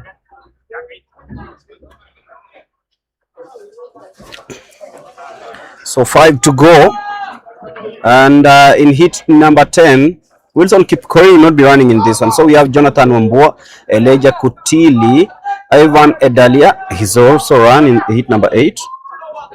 So waiting to see who exactly has been lined up in this one. Can see previously Franklin Kibet was here, Jairus Okora, Moses Torosi.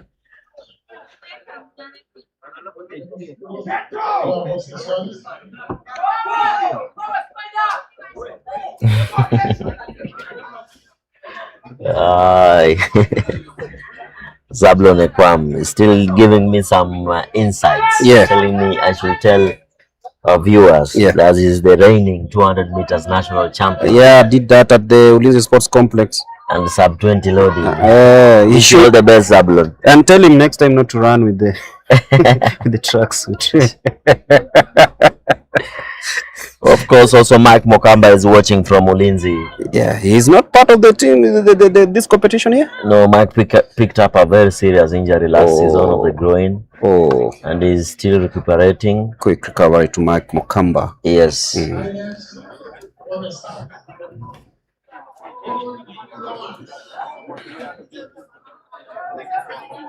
Of course, also Mama Simani watching from Nairobi. So is Baba Simani, Eliud Adiedo, also watching from Nairobi.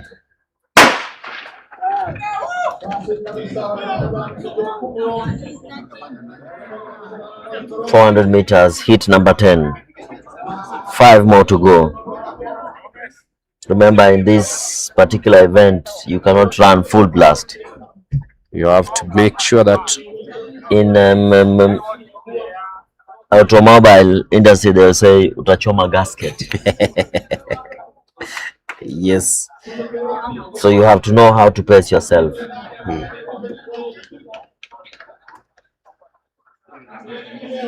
Kimeo running from lane number 1, just coming in, running in well together with the KDF lane number 1, KDF lane number 2. Kimeo wins it. So Kimeo, and he wasn't lined up in the 10th hit. There's quite a mix-up of these lineups. I even don't know where Kimeo was to run in hit number 13. Kennedy Kimeo, but he's running hit number 10.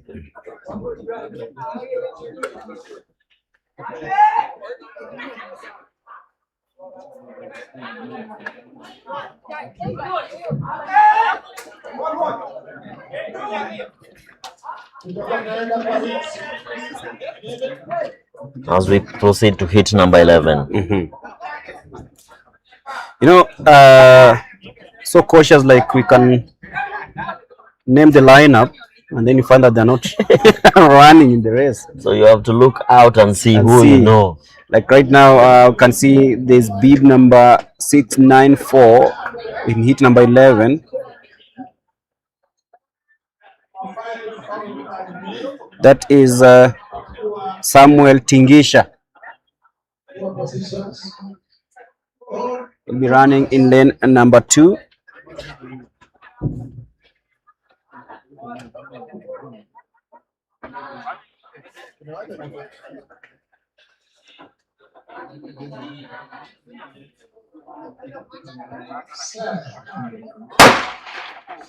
Clean start there in hit number 11.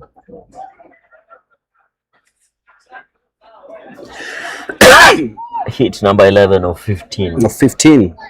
As is in the start list. Yeah. So 4 athletes sizing up each other on the home straight. This is going to be very interesting.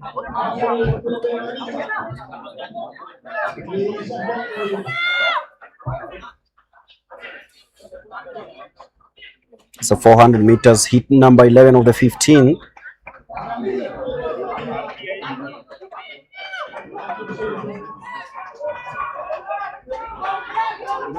And coming out from the outside to win that one. Is it Dennis Masika?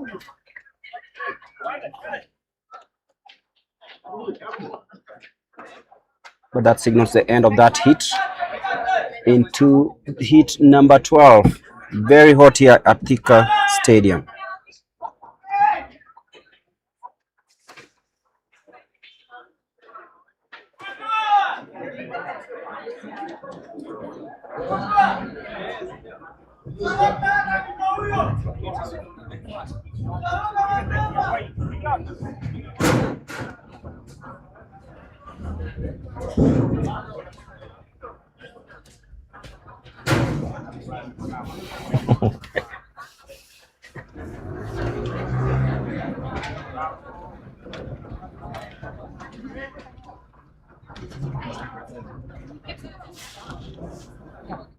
Thank you all for watching.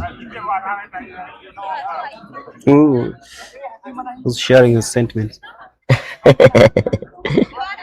A lot of people are sending in their Happy New Year wishes. Yes. Yeah.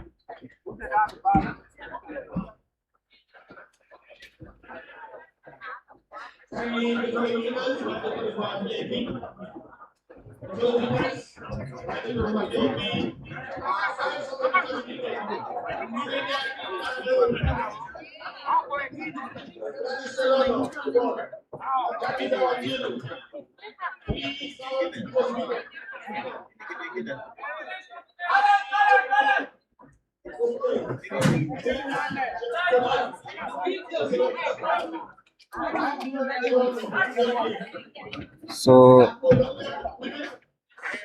Alan Kipyego, that's Cheminingwa who will be running in this one.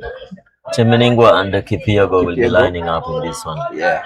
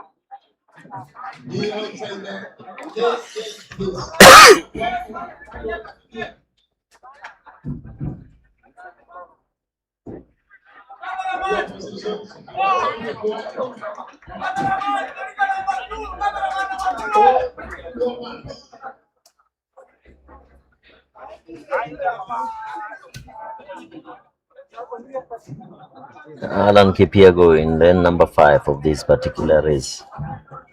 Remember, Kipyego was at the World Championship last year in the mixed relays. Kipyego, this will be interesting. Cheminingwa and Kipyego, someone gets off the block late. Kipyego, that is Alan. Got off so late. I think they're used to the blocks, yeah? So getting off the maram. But anyway, a bit of training there. Yeah.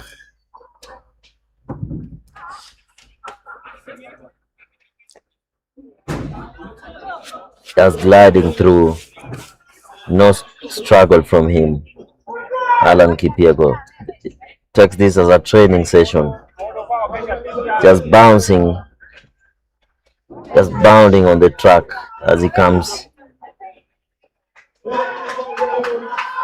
to win this heat. Number 12, Alan Kipyego. Alan Kipyego wins that one. Is he a better 400-meter runner or an 800-meter runner? When he was at Rongo Athletics Club, he used to be a 400 meters runner. Then we transformed him into an 800 meters runner. That is why you see him more between 4 and 8, but he's a better 400-meter runner because of the mileage that he has in the 800 meters. Yes. So Alan Kipyego winning that hit.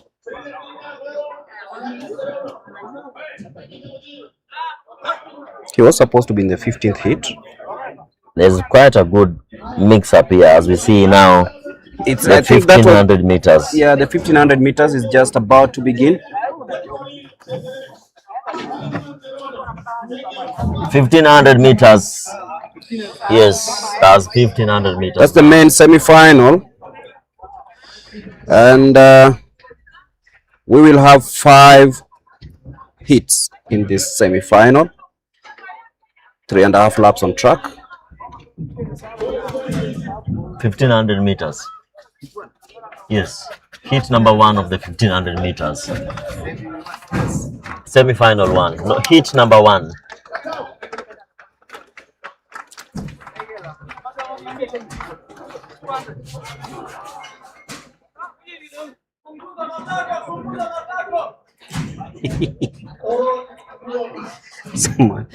If you listen for what the fans say, that's the start of the 1500 meters, hit number 1.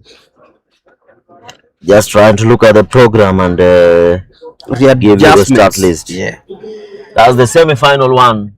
Semi-final of the 1500 meters, where it's lined up 20 athletes. 20 athletes in this one. Look at the dust. where we have Kevin Kipkoech Kirui, Alex Ngumbi, Linus Simiyu, Emmanuel Koisei, Kipkirui Vincent, John Mpatinga, Dominic Kipto, Martin Jiru, Dixon Kipto, Michael Njau, John Murega, Dixon Kitiyo, Charles Marenge, Alex being Mutua. informed. Yes. It's the 5,000 meters. The 5,000 meters. 5,000 meters. 12 laps to go. Quite a mix up here. But it's 12 laps to go. That means it's the 5,000 meters.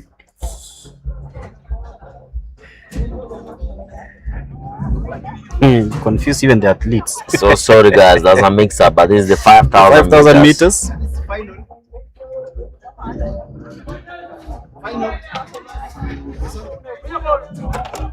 We are trying to find out if it's the final or the heat. It is 5,000 meters. That is the first semi-final. Semi-final. And there are actually 5 heats of this. Semi-final 1 of the 5,000 meters. Semi-final 1.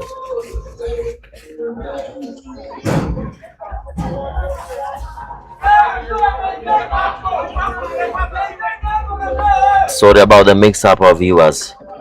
5,000 meters semi-final 1, where we have John Mpatinga, Rogers Kimwech, Ronald Kiplangat, John Kareidi, Brian Bor, Paul Kariuki, John Kembo, Dixon Kitiyo, Kipkirui Vincent, Austin Kagunya, Njuguna Paul Kimani, Evans Arosi, Dennis Chepkongin, Austin Kemboi, Lewis Jumba, John Murega, Joseph Tobiko, Shadrack Muiruri, David Ndiwa, Kefa Kagura, Kenneth Gichoya, Elfas Kipkemoi, Adawar Omar, Clinton Nyanchiri, and Dennis Katugi. 25 athletes in this first semi-final of the 5,000 meters.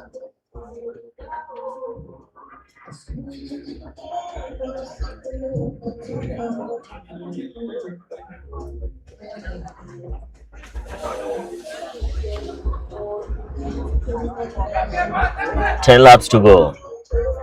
Remember, it's 12 and a half laps. 12 and a half laps.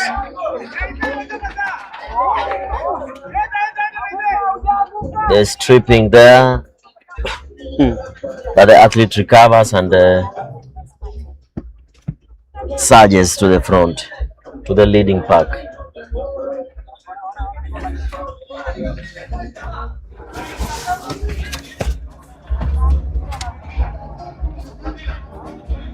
So 10 laps to go in this 5,000 meters semi-final heat number 1.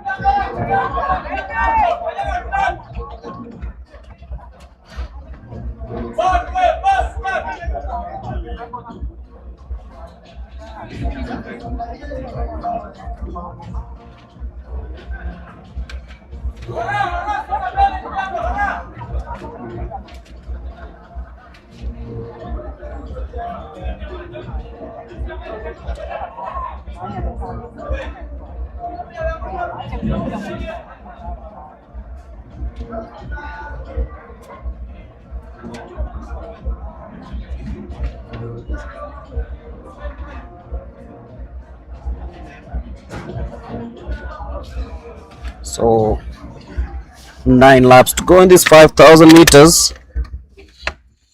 Remember, there are 5, and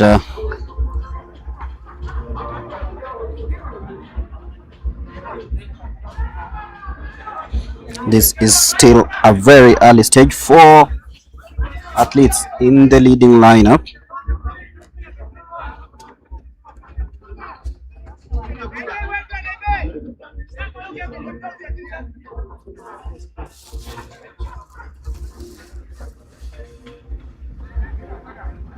Elfas Kemboi, the man in the blue bib, dictating the early pace. Remember, there are 5 of this.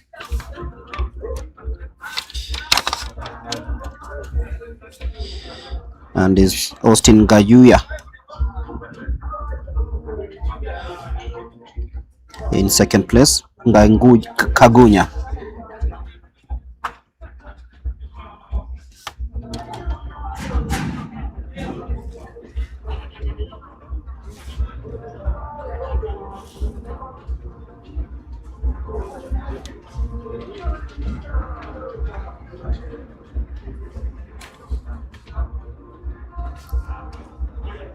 Very tight up front. 7 laps to go. It is the 5,000 meters first semi-final.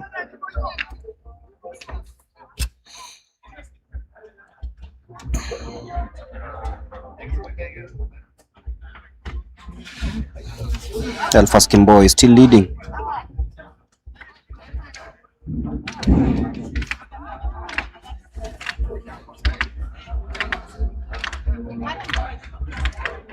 And in second place, of course, is Kagunya. If you're joining us, this is the THIKA County Stadium, the venue for the Athletics Kenya second track and field event of this season.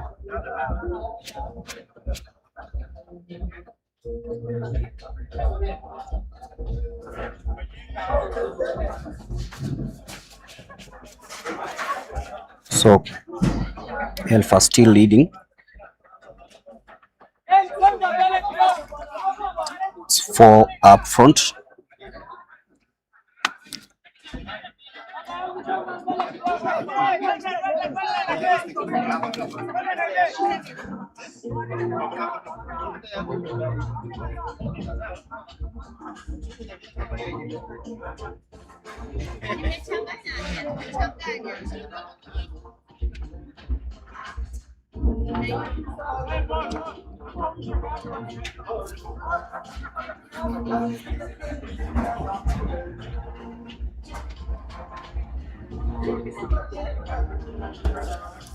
And it's still the 2 men who are leading the way. That is Elfas Kemboi and Kagunya, being tracked closely by Kipkurui.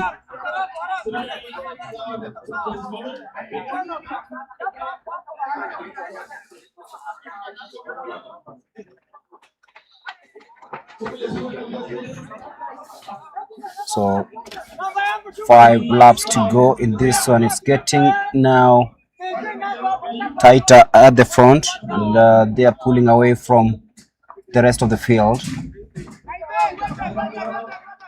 in this dusty THIKA Stadium,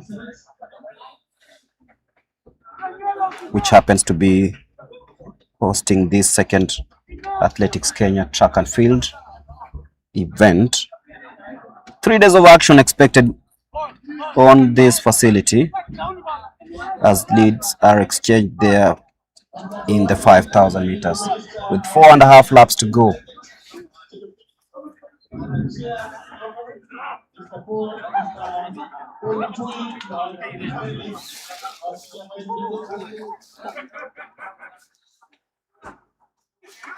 So Robert Kimwetich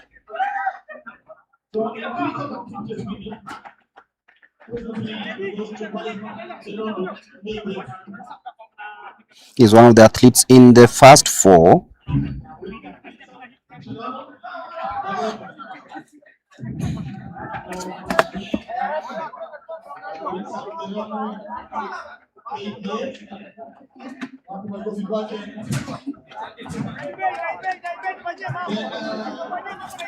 As they glide through the last 4 laps of this one.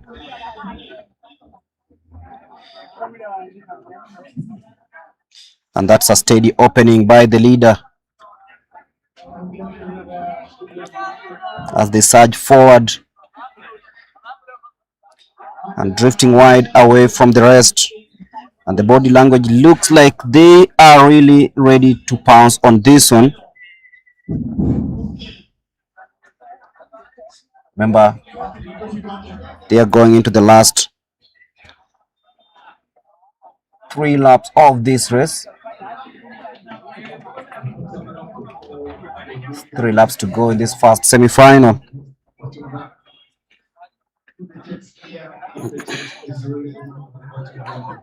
Remember, the top 2 will be guaranteed, the top 5 will be guaranteed a spot in the final. Austin Kagunya still leading the way.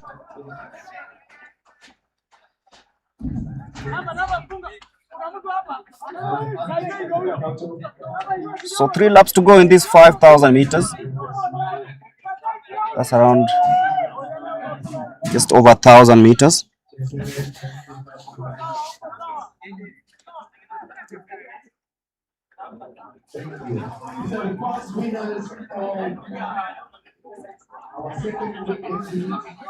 So Kagunya still leading. A little bit of exchange. Elfas Kimboi, who is second, into the last 2 meters. It is push and shove here, and they are increasing the energy just to stay clear from the rest of the field. Remember, there's also monetary value. There's something at the end of the day. There's money to be won, a prize money. So the final kilometer will be very crucial for these two. Kagunya still leading. He looks so smooth and strong. Kimboi hasn't kicked yet, as they are left with slightly over 600 meters to go. This is the first semi-final of the 5,000.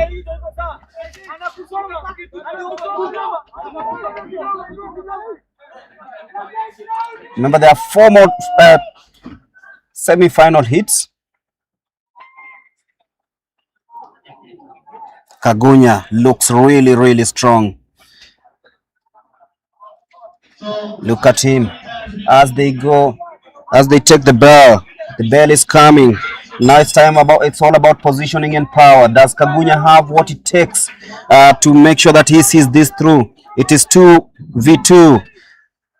Kagunya just shrugs off a little bit, checks over his shoulder to see where his closest opponent is.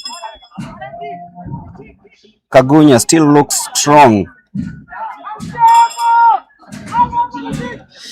It is Kagunya. Looks really strong. This tall figure of Austin Kagunya, born in 2006, stretches that lead onto the home straight. He knows that he has everything within his disposal. He's winding it with a long stride, powerful drive. This is a serious move by Kagunya. He's just shown the rest of the field why he is the one to watch for this year. Kagunya seems to be limping, but this is what he's meant to do. Clear winner, and this is what he came to do at THIKA Stadium.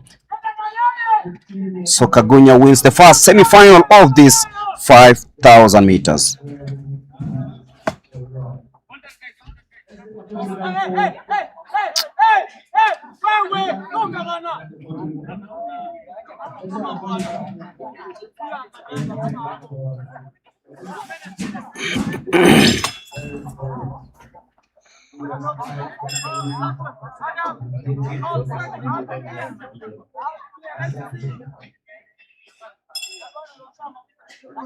And there's a medal ceremony also happening right now, and we cross over to that session before coming back for the second semi-final of the 5,000 meters.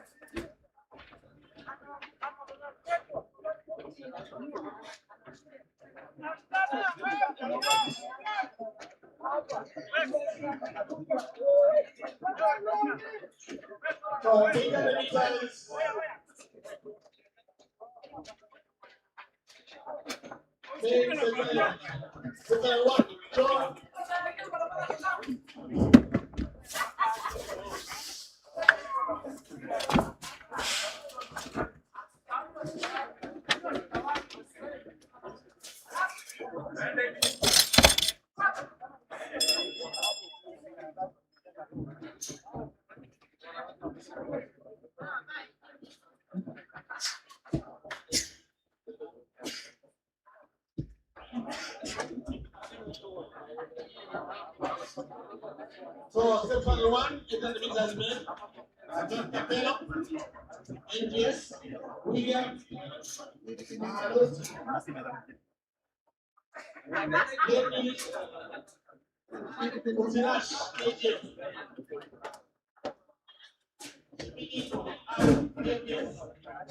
Solomon, Chibutai, NGS,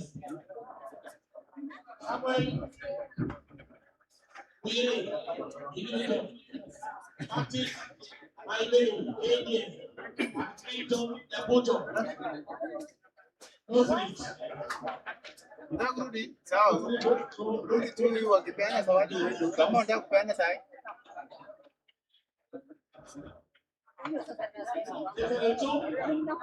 Hiyo kwenye amepatia bibi ya red. Naona ya red. Mwambie kama kupeana zawadi sahi ama next. Mwambie next ya wapi saa ngapi?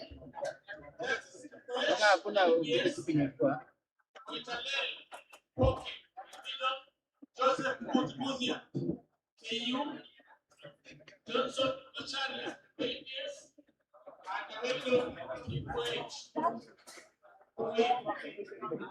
And do next.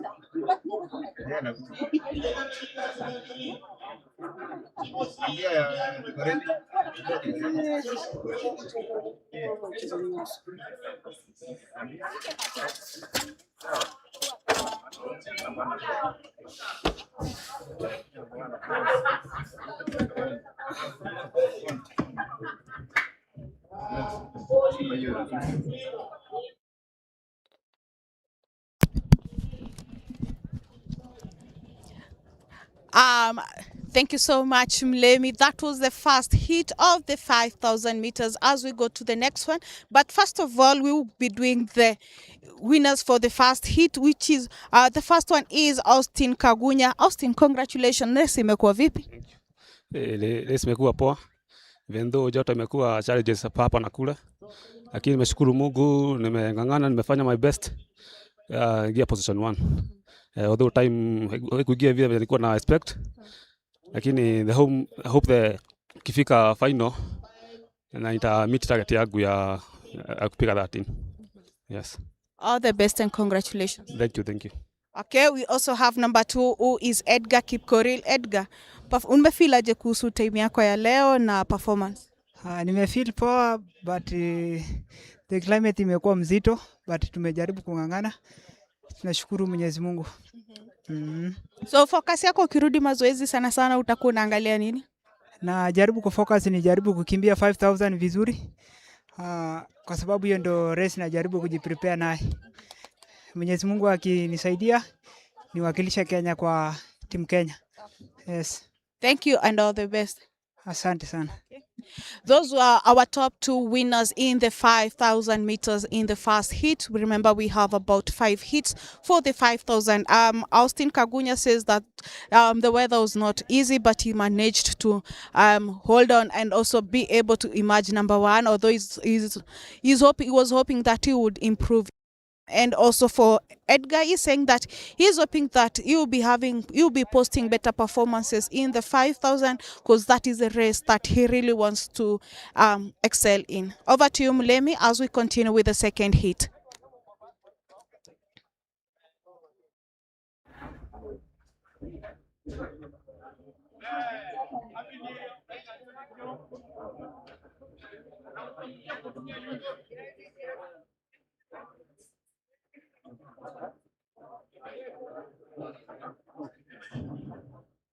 Let me take over.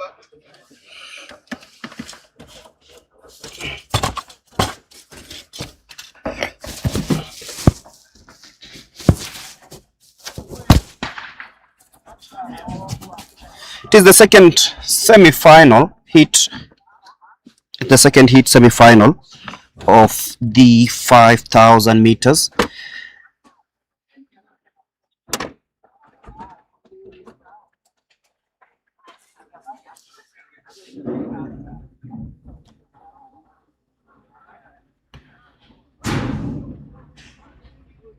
And looking at the lineup for the second semi-final, second heat of the semi-final, I beg your pardon.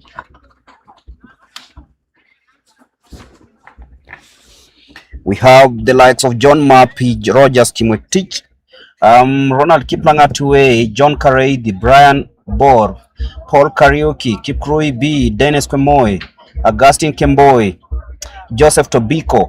25 athletes in this second semi-final. Jackson Mutuku, Wesley Langat, Ismail Mburu,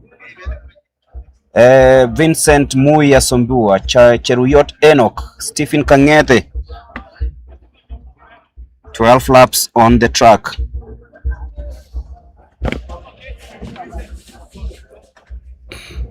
There are 5 of these that will be happening. Remember, they'll be ranked according to the way they finish in the semi-final for the final to take place.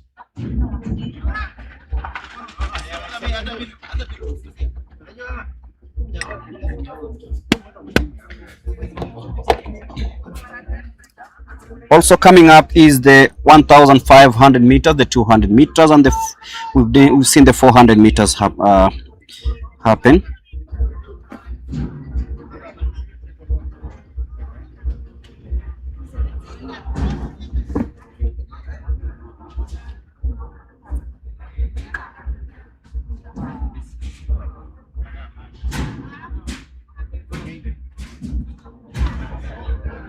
So just checking out on what's coming up later on. If you're joining us, this is day 1 of the second Athletics Kenya weekend meeting, and we are live from the THIKA Stadium, and this happens from today the 15th through the 17th, that is on Saturday.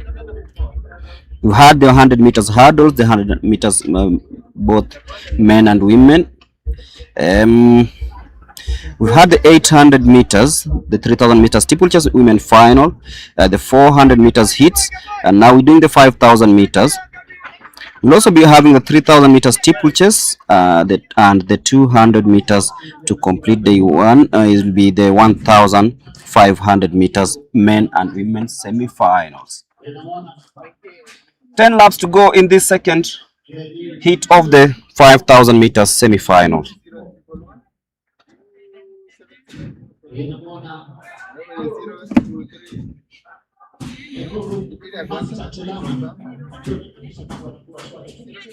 I'm just checking on those in the lead.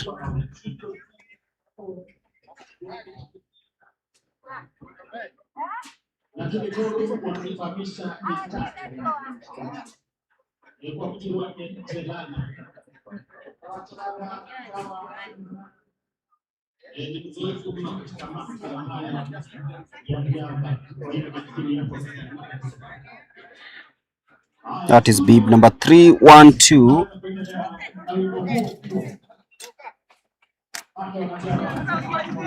Stephen Kangete.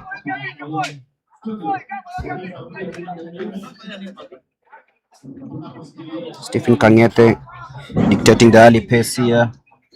9 laps to go in this 5,000 meters.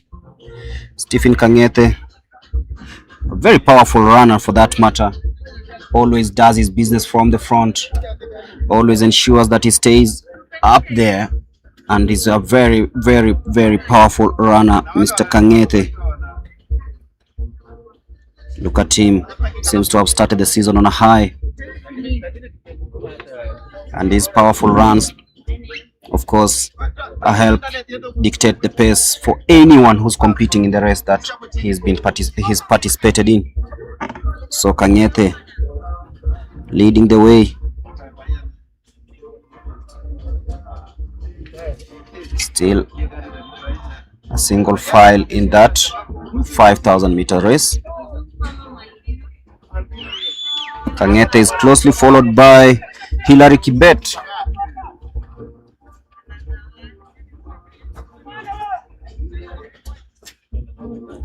So it's Kibet and Kangete in a 1 and 2 earlier on, with 8 laps to go in this 5,000 meters. This is second heat of the semi-finals.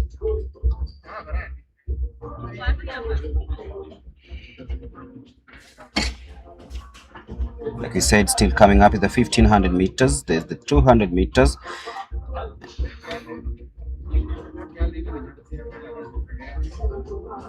And the 3,000 meters steeplechase men semi-finals.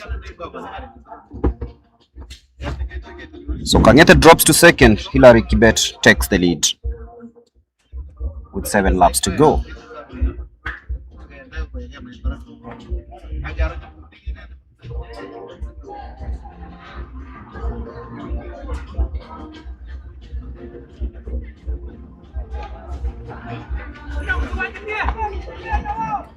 That is being encouraged to push all the way.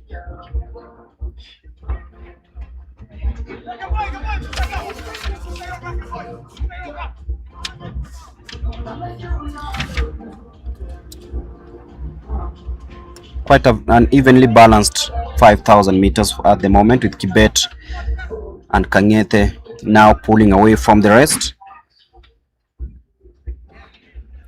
They seem to be training partners as they run.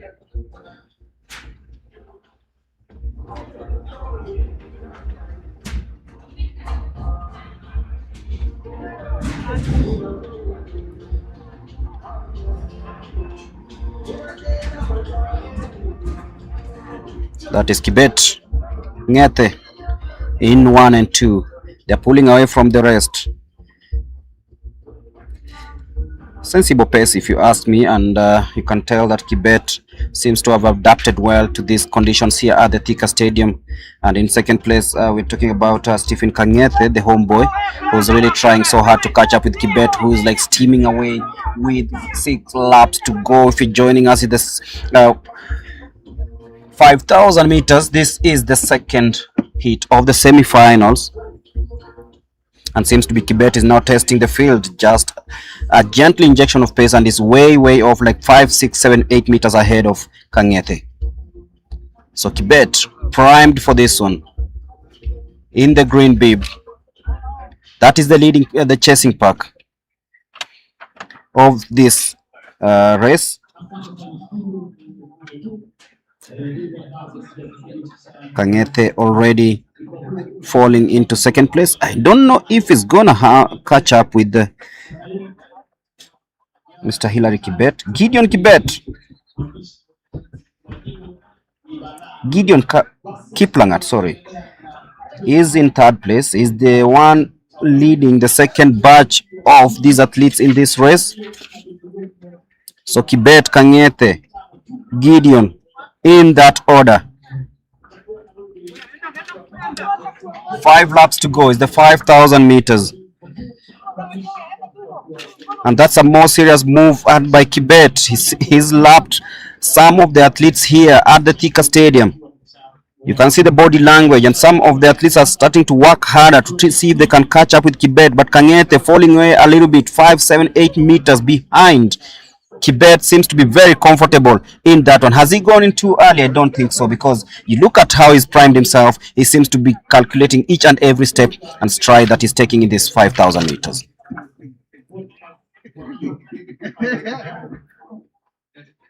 Remember, it's a race that is very tactical, a race that Kenyans will always fancy their chances when they meet the rest of the world. But this is very special. Kibet, Kangete, Kiplangat, in a 1, 2, 3. That is Kibet. Now coming into the last 3 laps of this one.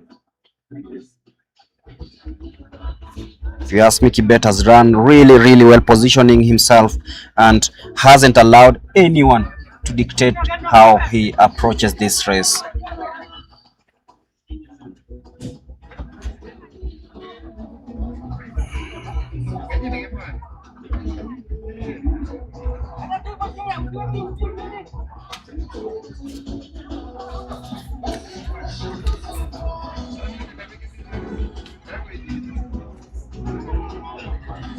If you're joining us, this is the second semi-final of the 5,000 meters. Ongoing, the Hillary Kibet whizzing away from the rest of the field for this one.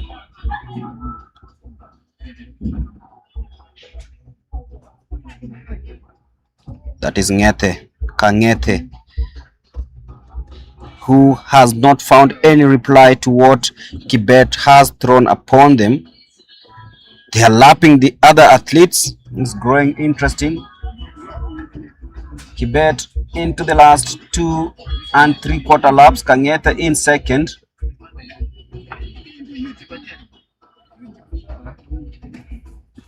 Two athletes clear. The rest are chasing. Who's got something left? I bet it is Kibet.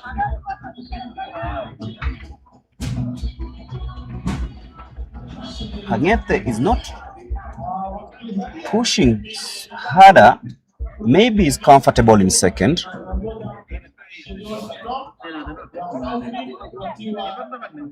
But it is Haron Kibet, Hillary Kibet,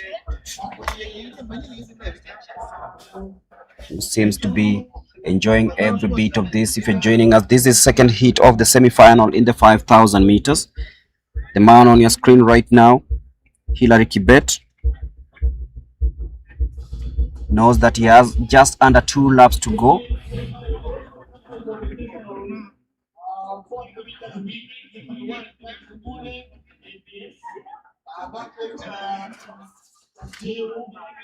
That is Kibet with 2 laps to go. He looks more energized than he was before the start of the race. Kangete in second place. And there comes the third athlete. Very interesting, very tactical race by Kibet, who knows that he has all the ammunition to see this through.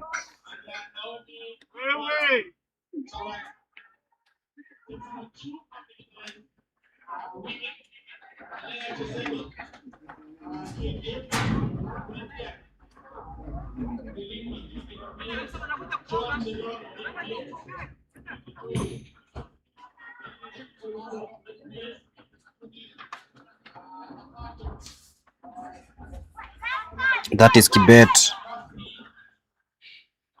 coming in nicely. He's a very powerful athlete, Evans Kibet.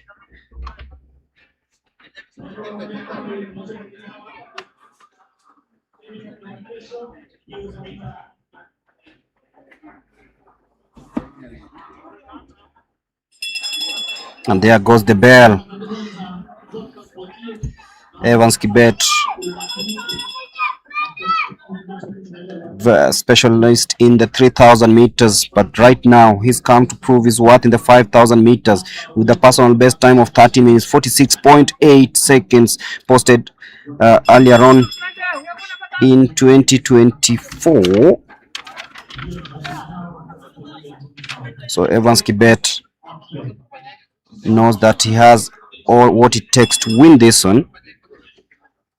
And now he kicks. Evans Kibet into the last 120 meters. Look at him, he's coming home, opening the gap, and this might be very, very, very quick. Evans Kibet coming into that one. He looks really, really strong, Evans Kibet, and he will be winning this one.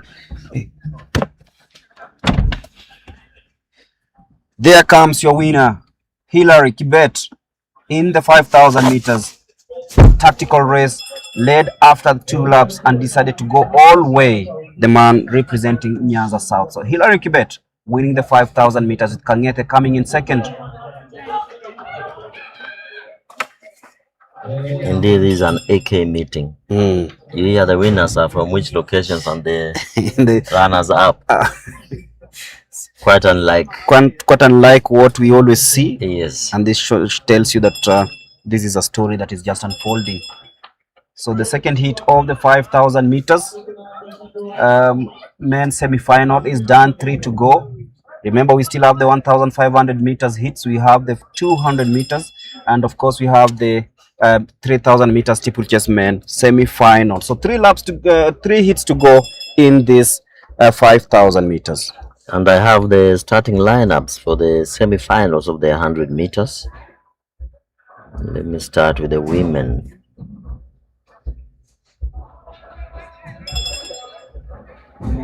In semi-final 1 of the 100 meters women, we'll have Sura Nyambura in lane number 1, Esther Mbagari in lane number 2, Lillian Oko lane number 3, Eunice Kadogo lane number 4, Brenda Masisa lane number 5.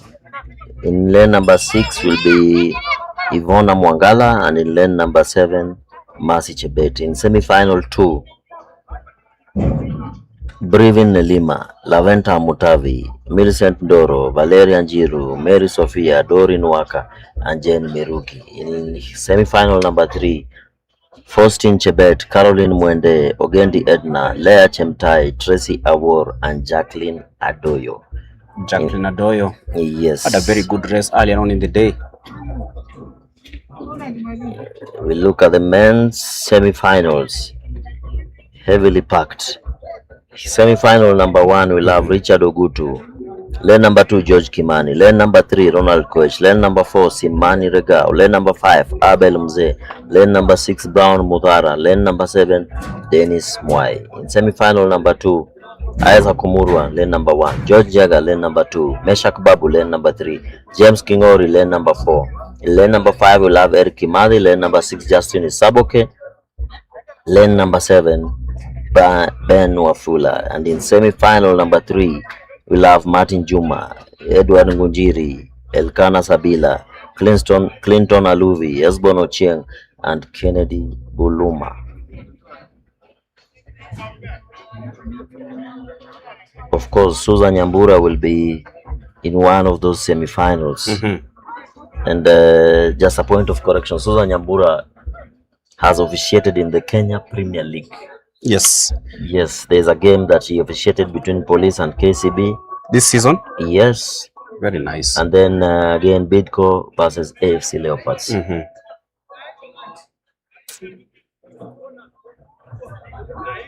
So she's a versatile athlete. And she can run and run and run. She told me that she used to train to run along Ngara Road and could take a sweet time running like 2 kilometers daily in the morning.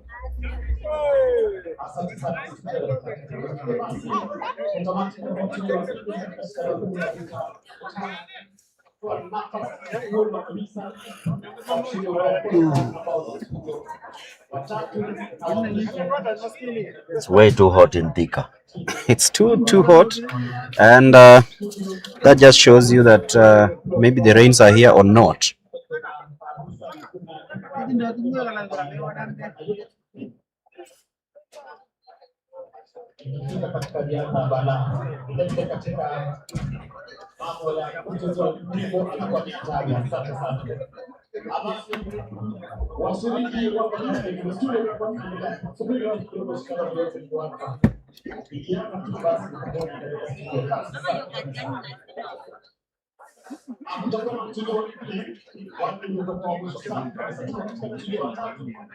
The weatherman says temperatures are between 27 to 28 degrees centigrade.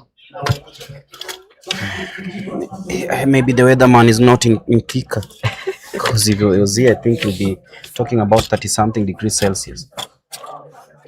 That's the third semi-final of the men 5,000 meters.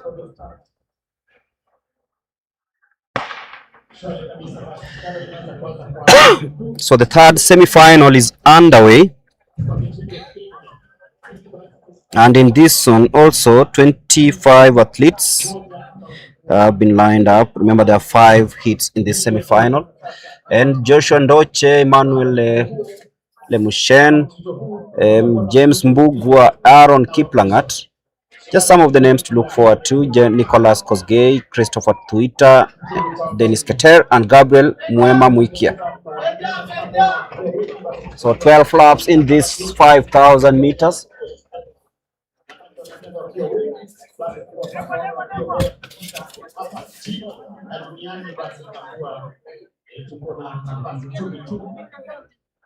Ya kuweza kuwa tuna wanariadha wazuri kidogo. Asante sana Chelana kwa kuweza kufahamisha. Asante sana studio, tunaweza kuendelea.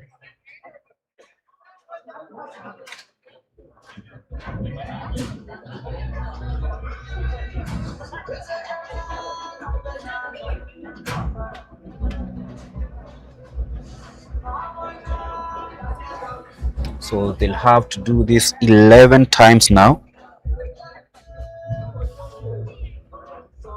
Still very, very, very tight up front.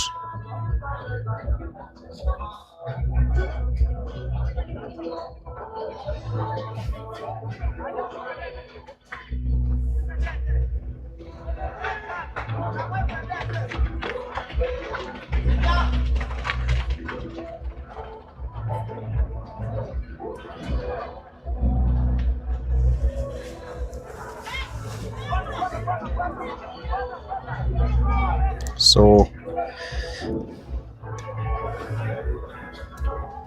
and I got a question. Yes. The 5,000 meters, why is it like always escaping us? Well, like I always say, our competitors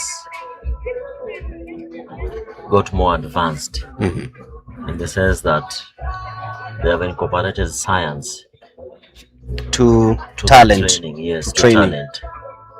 Whereas in Kenya, we got away with a lot of things because of the altitude and our way of training. So Yes. they just perfected what we did and advanced a bit, just a little bit. You can see Americans now coming strongly in the 10,000 meters. Yes. Has that caught you guys, let's say you coaches and athletes, trying to also do the catch up? There's a lot of catch up now. Yeah. There is a lot of catch up. But I hope we'll be able to reclaim this as we see. And out of the sprints, Omanyala is here still, but what of the rest?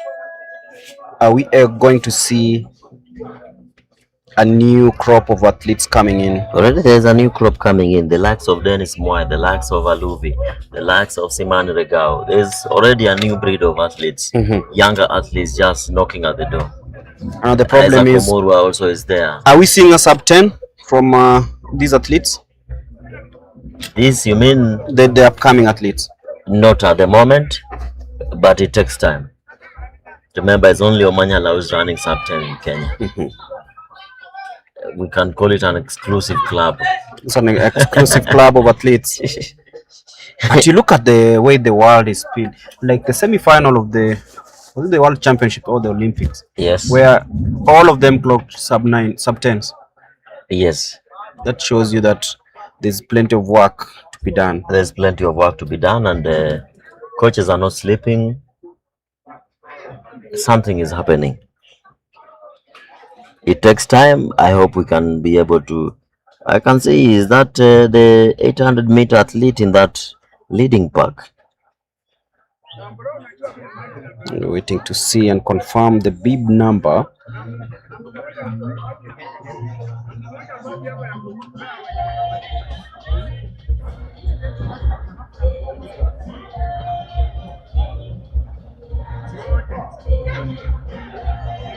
As he seeds the It's bib number 353.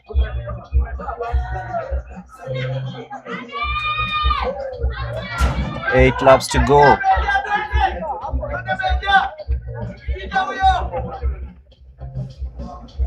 So there's quite a major mix-up of running numbers and athletes. This is proving to be a big problem, especially in the commentary booth. We're trying to find out exactly. That is Aaron Kiplangat Ruto. That is bid number 353? Yes. Aaron Kiplangat? Aaron Kiplangat Ruto from South Rift.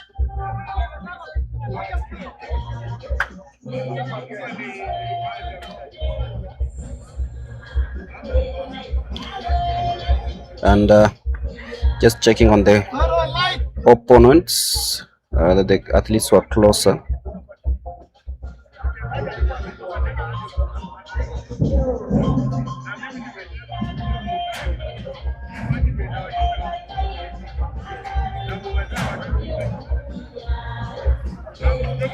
So very tight up front, still very tight, and they're exchanging leads. It's like a fartlek session. Yeah.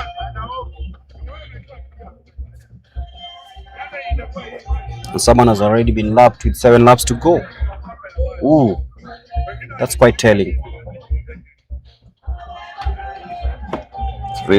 It's a very good pace, very fast, single file, 6 athletes.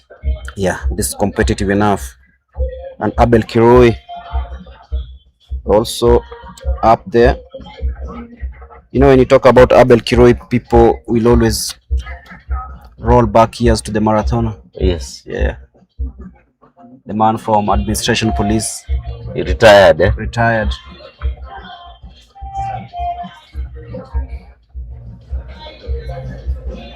But Abel Kirui also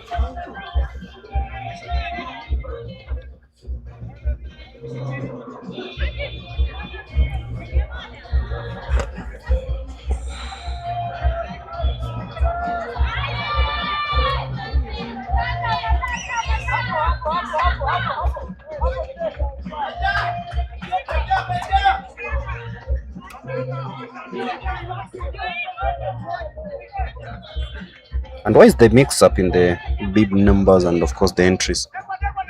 Or is it because some guys decided to come at 6:30 in the night to register for today's races? No, there's a mix up because maybe at the call room, the athletes who are supposed to run in a particular semi-final or Are not available. do not show up. Yeah. So they have to do some adjustments and use the athletes that are there. Understandably so.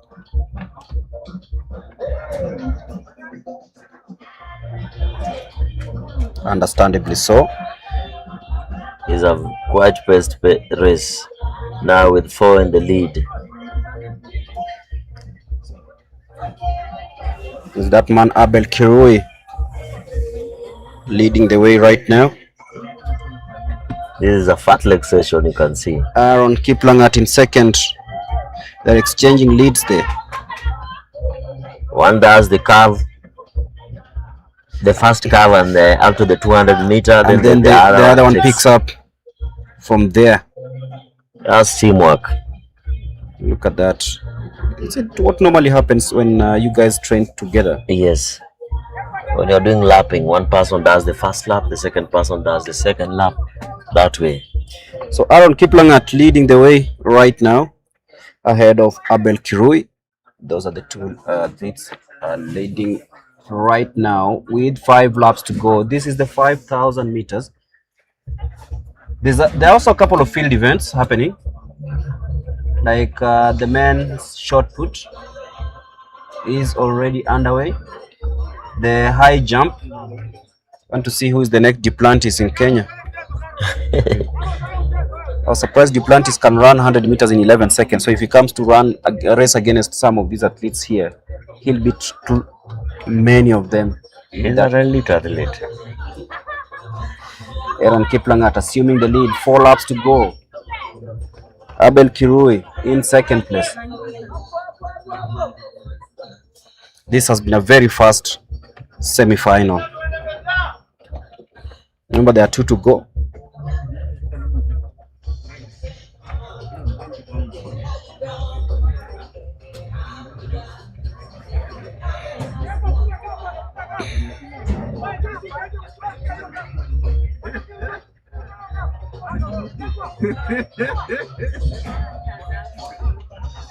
So leading the lines is the Abel Kirui.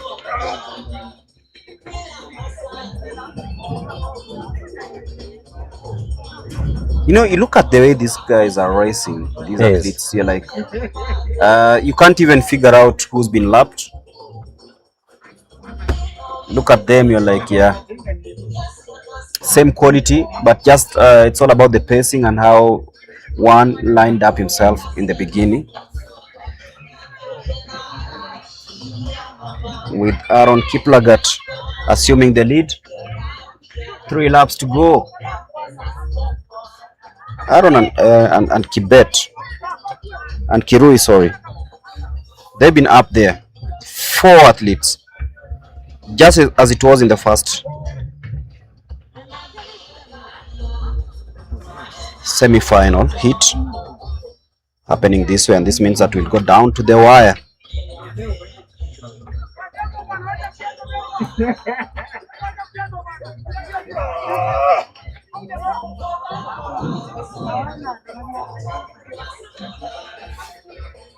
So just under 2.5 laps to go in this 5,000 meters. Abel and Aaron competing for the 1 and 2, still very close to call.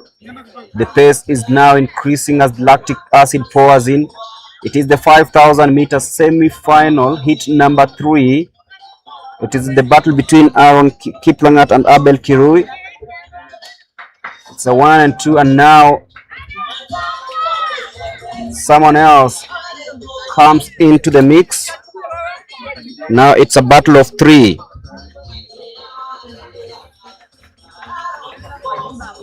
But it's still Aaron, still leading the pack.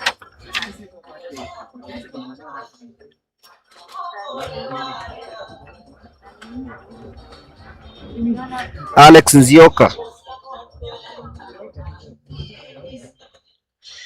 is now in second place, in between Aaron Kiplagat and Kirui. So Nzioka now in second. I think he's in prime position if he decides just to break away from the rest. You know, they're only just under 1.5 laps to go, and you know they have done this pacing like a fartlek session. They have dropped from 6 to 4 to 3. Now there are only 2 left. So it's Aaron Kiplagat and Nzioka. Abel Kirui falling into third. You can clearly see fatigue creeping in so fast. Abel Kirui trying to keep up pace as they hit the bell. It is Nzioka. Nzioka just joking around with the others. Nzioka in the lead. Aaron Kiplangat in second. Abel Kirui in third. This is the third heat of the semi-final.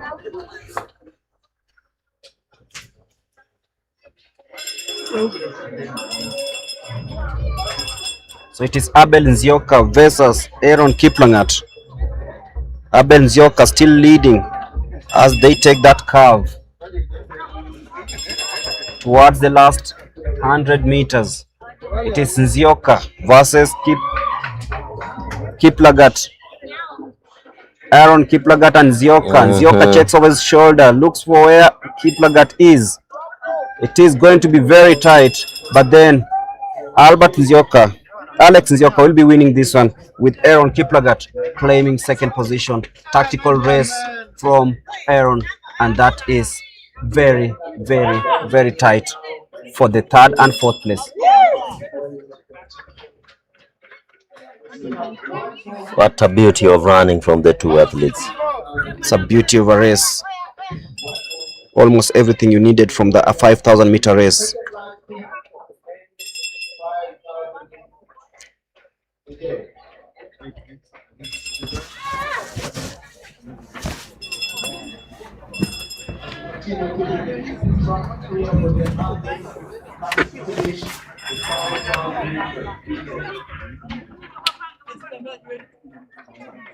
Let me get ready for interviews.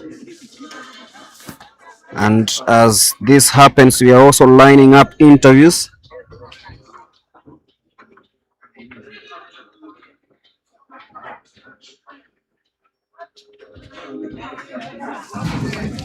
For the athletes who have just completed this third heat of the 5,000 meters.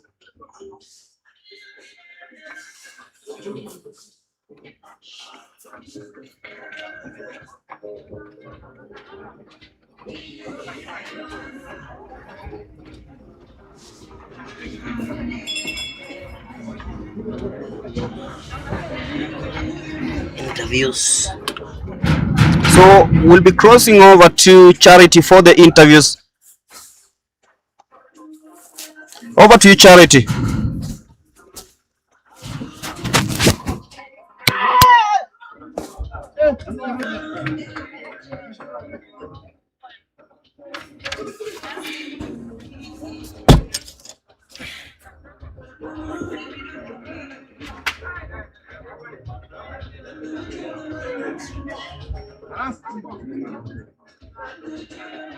Are you ready?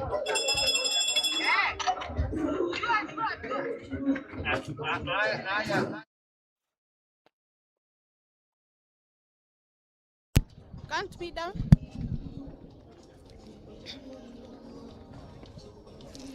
Thank you so much, Mulemi. I'm joined here by Alex Matata, the winner of this heat. Alex, preparation yako imekuwa vipi? Hajakuwa poa. Nikikumbia na last season nikimbia 13:31 Ulinzi Complex. Then this one was not so much good for me because of the weather, and I was not yet prepared this well. Yeah. Talking about your preparation, utaenda nini kufanya ndo ukue well prepared? Sorry? Utaenda kufanya nini ndo at least kwa preparations zako time iweze kuimprove? Mostly what I can do about this is only to change my training sections, to run more endurance. I have a lot of much speed, but endurance I have no endurance. Yeah. Thank you so much and congratulations. Thank you, madam. Okay, I'm joined by number 2, who is Aaron Kiplagat. Aaron, congratulations. Unafeel aje kuhusu performance yako ya leo? Si baya, but ni ile nilikosa mwenye angepush, maybe ningeperform better than. Na nimeona umejaribu kumsukumia Matata kidogo. Nini ilikuwa inaendelea kwa kichwa chako hiyo wakati?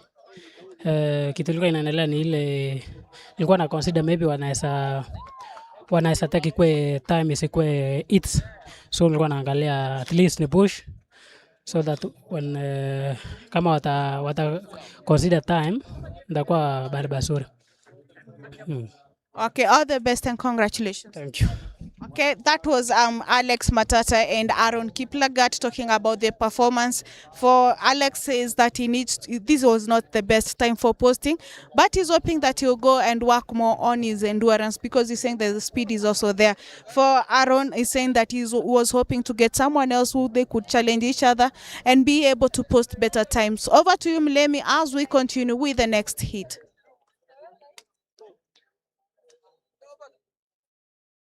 It is the third, the fourth and the second last, the penultimate heat of this 5,000 meters semi-final. And And we are underway.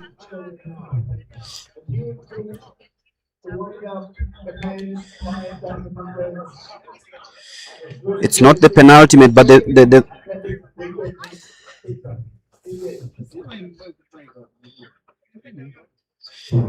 is the fourth.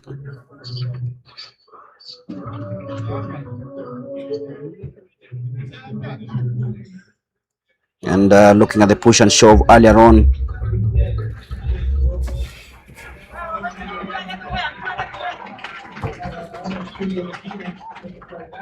"25 athletes in this one. Who's gonna reign supreme?"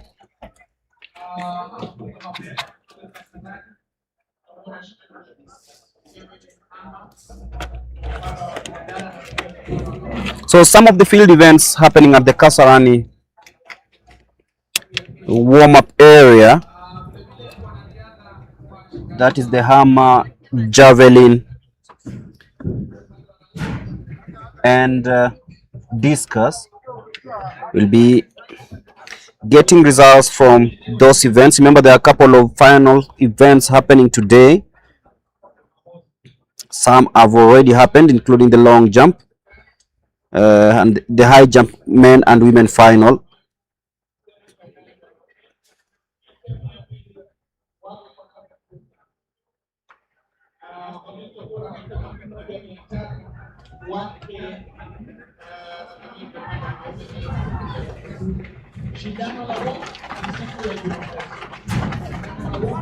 So if you're joining us, this is day one of the second Athletics Kenya track and field event happening here at the THIKA Stadium. Hot, dusty, and windy. The weather condition in this part of Kenya, in the outskirts of Nairobi.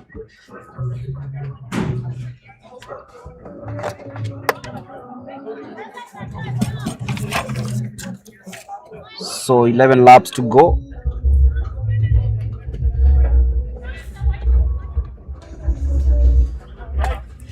Dusty and very competitive.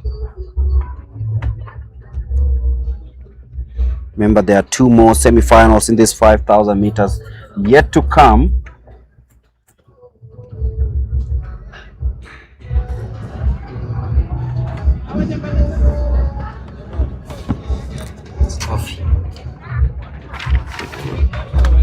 The conditions here making the athletes work even harder. No one wants to be left behind because the dust might just swipe your face. So this is semi-final heat number 4.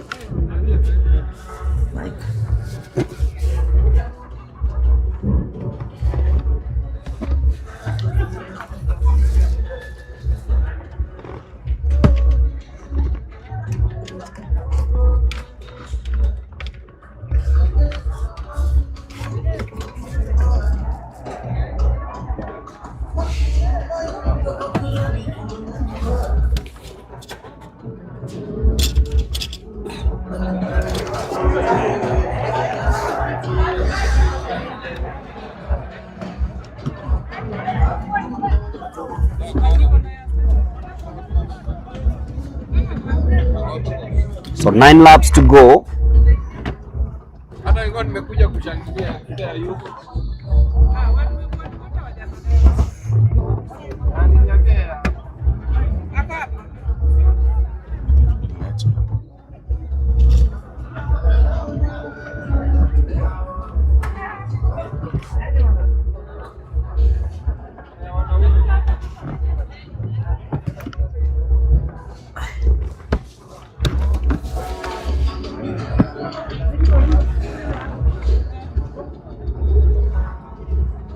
Nine laps to go in these 5,000 meters.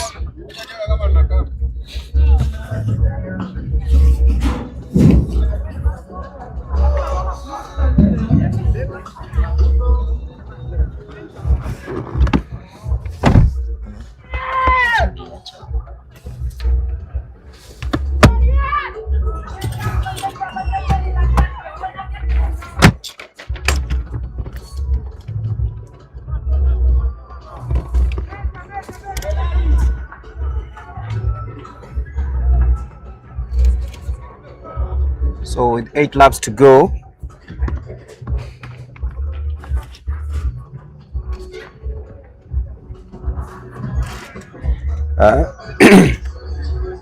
early days here, but then it's still very close to call.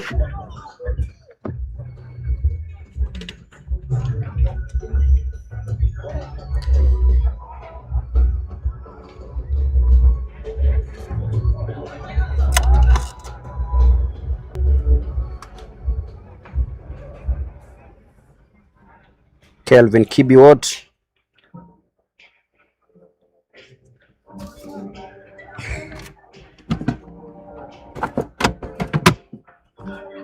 the man who is now leading up there.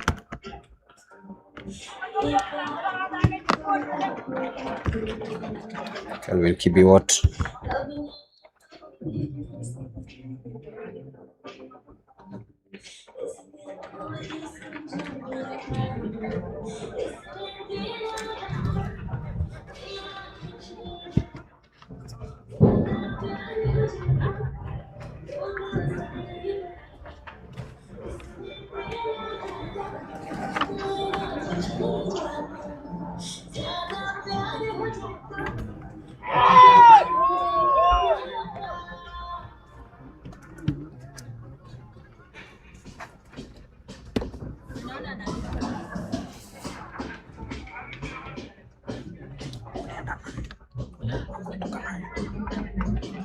Kama ulitoka nayo si stoki nayo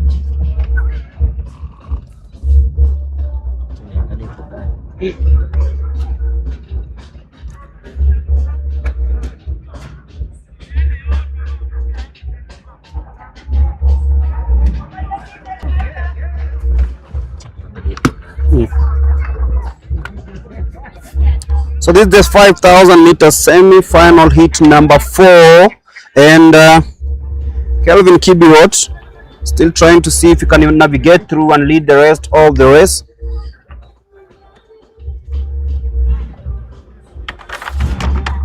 And if you're joining us, temperatures have risen to 27 degrees Celsius,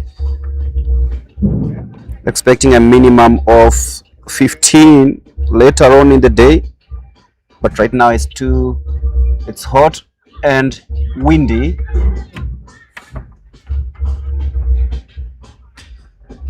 As athletes navigate through these hot conditions for the 5,000 meters heat number 4 semi-final. So welcome aboard.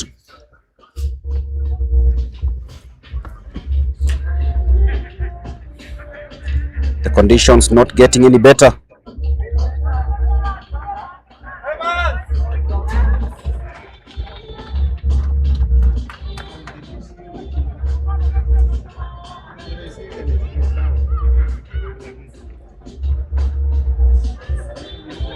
So Kelvin Korir still up there, still a single file for that matter. Nobody has decided to glide away.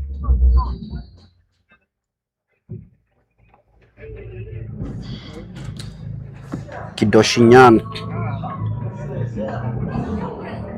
Kishoyan, Daniel is the man now in the lead. Earlier on,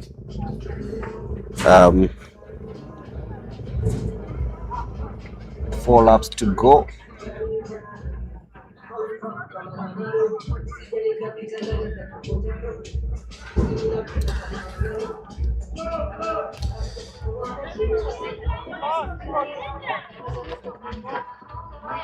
Evans Kiplangat. So hard to tell who is actually going to win this one, unlike the previous hits where you could clearly see the difference, like the one Hilary Kibet won.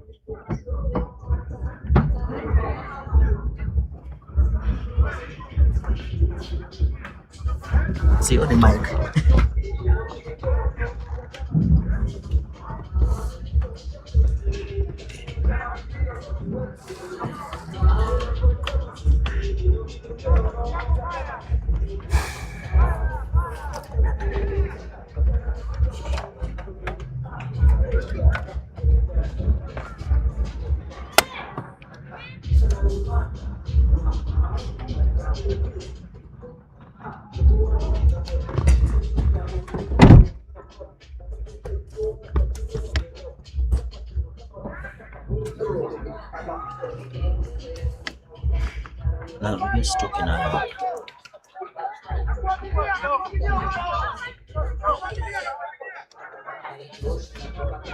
So we just added 3 laps to go in this 5,000 meters. Kelvin Korir still leading the way.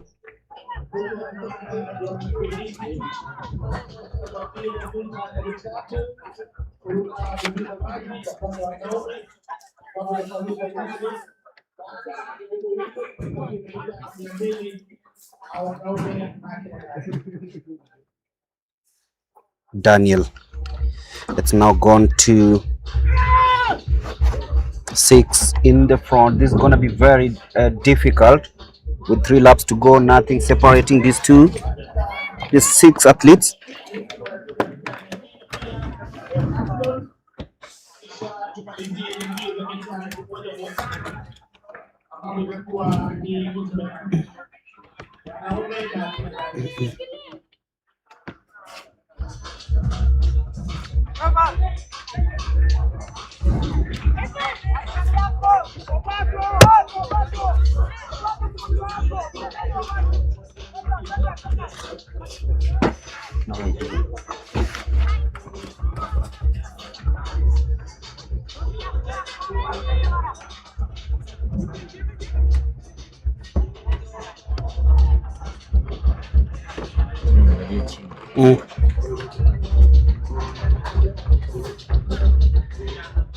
So 2 laps to go in these 5,000 meters, 2 more hits to go.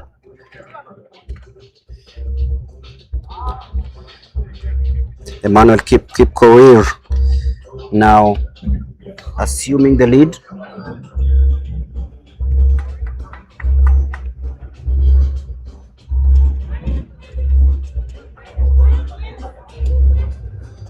Emmanuel keep career assuming the lead as we head towards the last lap of this one, and now they take the bell.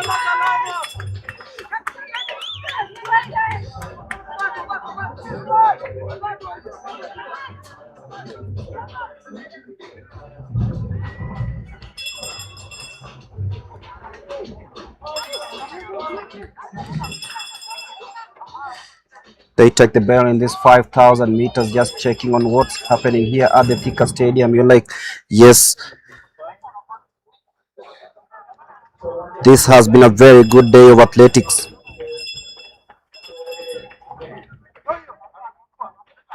Evans Kiplagat now checking over his shoulder. He knows that he has the right strides. He's in the lead. Evans Kiplagat to see this one through. The man from KDF goes from the outside, sprints, and he knows he's got competition. Evans Kiplagat will be steaming home to win this 5,000 meters to the delight of the many fans here at the THIKA Stadium. So Evans Kiplagat wins semi-final number 4 of this 5,000 meters.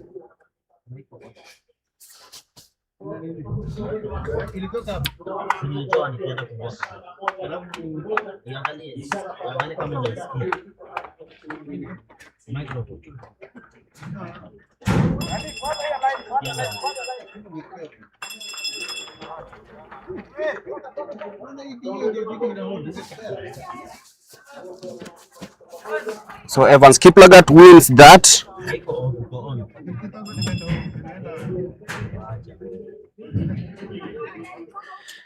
Evans Kiplagat wins that race in a spectacular way, and we'll be waiting to hear from him as Charity lines up the interviews.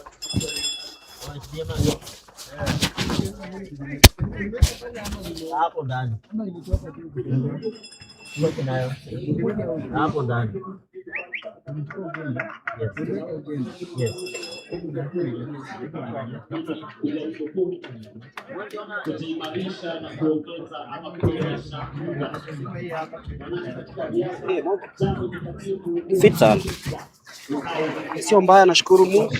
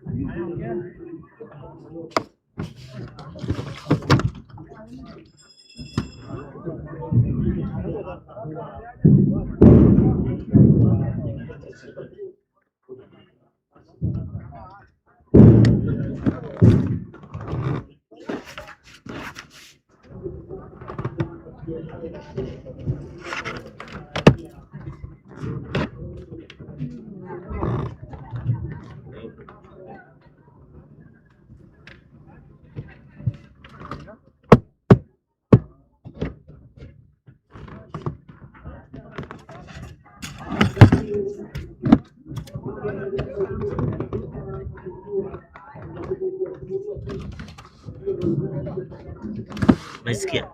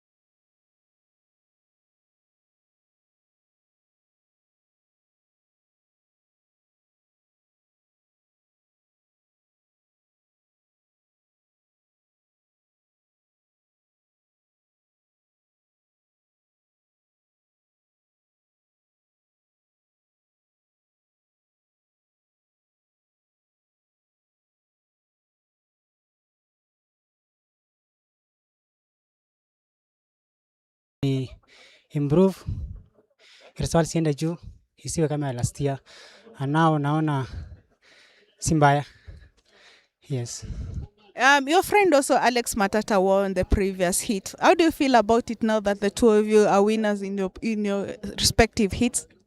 Kwa sasa nafurahia na natarajia mazuri tukiingia national finals Saturday, na tutakuwa na Matata.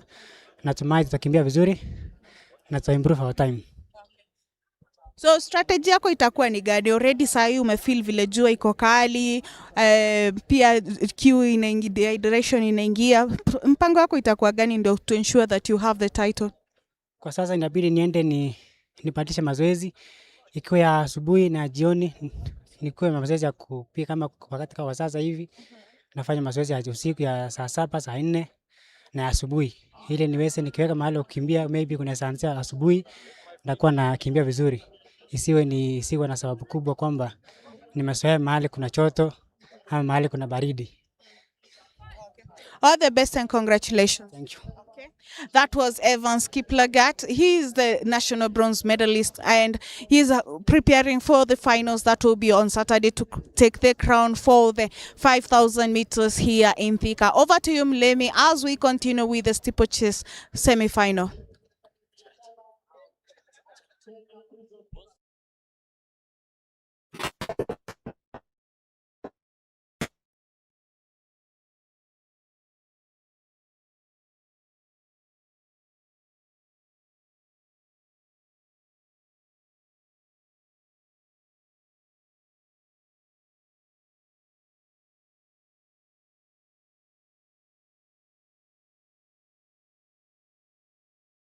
Nilikuwa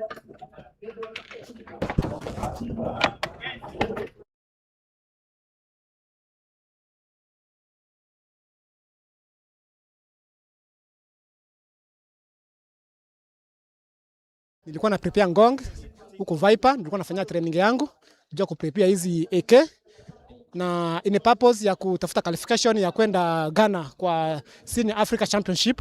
Ndio purpose sana sana nataka kufanyia hiyo, na Mungu akisaidia wenda huu mwaka nitapata nafasi ya kuingia kwa Commonwealth kama Mungu atasaidia. Yes. Kwa mazoezi yako sasa una focus na nini sana sana?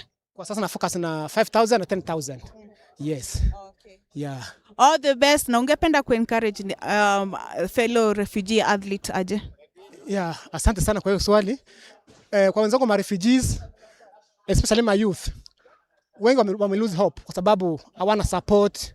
Na ile support yenye ambao wanaweza kuwa wanapata ni kidogo. Kama kwa sasa hivi hakuna chakula inatolewa na Umoja wa Mataifa, wengi wanashindwa kutrain juu hakuna food, hakuna facilities, especially wenye wako Kakuma kwa camp, wenye kwa Dadaab.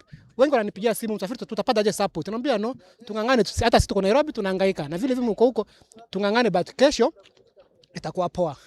Mungu atatenda, atafungua milango, tutapata sponsorship. Malengo yetu sisi wote ni kuona kwamba ma youth refugees nao pia wanapewa na nafasi kipaumbele, opportunities za kutrain, kupata na hizo opportunities za kwenda kukimbia hapa kwetu Kenya na nje vile vile, ili watupate na chance. Tuonyeshe kipawa ambacho tuko nacho. Tuko na vipawa lakini vinafinyika kwa sababu hatupewi na nafasi, atupewe opportunities ambayo nafasi kupewa. Yes. Asante sana. Nimeshukuru. Yeah. Thank you so much. That was Musafiri Francois. Remember here in THIKA we have teams from the Paralympics. We also have team from the refugee, and also we have guest athletes way from Uganda and also from Tanzania. Over to you, Mlemi, as we continue with the next event.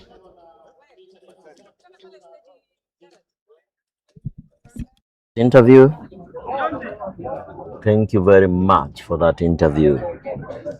That's one of the athletes from the refugees, seasoned road runner. They are being interviewed by Charity. As we move over to the track, we'll be having the 3,000 meter steeplechase. It's very hot here in THIKA. Temperatures of about 32 degrees centigrade. We also have some field events taking place. We've had the shot put, we have the long jump now. Also the triple jump is taking place in the field. Now we just have a short break, very short break, as we wait for the athletes of the 3,000 meter steeplechase to move over to the starting line. I'm your commentator, Hilary Wesonga, alongside Gregory Mulemi, who will be taking you through this event, day 1, day 2, and day 3 here at the THIKA Stadium.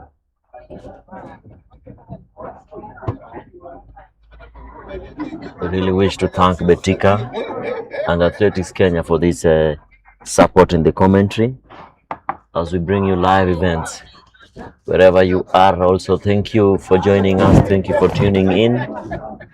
I know we are all eager to find out what is next, and staying with us for the remainder of the day, and also tomorrow where we'll have most of the semi-finals, and on Saturday we'll have the finals.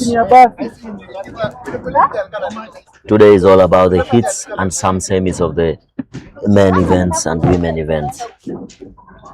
This is THIKA in Kiambu County. Mbona unapiga wenzangu? Hebu funga niende kwa nini nyingine apart from hiyo ya barabara ya kwa. Hii haiko kunauza.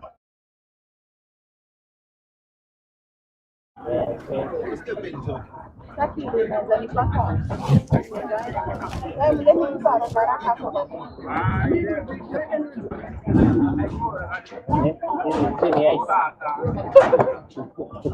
Ice cream.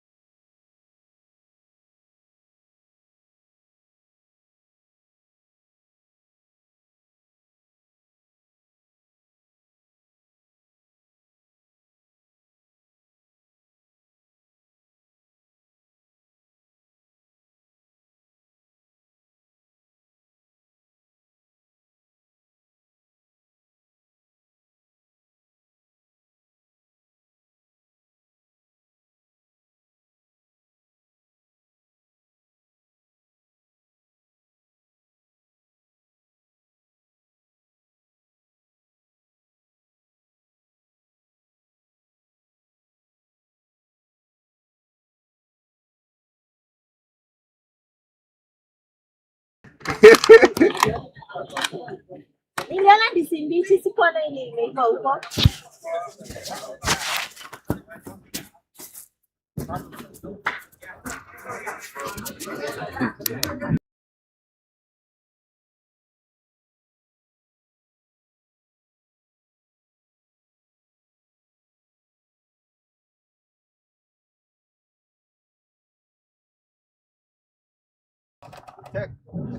Welcome back. This is THIKA Stadium in Kiambu County. Next event is the 200 meters heats, 200 meters men and women heats. I hope you are watching from wherever you are. Coach Ladbrook from Scotland. This is the event that we've been waiting for. In lane number 1, we'll be having Nivian Mishira. Lane number 2, Purity Nduku. Lane number 3, Doreen Waka. Lane number 4, Yvonne Mwangala. Lane number 5, Esther Bagari. Lane number 6, Paris Chegan. Lane number 7, Edith Chepkemoi. 200 meters women hits. I hope the cameraman can zoom up to the starting point.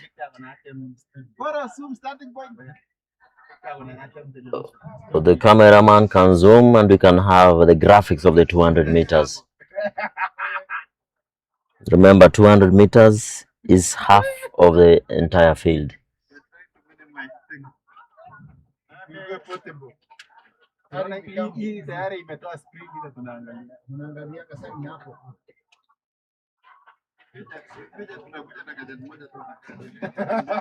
Our directors, Magut and Alan, I hope we can be able to be zoomed up to the starting point.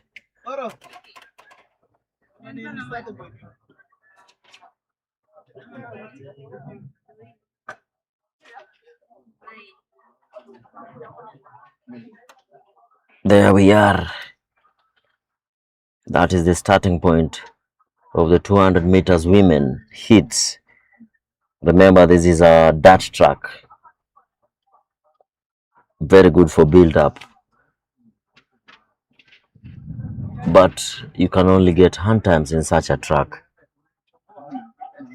Remember, we have 47 counties, and so every of these races must go to the counties because we come from the counties.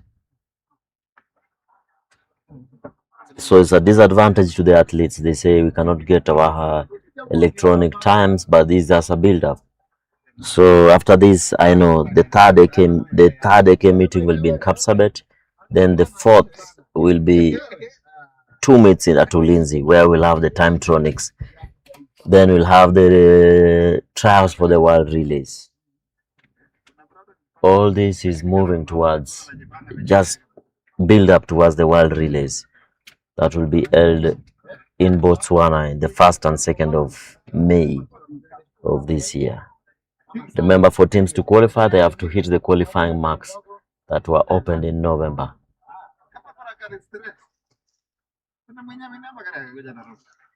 200 meters women.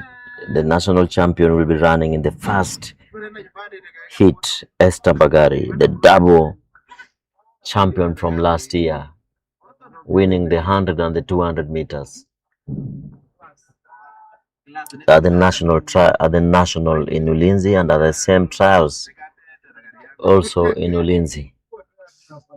Remember, for you to run in the trials, you must have undergone through 1 out of competition and 2 in competition tests from ADAC, Anti-Doping Association of Kenya.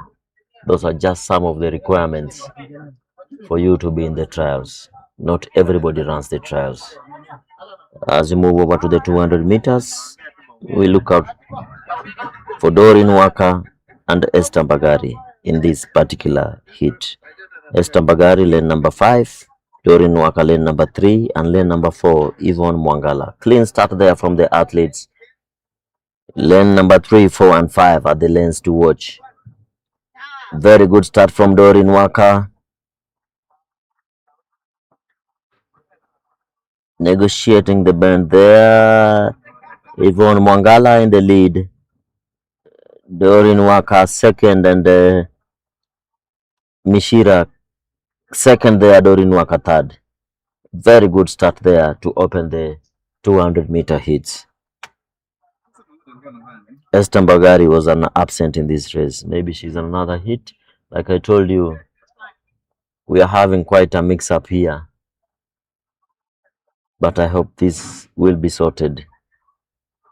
In hit number 2, I can see on your screens in lane number 6 is Eunice Kadogo.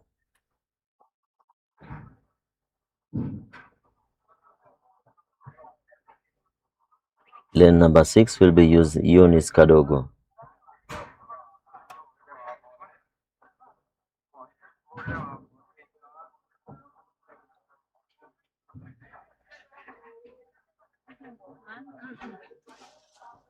Me too.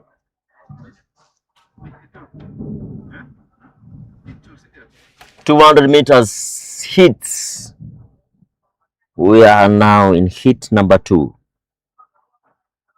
Pardon our, yes, that's 200 meters women, hit number 2. I can see the Eunice Kadogo lined up in lane number 6.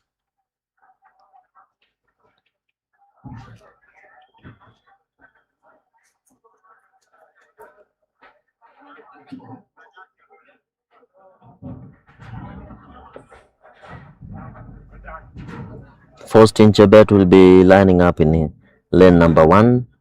I've seen Susan Nyambura in lane number 2.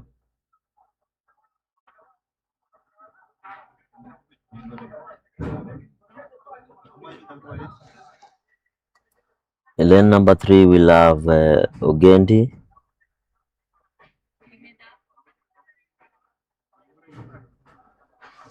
As they go on their knees. Remember, lane number 2 is Susan Nyambura, FKF accredited referee. Clean start there. Doreen Kadogo there in the lead. Kadogo Eunice in the lead. Remember, she silver medalist at the African Championship.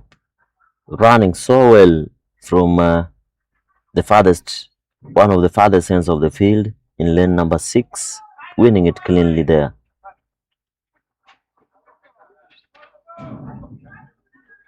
Good run there from Eunice Kadogo.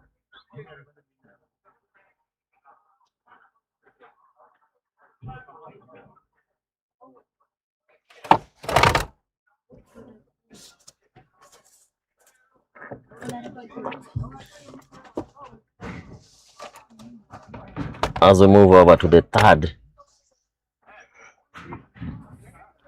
third heat of the women 200 meters. Third heat of the women 200 meters.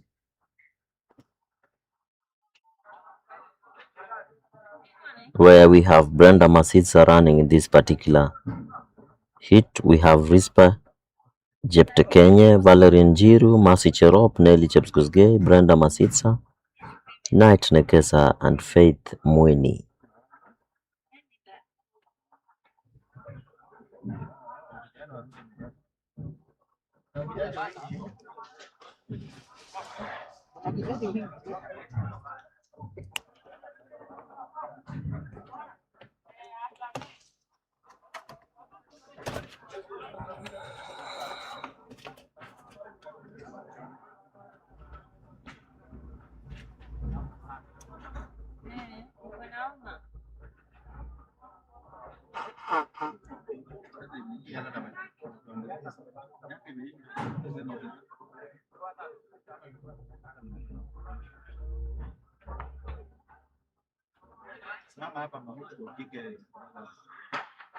Clean start there in heat number 3. Brenda Masisa having a good acceleration as she comes leading, coming out of the pack. From Kenya Prisons, Brenda Masisa in lane number 6. In the lead, swinging her arm so smoothly, winning that heat of the women 200 meter. Brenda Masitsa, silver medalist at the Kenya National Trials last year. 2025. So move over quick and fast to the heat number 3, heat number 4, where we'll have Waweru, Cynthia, Susan Nyambura, Margaret Ajeo, Mwangi Njoki, Mercy Kinya, Phosphine Chebet, and just a mix up there.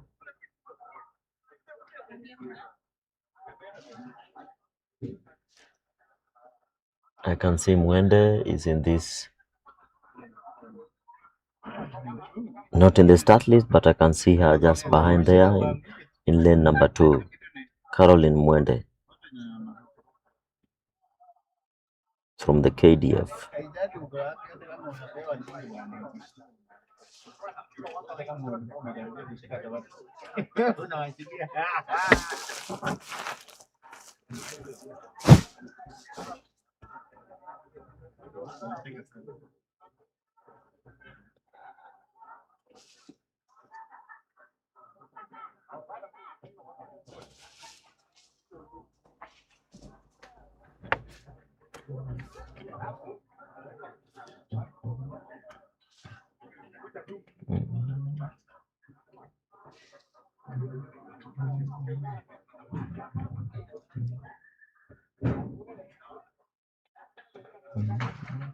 Clean start there in the 200 meters heat number 4, women. Remember, this is a race where you don't go all out. You have to know where to go easy and have to know where to go fast. Freshia Mwangi of Kenya Police in lane number 1. Just coming back from a long layoff, but good to see her running back again, finishing there. Freshia Mwangi in lane number 1.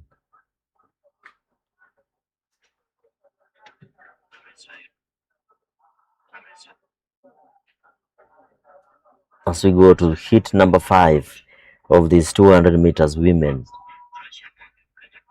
lane number 4 will be Lillian Aoko. That's the person to watch. Lane number 4, Lillian Aoko in that particular heat.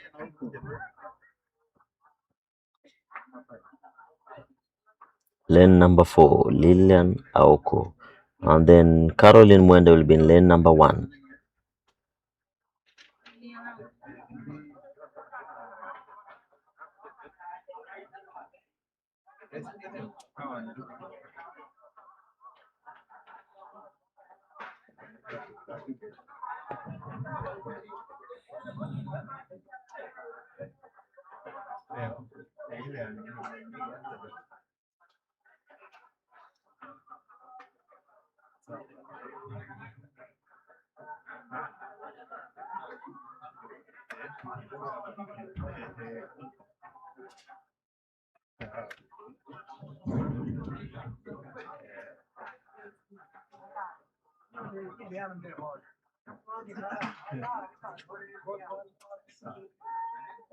Clean start there, no false start so far in the hits of these 200 meters. Millicent Ndoro now coming over to take the mantle from the rest as she eases, looking right and left, taking it easy. Experienced Millicent Ndoro wins that particular heat, heat number 5 of the women 200 meters. From the look of things, she's the favorite to win this event. With the way she's running, knows when to press the gear, knows when to accelerate, knows when to ease. That is the final heat of the women 200 meters. As we move over to the men's,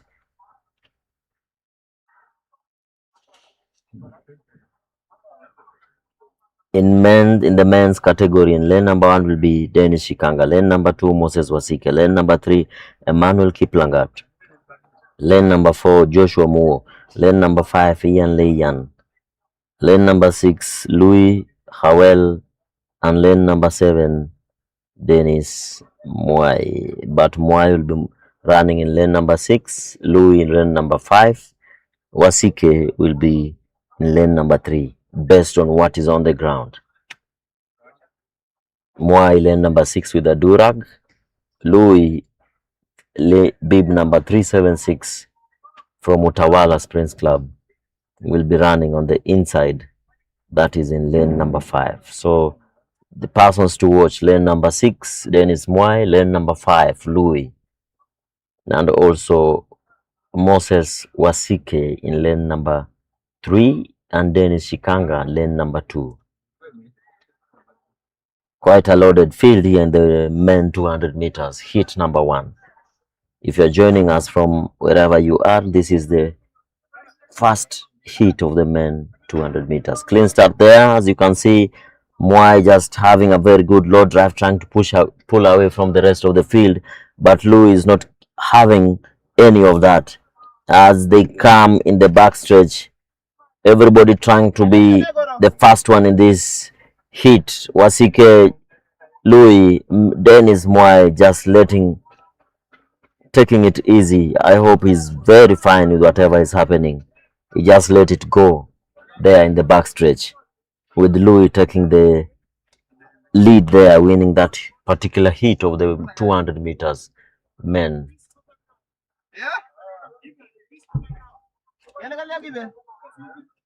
Moving on fast, we go to heat number 2, where we have Justin Isaboke, Eugene Giraiga, Michael Njuguna, Nganga Stephen, Ismail Lengolol, Ryan Mwakisha, and Nathaniel Kipngetich.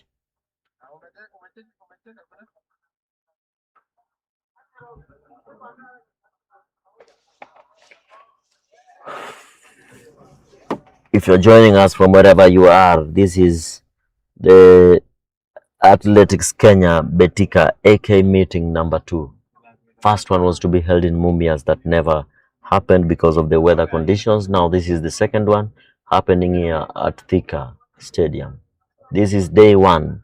Tomorrow we'll have the semi-finals, and on Saturday we'll be having the finals. It's 3:13 p.m. 13 hours here at the THIKA Stadium.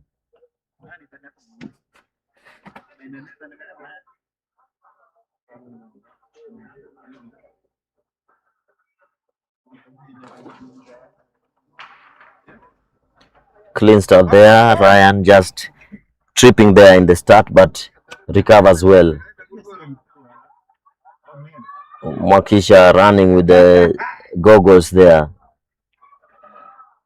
Isaboke running from lane number 2, just moving up to the front, trying to win this particular heat, and yes, he does it.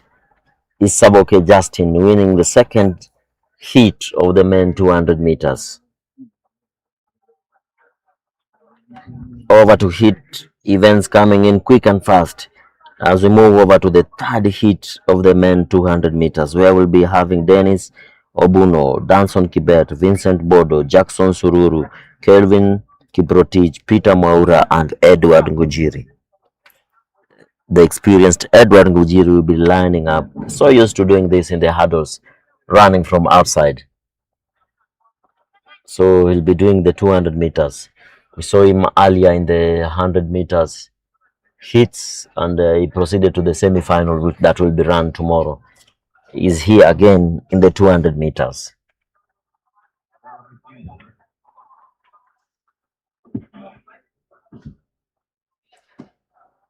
Hit number 3 of the men 200 meters. Hit number 3.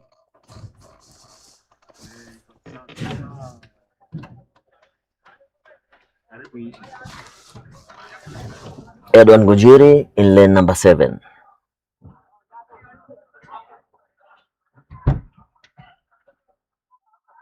Peter Maura, lane number 6. Dennis Were, lane number 1. Danson Kibet, lane number 2. That was a false start or a faulty start. There was a recoil gun that was heard evidently from that. Is it a false start or is it a faulty start? Remember, a false start will have a red card. A faulty start will have there will be a green card that will be shown to all the athletes. Let us wait and see.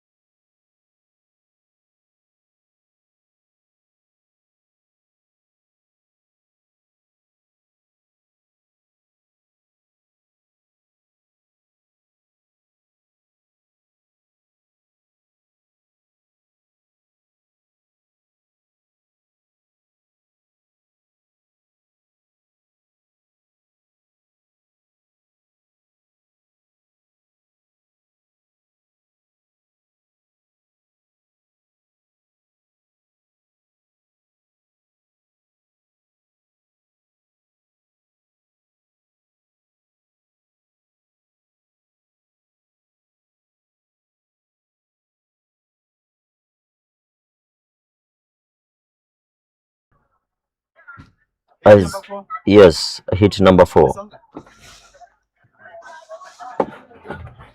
Hey, another faulty start or another false start. Remember, the only two outcomes for a start is either a faulty start or a false start. That can guarantee you another restart of the race.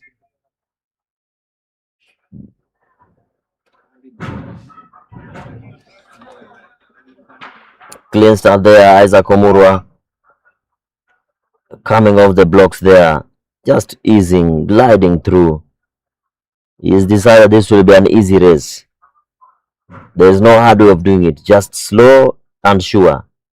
But will he proceed to the semi-finals with this kind of run? We wait and see. Remember, going to the semi-finals, there's a cutoff. It's not just a clean.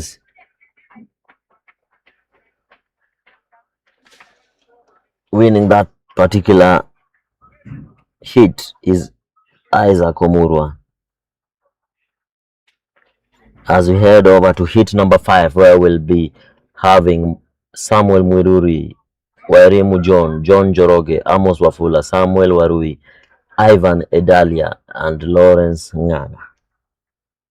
Edalia will be in lane number 6.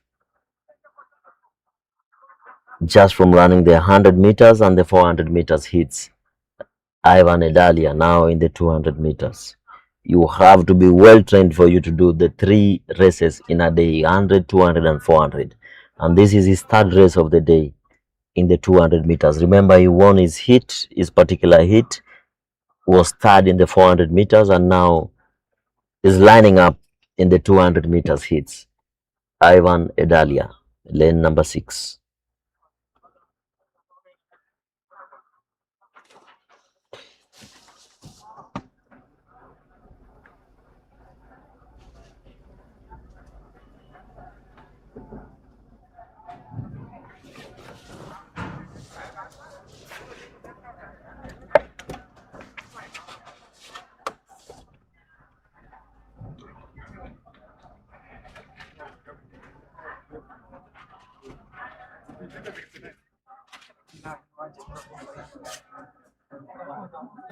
They are the starting line, and we have a clean start there.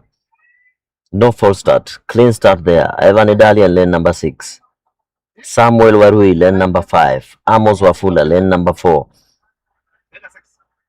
As Warui takes the lead there, Edalia just pushing from behind. Who will be the winner of this particular, Edalia or Warui?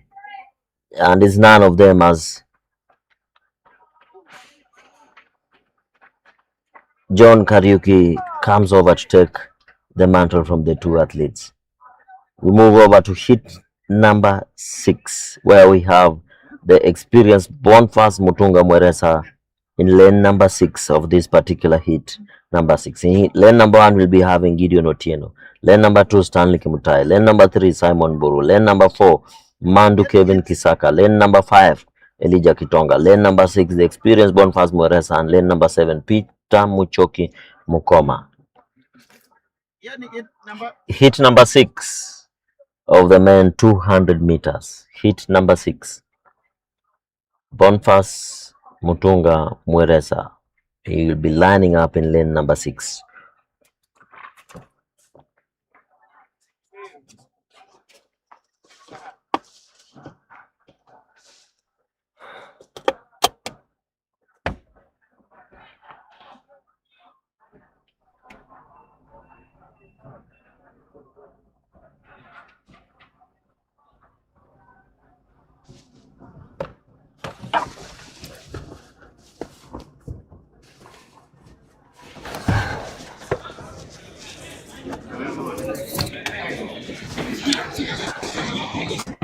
Boniface Mweresa Mutunga, lane number 6.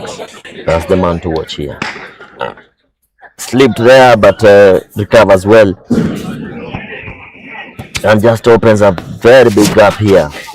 Boniface Mweresa off our screens, but he'll be coming back to our screens in a few. There he is in lane number 6. Just bounding on the Maram track. No much effort. There he is, Boniface Mutunga Mweresa. Very experienced. Remember, 3-time Olympian. Has gone to several World Championship, several African Championship, and also the Commonwealth Games. Bonfas Mweresa winning that heat number 6. Remember, this is the BETIKA AK meeting being held here at THIKA Stadium, sponsored by BETIKA and Athletics Kenya. As we move to heat number 7 of the men 200 meters, where we'll be having Brandon Gishuki, Kennedy Oko, Ryan David, Moses Murithi, Musa Uma, Martin Gikaru, and Kennedy Ndolo Mutua.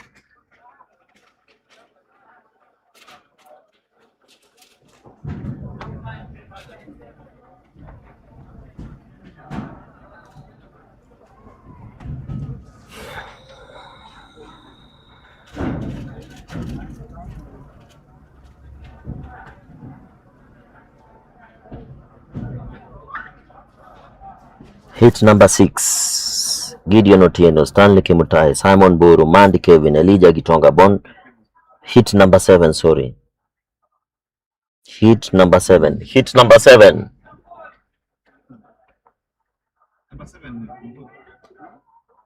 Hit number 7, Brian Gishuki, Kennedy Oko, Ryan Muhoho, Moses Murithi, Musa Uma, Martin Kariuki, Kennedy Ndolo. Who will be taking this? We can see Elijah from KDF in lane number 1. That is Elijah from KDF winning that one. You're not in the start list, but on the field.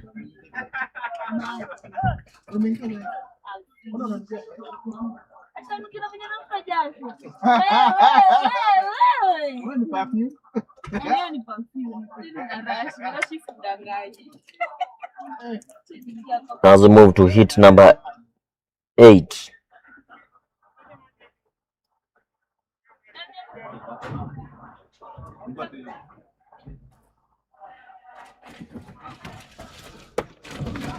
Hit number 8 of the men 200 meters.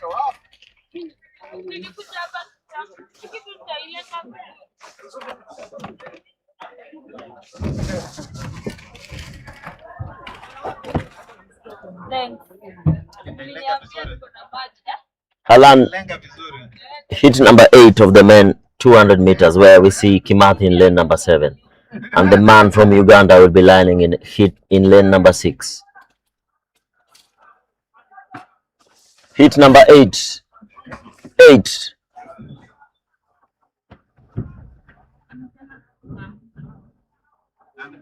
Kimathi from Utawala in lane number 7, and the man all the way from Uganda in lane number 6. Very good start there from Kimathi as he powers away from the rest of the field. Will he be able to hold on? Alphas Kishoyan will be is there coming up in lane number 6. Who will take this one? Is it Kishoyan, the 400-meter specialist, or Kimathi? As we come there, it's Kimathi from Utawala winning that one so easily. Kimathi from Utawala Springs Club and the Kenya Police winning that particular hit.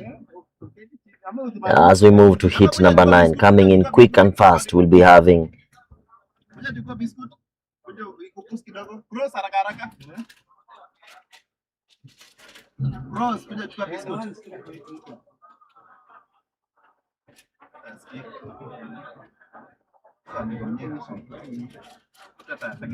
Samuel Chege. I can see him on our screens lining up in that hit number 9.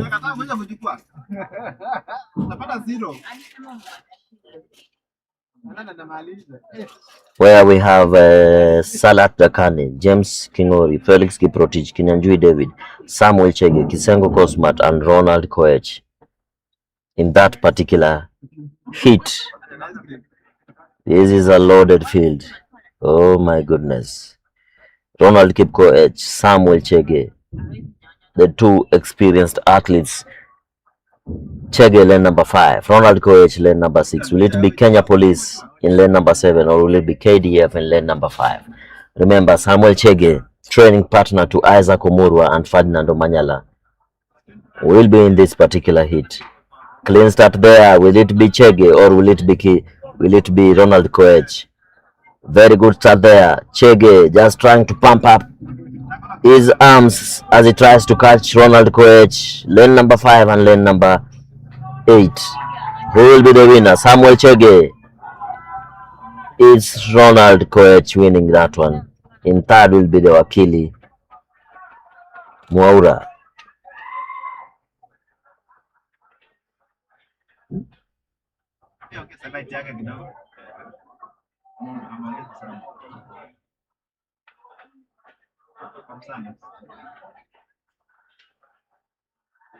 As we move to hit number 10, where we have Nyongesa Emmanuel, George Kimani, Simani Abuyu Regao, Hezron Okwemba, Abraham Kemboi, Dennis Mugo, and Misati Peter Lauren Ragula.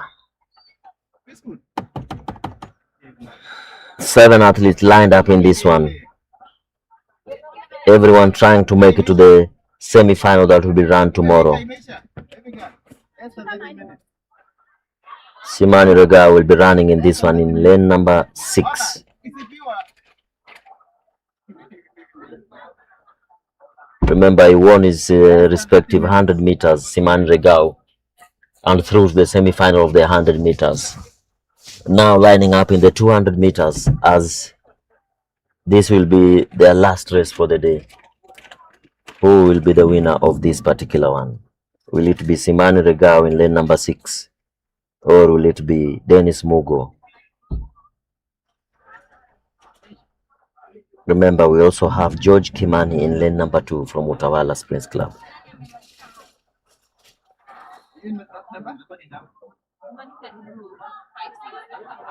That's a false start from lane number 4, Hezron Okwemba Anyango. Hezron Okwemba just in the boxer-like shorts, in the checked bottoms from lane number 4. He'll be shown the straight red card as he proceeds to the changing rooms for a quick shower.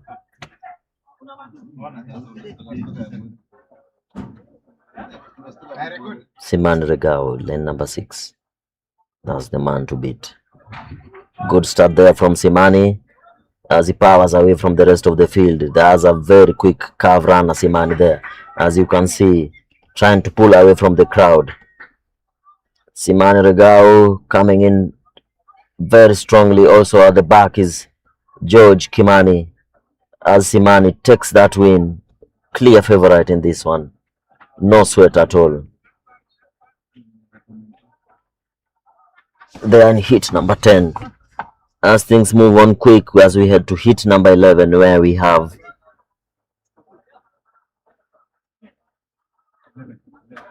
hit number 11. I can see Njenga will be lining up in this one in lane number 6. Njenga, lane number 6 from Utawala Springs Club and the Kenya Police.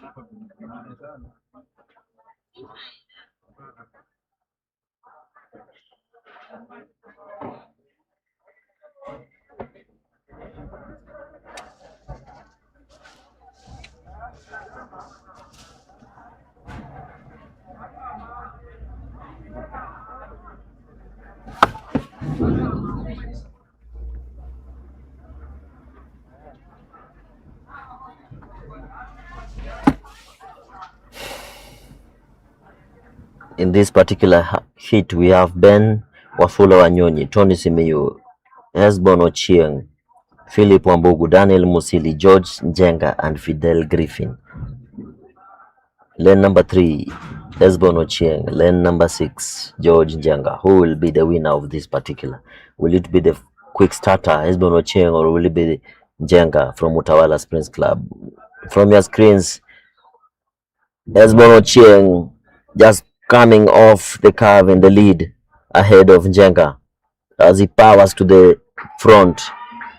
Is Njenga versus Ochieng. Njenga versus Ochieng. Njenga wins that one as Hezbon Ochieng comes in second in that particular order. Utawala Springs Club. Njenga winning that particular heat of the men 200 meters. heat number 11. We move over to heat number 12.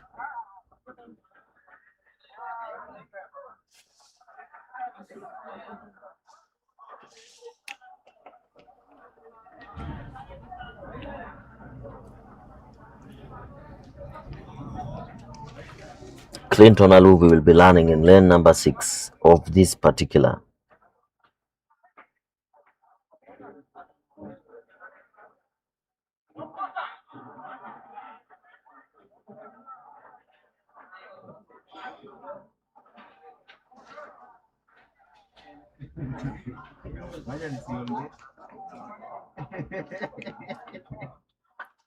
Clinton Aluvi or Atinya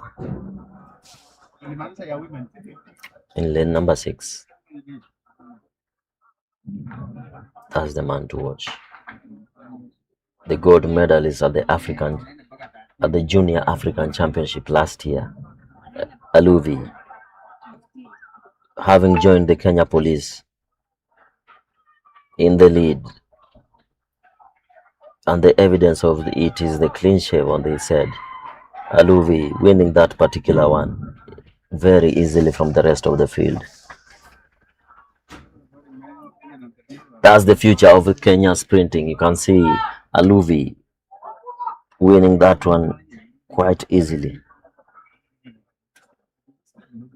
Born on the 6th, 19th June 2006.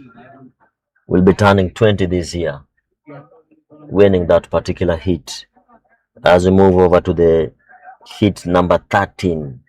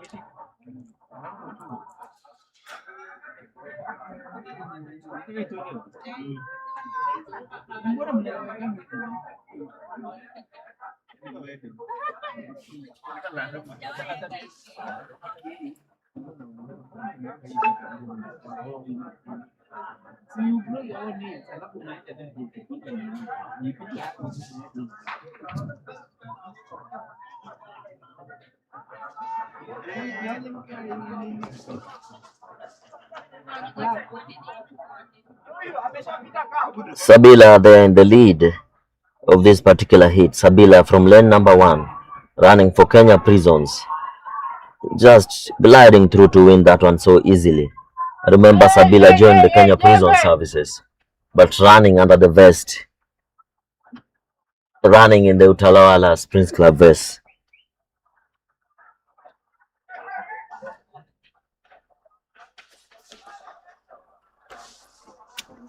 If you're joining us right now, this is the 200 meters heat number 14, where we'll be having Meshak Babu running in this particular heat. Heat number 14.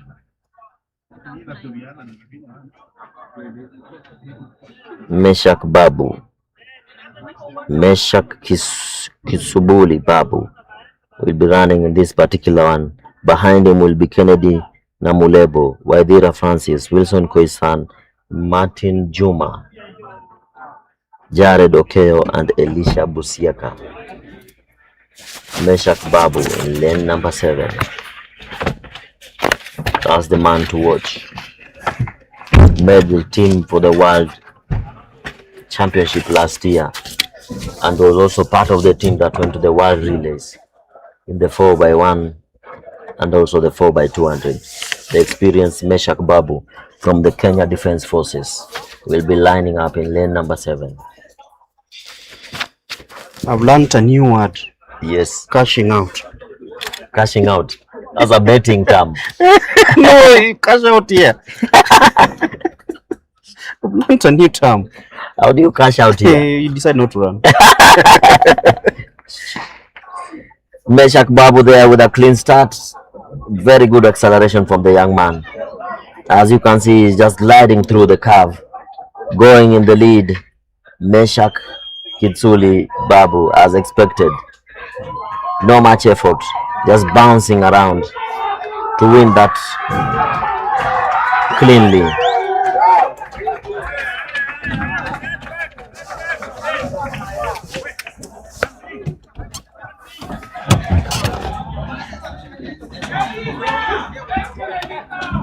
Meshak Babu winning that one.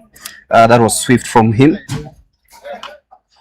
As we continue with heat number 15 of the 200 meters. 6 hits to go in this one. But if you're joining us, we're live from the THIKA Stadium. 22 hits. And in hit number 15, you have the likes of Orinda, Vincent Aduvaga, Wilson Kipkorir, Jonathan Wambua, Elijah Kutili, Lewis Opio, and Wes Manuel, who is not running in this one.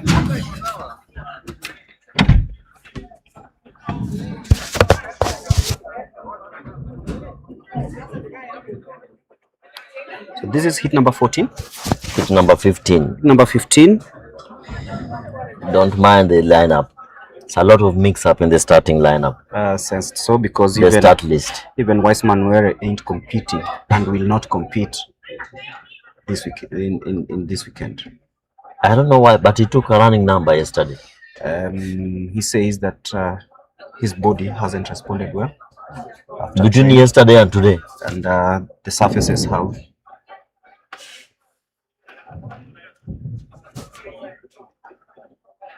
So remember, the bib collection was yesterday, right here at THIKA Stadium, and he did collect. Maybe he felt something. You know, athletes are athletes. He might have faced something. Okay. Yes, most probably.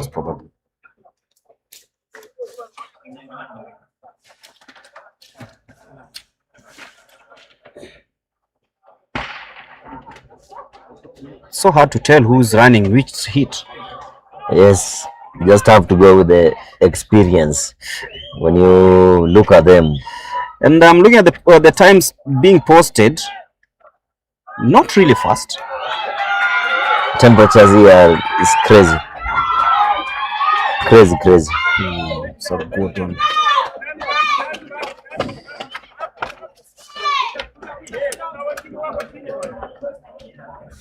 So many hits in this one, and remember there were 23 hits registered, and have like 8 to go. It's quite a lot.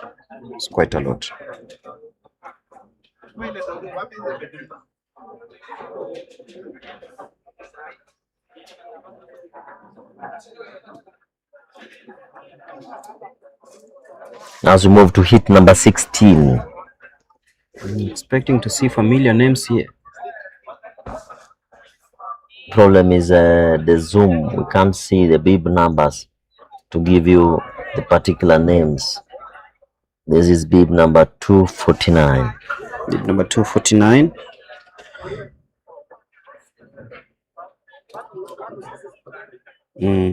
Trying to see if you can retrieve 249 is Mark. You know, 249 is Mark Otieno Odhiambo.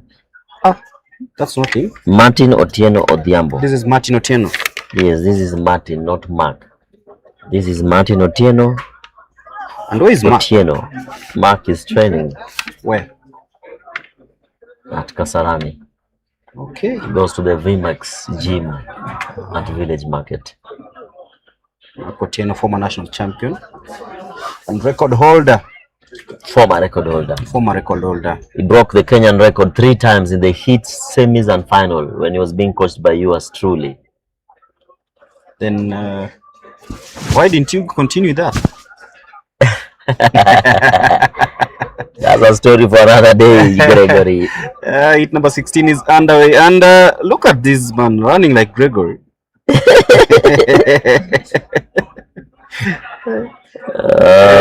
20 200 is a very tactical race. Very tactical. You can't go all out and you can't hold back. Yeah. You have to know when to accelerate, when to go easy. But just know you have to come out of the curve fast. And Martin Otieno wins that one. Gregory is there, bib number 143. If you can't beat them, join them. So heat number 17 coming up. 143 was Kipkoech Sumwa Michael. Kipkoech Sumwa. We go to heat number 17. Born in 1985, he's 41 years of age. Yes, that's already masters. That's a masters athlete. And with this speed, I think that's okay. Yes. Yeah.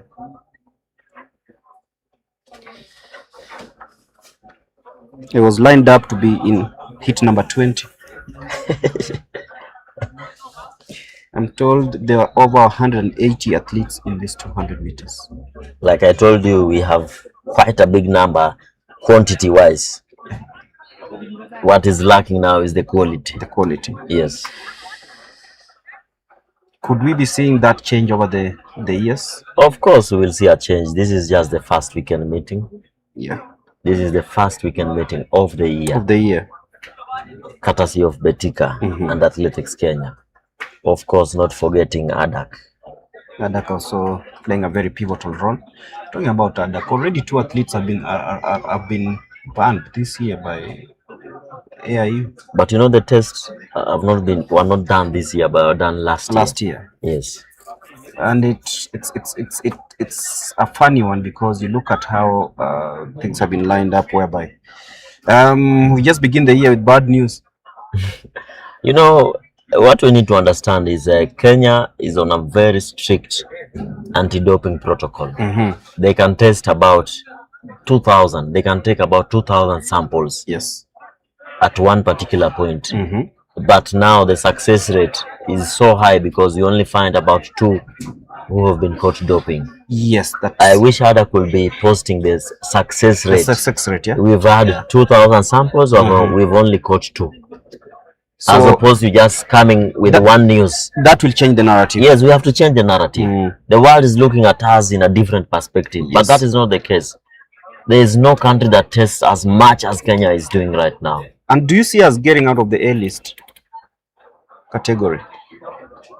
We will at some point, because we have to do a lot of, we'll have to put a lot of effort in just showing how much we've tested and how many we are getting.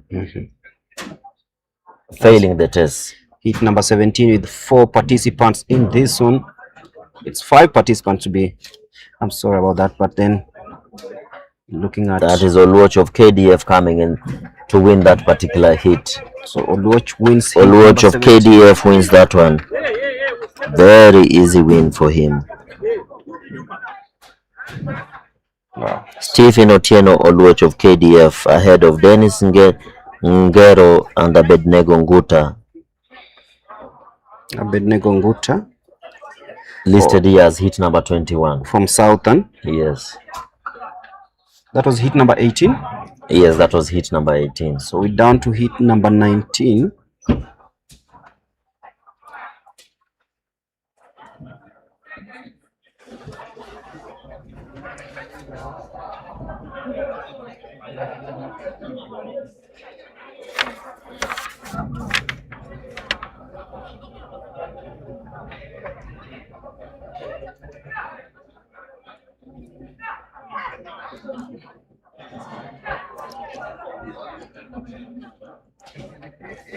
So waiting to see who wins it.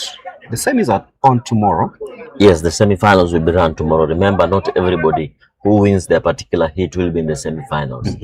It's about the time. The timings and the ranking. This is the first time you're having in trials for the indoors. Yes. Yeah.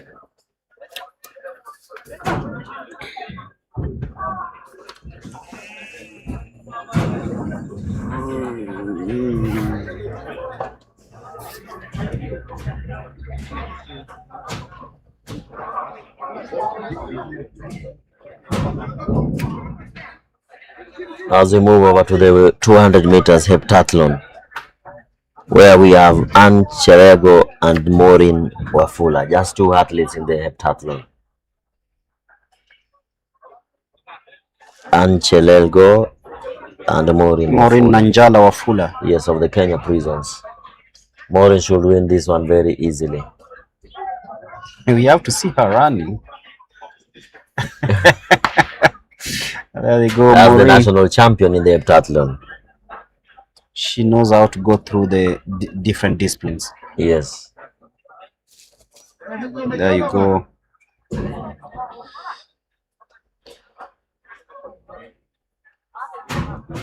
Maureen Wafula, as expected, steaming away, and she'll be winning this 200-meter race.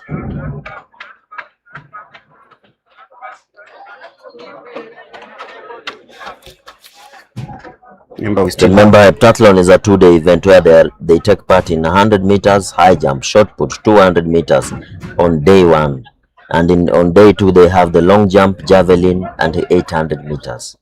Heptathlon 8 events. Day one, you take part in the 100 meters hurdles, high jump, shot put, and 200 meters. In day two, long jump, javelin, 800 meters. Coming up next, should be the 1,500 meters women semi-final. Okay. 3.5 laps on the track as we head towards the business end of matters here. For the men, we'll have 6 hits of the semi-final. Then we still have the steeplechase semi-final coming up.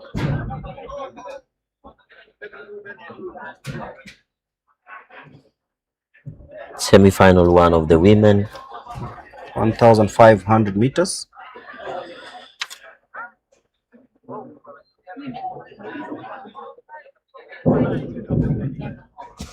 Becky Chepngeno, Viola Jeruto, Naomi Jelanga, Tabitha Jepkoech, Beatrice Jemay, Teresia Ndinda in this race. The 1,500 meters women's semi-final number 1 here at the THIKA Stadium. The temperature's getting friendlier as we get towards the business end of matters here.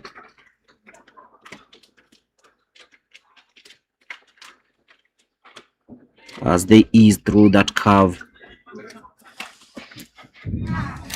Going to the third lap of this one.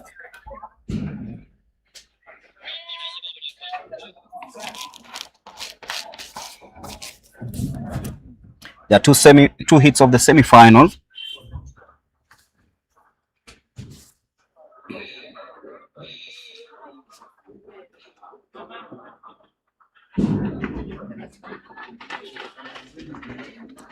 There you go. Yvonne Cherot Seronei with 3 laps to go, dictating the pace earlier on in this first hit of the semi-final in the 1,500 meters.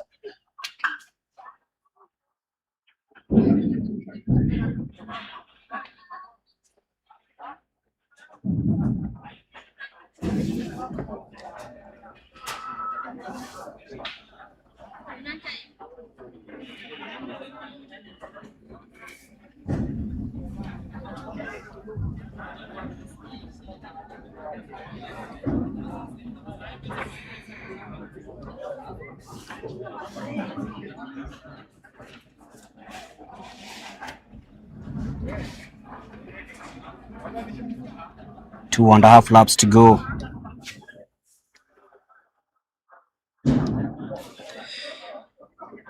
Josephine Sembeyo Mancha leading the way ahead of Betty Chepngeno. This is the 1,500 meters.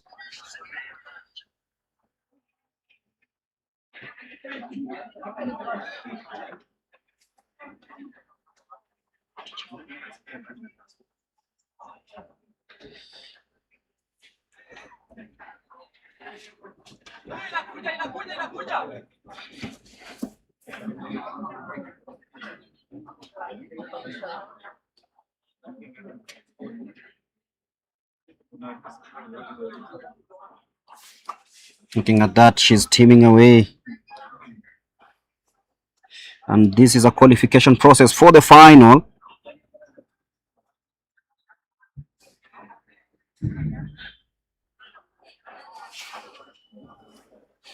And there she goes, opening that healthy lead as she hits the bar.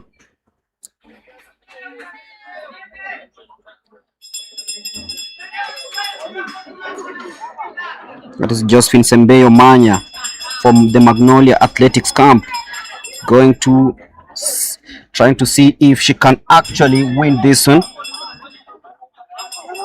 She positions herself well. She knew that she had everything to do, and she's not slowing down any soon, because this is how she's been controlling the race from the first minute. And on the bell, she is heading home, widening the gap and making sure that she is not panicking up to this moment. As she eases into the third and last bit of this, it's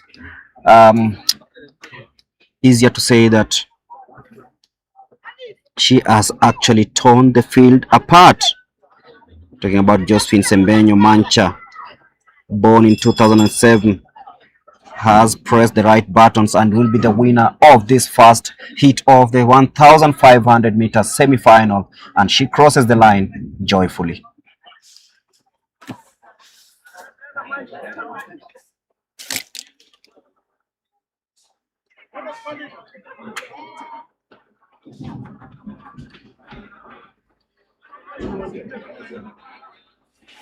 So if you're joining us, this is the first heat of the women 5,000 meters semi-final.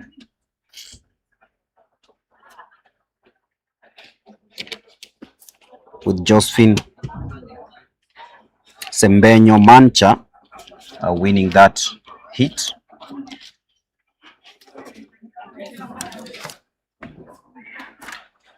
And now she goes to the final as we prepare for the second heat of this one that has 17 athletes, just like the first one.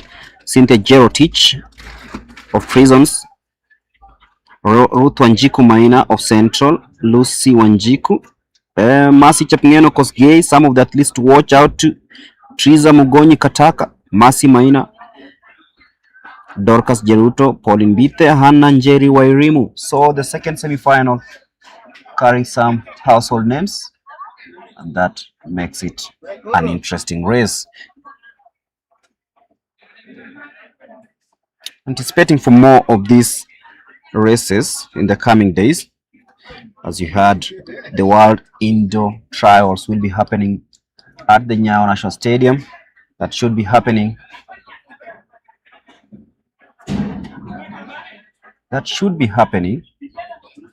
On the 31st of January.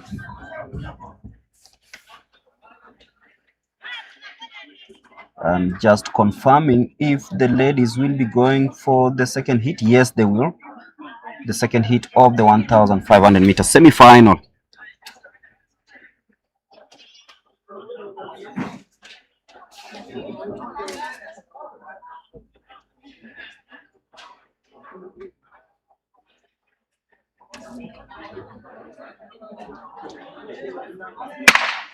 There you go. 3 3/4 laps of this race, and that's a clean start. And there's no rush early on, for this is a qualifying race, not a time trial, as they settle on the home straight.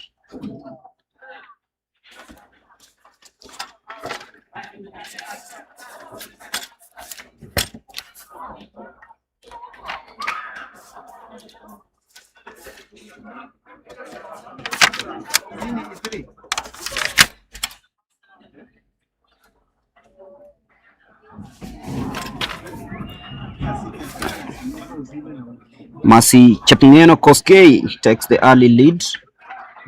3 laps to go in this one, as they now take that inside lane, and Mercy Chepngeno Koskei from the Lisap Athletic Camp dictating early paces here. Remember, this is a 3 3/4 lap.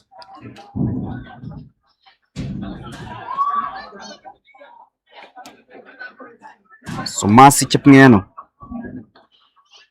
leading the way in this one.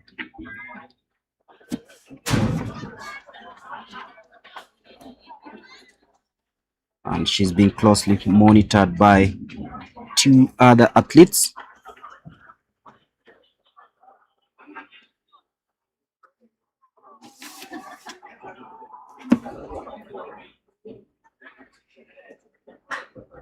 It's a push and shove. 2 laps to go. In third place is Pauline Bite.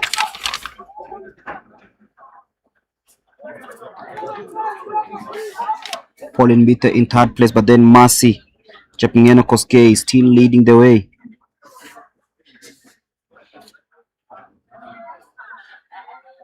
And they have just under 1.5 laps to go and see who qualifies for the 1500 meters final.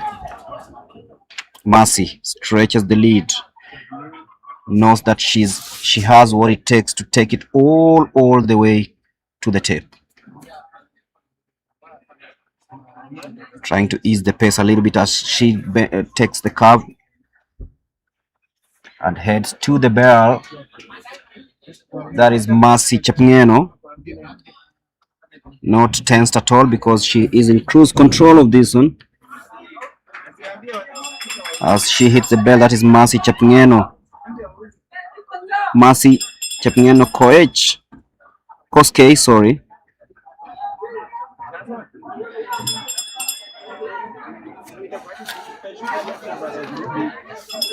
Leading all the way, and she did this from the first lap,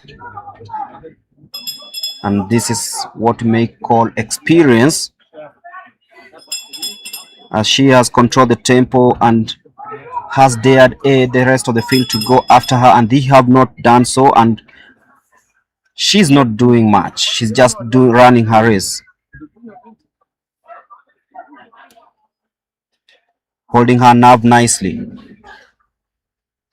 Mercy Chepngeno, she is not gonna sprint because she's way ahead of the race. It's about the positioning, and she did that automatically. Remember, the top 4 will be going to the final.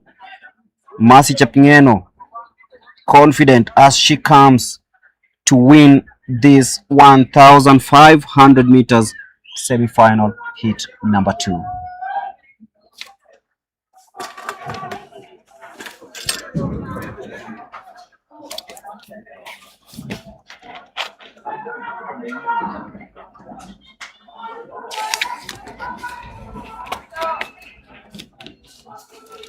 But this will have the men squaring out in 6 semi-final hits. Also be giving you that bit of action right here on Athletics Kenya TV, both on Facebook and YouTube.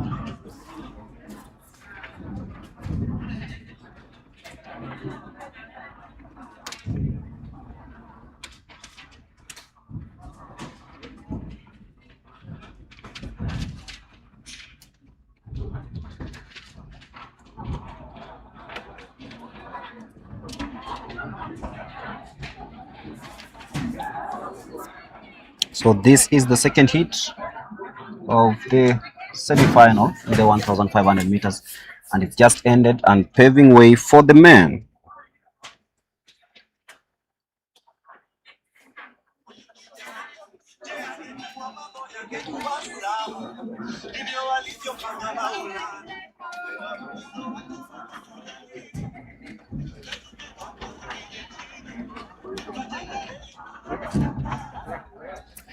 So it's time for the men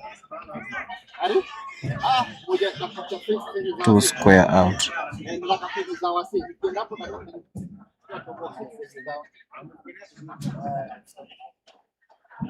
So we're getting ready for heat number 1 of the men's 1,500 meters semi-final.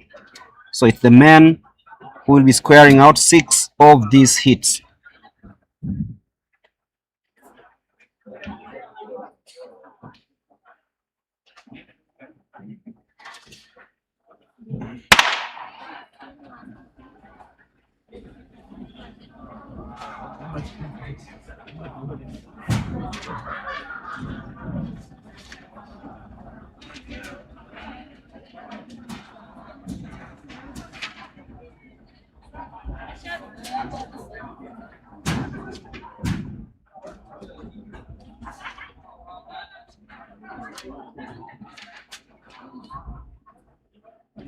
So there we go, under 3¼ laps in this one.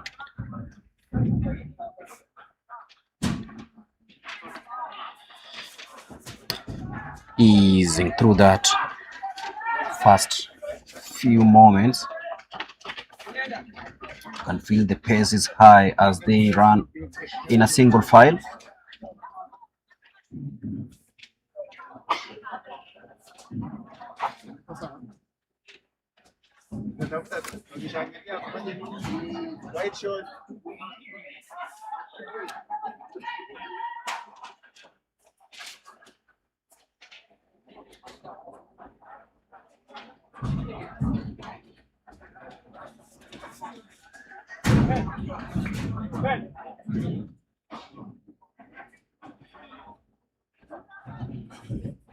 So there you go.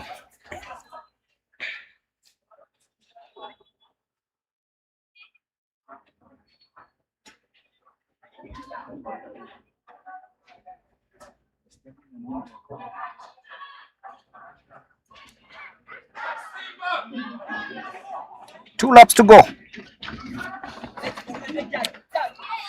4 in the leading pack.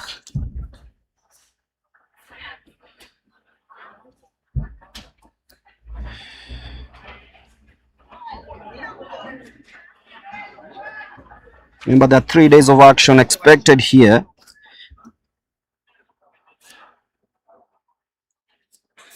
As the men square out in the first heat of the semi-final in this 1,500 meters.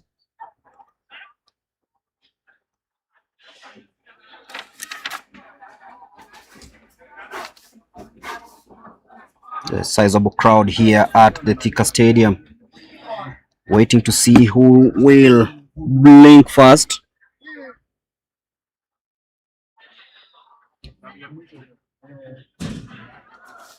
That is Felix Mutiani as they hit the bell.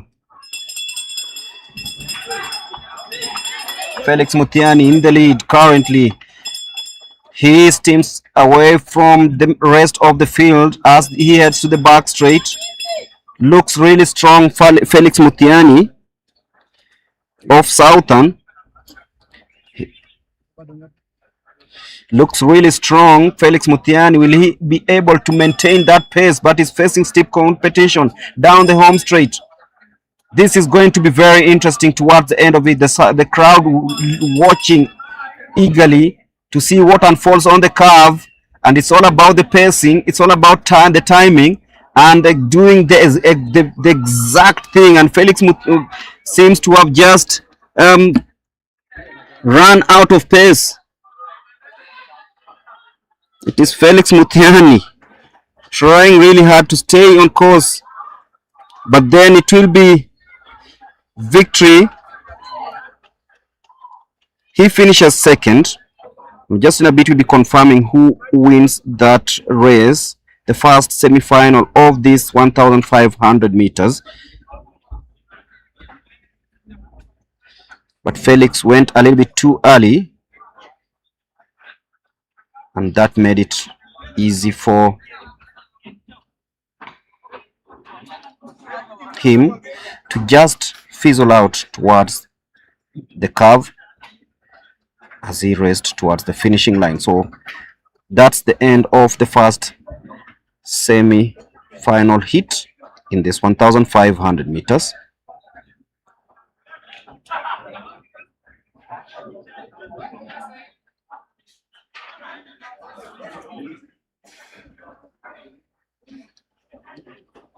So for 5 more hits to go.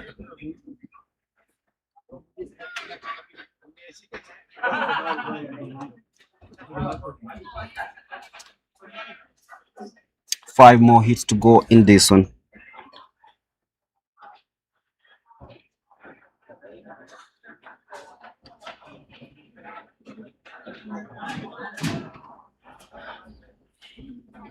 "20 athletes in this second heat of the 1,500 meters semi-final.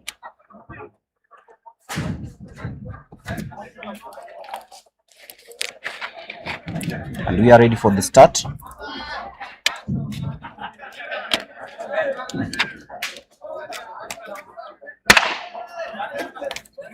Nicely we go. No hiccups. Everyone trying to find the best position in this one, the second heat of the semi-final in the 1,500 meters.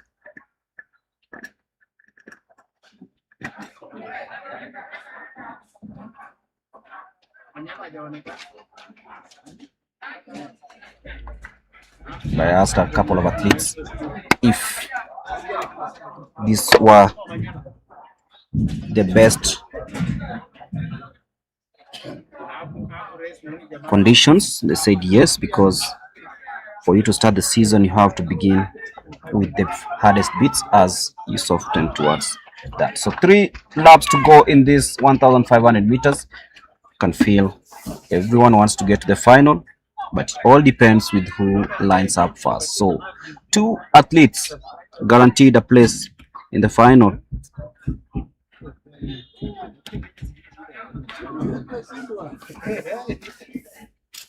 As we go straight away,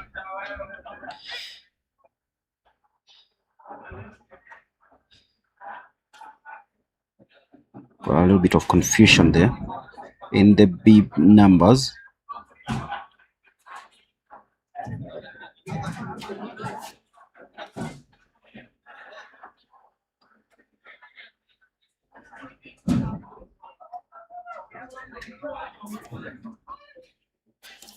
So 408 in the lead. Checks off his shoulder. 2 laps to go.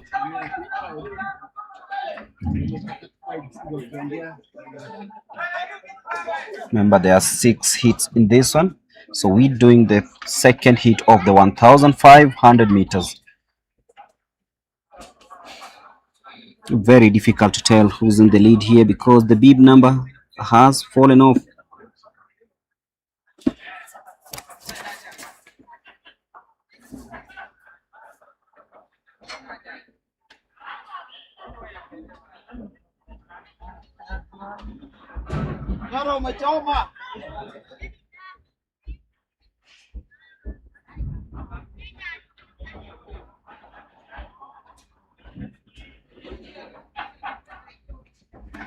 So just all the athletes just making sure that they are in the right positions as they check across the line to see who exactly is primed to take this second hit.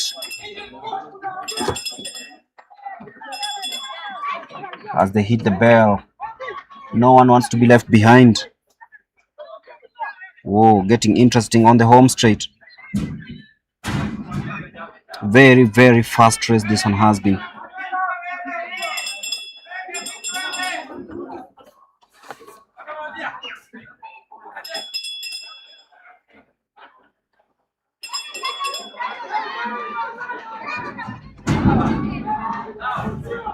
There goes the athletes who are actually participating in this one. Quite a good account they've given on this day.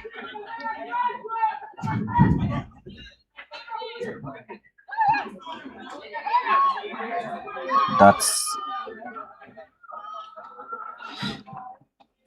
a wrap for the second hit of this 1,500 meters.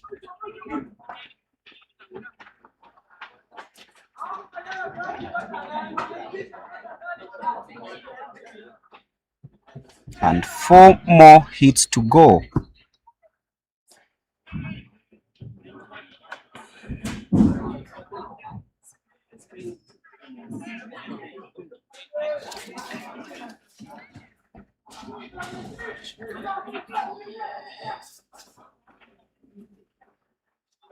So semi-final number 3 already being lined up. It's a little bit of confusion in the bib numbers, but we're trying so hard to ensure that we give you the best we can, as the third semi-final, the 3 3/4 lap race begins right now. Remember, this is just the first of the 3 days, and we are live from the THIKA Sub-County Stadium. It is just adjacent to the THIKA market.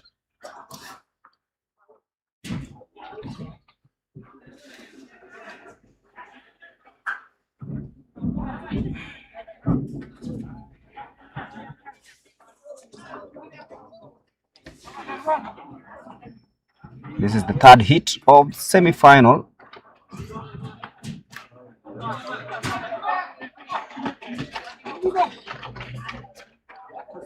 With 3 laps to go.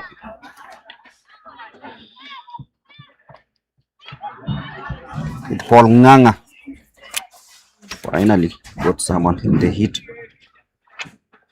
Paul Nganga leading the early proceedings here.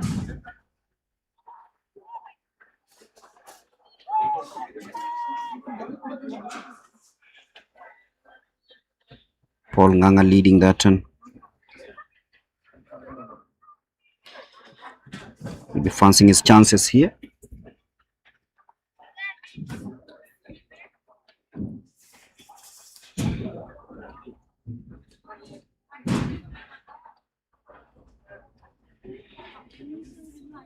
It's falling back a little bit.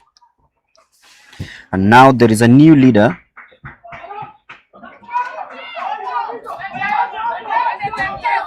Johnson Lenkes.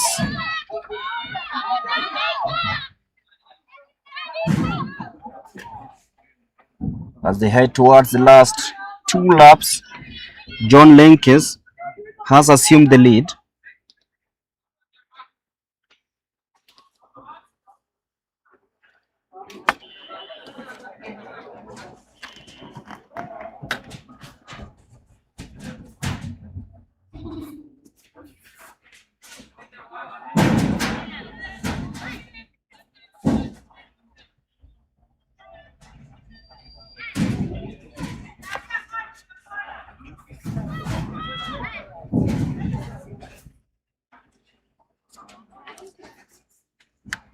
John Lenkes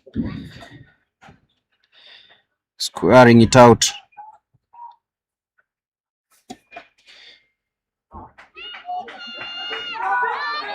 So it's Lenkes as they hit the bell, still leading the way.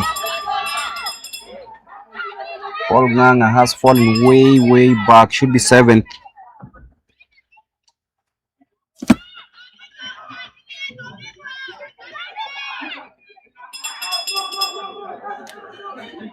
The crowd watching keenly on what's going to unfold. Remember, there are 3 more hits in this one. John Lenkes on the home straight. Still very close to call.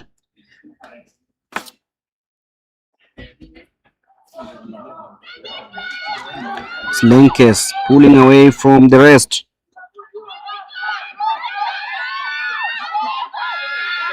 The crowd getting excited. It's John Lenkes,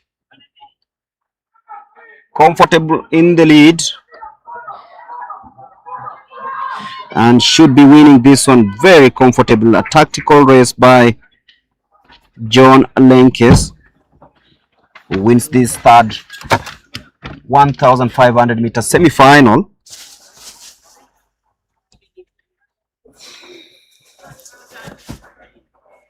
And just finished ahead of Michael Mutisia Mutinda.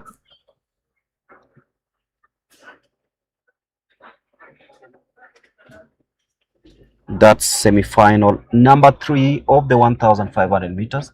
3 more to go. Greg, are we seeing quality or we are seeing quantity? In your commentary. Good races, to be honest, but so rusty. Might excuse them, we're just from the festive season. Yes. Yeah, so maybe we'll see improved performances on day 2, that is tomorrow, and the finals, of course, happening on Saturday. That's the fourth semi-final. The fourth semi-final. I can see Obadia there of Kenya Prisons just in the outer lanes of the races. As he likes to do. Yes, clean-shaved. Clean-shaved, running from the outside. Maybe likes positioning himself well. Remember the likes of Asbel Kiprop used to do that. Running from the outside or from behind, and then just try to catching up with the rest of the field in the latter stages. So they've done 250 meters into the first 300, and now heading. And in at the international level, at the elite level, we've always had somebody in the final of the 1500 meters. We saw what Reynold Chariot was able to do. Reynold, and there was Timothy also in the mix in the World Championship final. Yeah, but we didn't get that good.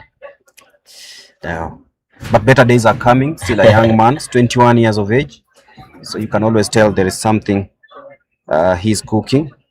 Bib number 053, Obadia Kipleting of Kenya Prisons, just running behind the leaders there. Obadia Kipleting, 053. Now moving up to 4th position.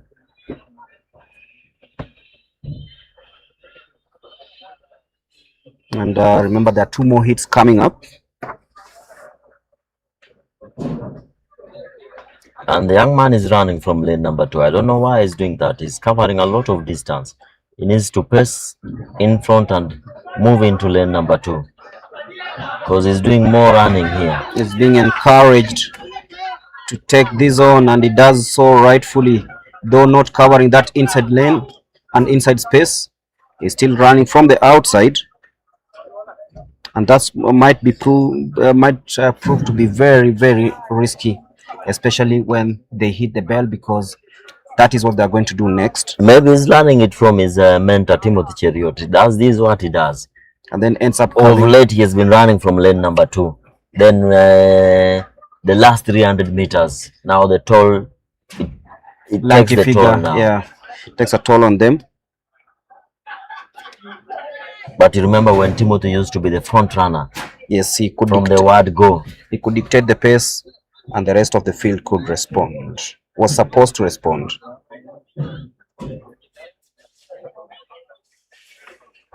So Obadia sizing up.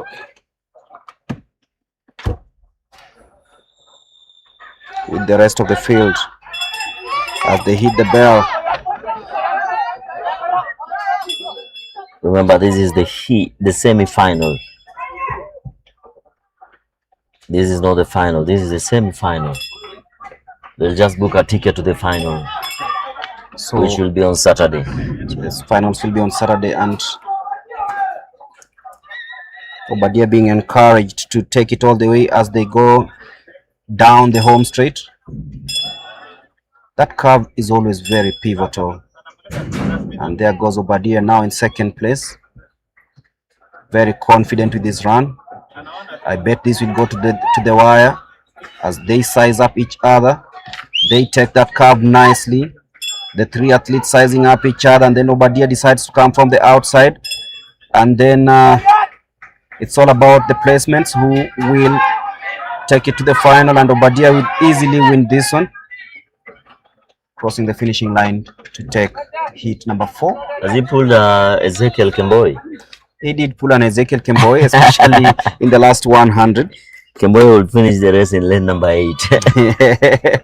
There's a time it cost him a medal. Yes, I remember. He was so confident that he realized that things were not going his way. But honestly, we need to reclaim our glory in the 3,000 meter steeplechase. It's not looking good. It's not looking good, and apart from Edmund, I don't see if we are able to match what the likes of Bakali are still offering. But the older Serem got injured early last year. That's Amos. Yes, Amos. In one of these AK meetings. Yes. And the federation really was stunned about the state of the field. Yeah. And it was one of the major points that they had to put up when they were cancelling the Kamumias meet. That will not allow the races to be held here because we have a senior athlete who got injured because of the state of the field.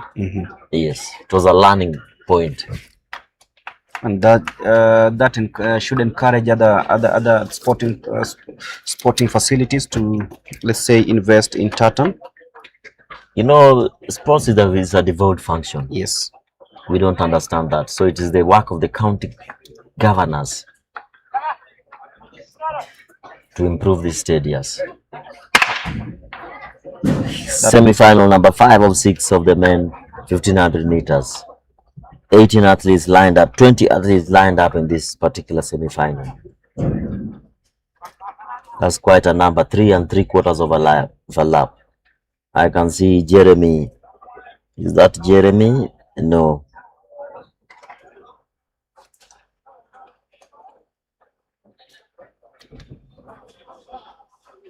We have Joseph Mbudia, John Mwendwa, Mutoni Karanja, George Mwangi, Brian Komen, Kisempe Emmanuel, Stephen Karige, Evans Kiplagat, Kipkirui Langata, Elfas Kipkimoy, Martin Gubi, Samuel Jenga, Justin Kipkoech, Benjamin Kiprop, Abel Langat, Lewis Jumba, Dida Wato, and Boniface Kipkorir. So 3 laps to go in this one, and nothing still separating the athletes. So close to each other that nobody has dared made a move.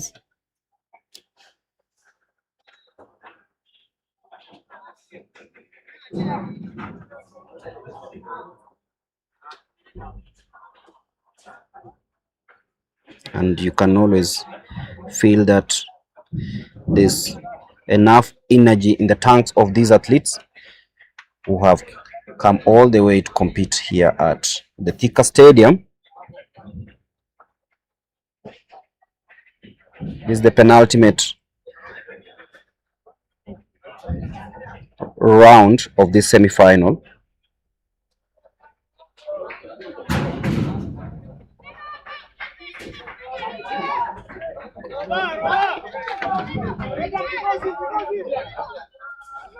Hopefully you have everything aligned for tomorrow in terms of bib numbers and lane discipline.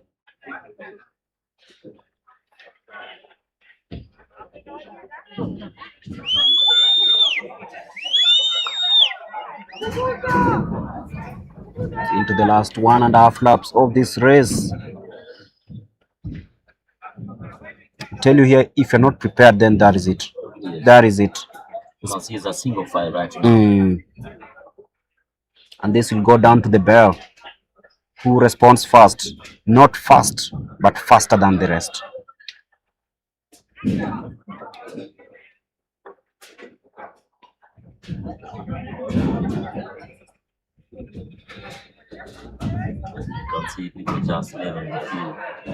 Could this be the last event of the day? As they hit the bell.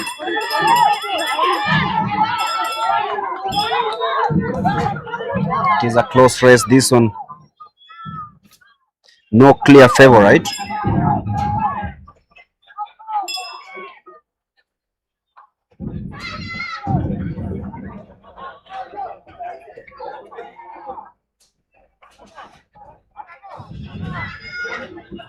No clear favorites in this one as they head towards the last bend.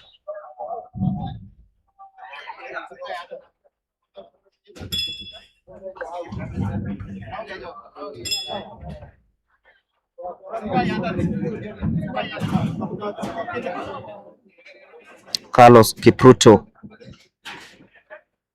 was leading.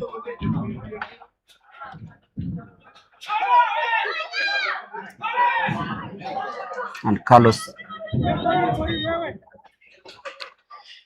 Kipruto should be winning that one. So that signals the end of this 1,500 meters.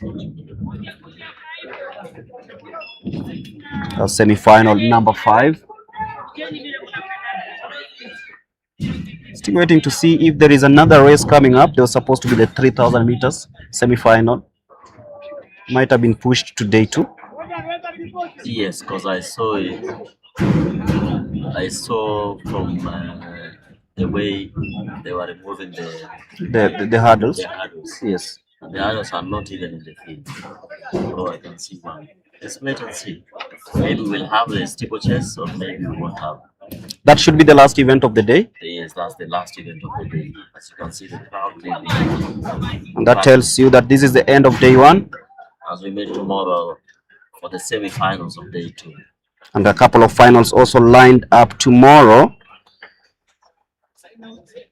And we'll be seeing you tomorrow for day 2 of the second Athletics Kenya track and field event happening here. It's been a pleasure. It's been a joy to have you on this day. Of course, the first track and field event of 2026. We'll be here covering every bit of it, and of course bringing you all the best and the bits of action. From me and Hillary, it's bye-bye from the THIKA Stadium, the magnificent THIKA Stadium. See you tomorrow and have a good evening. Thank you very much.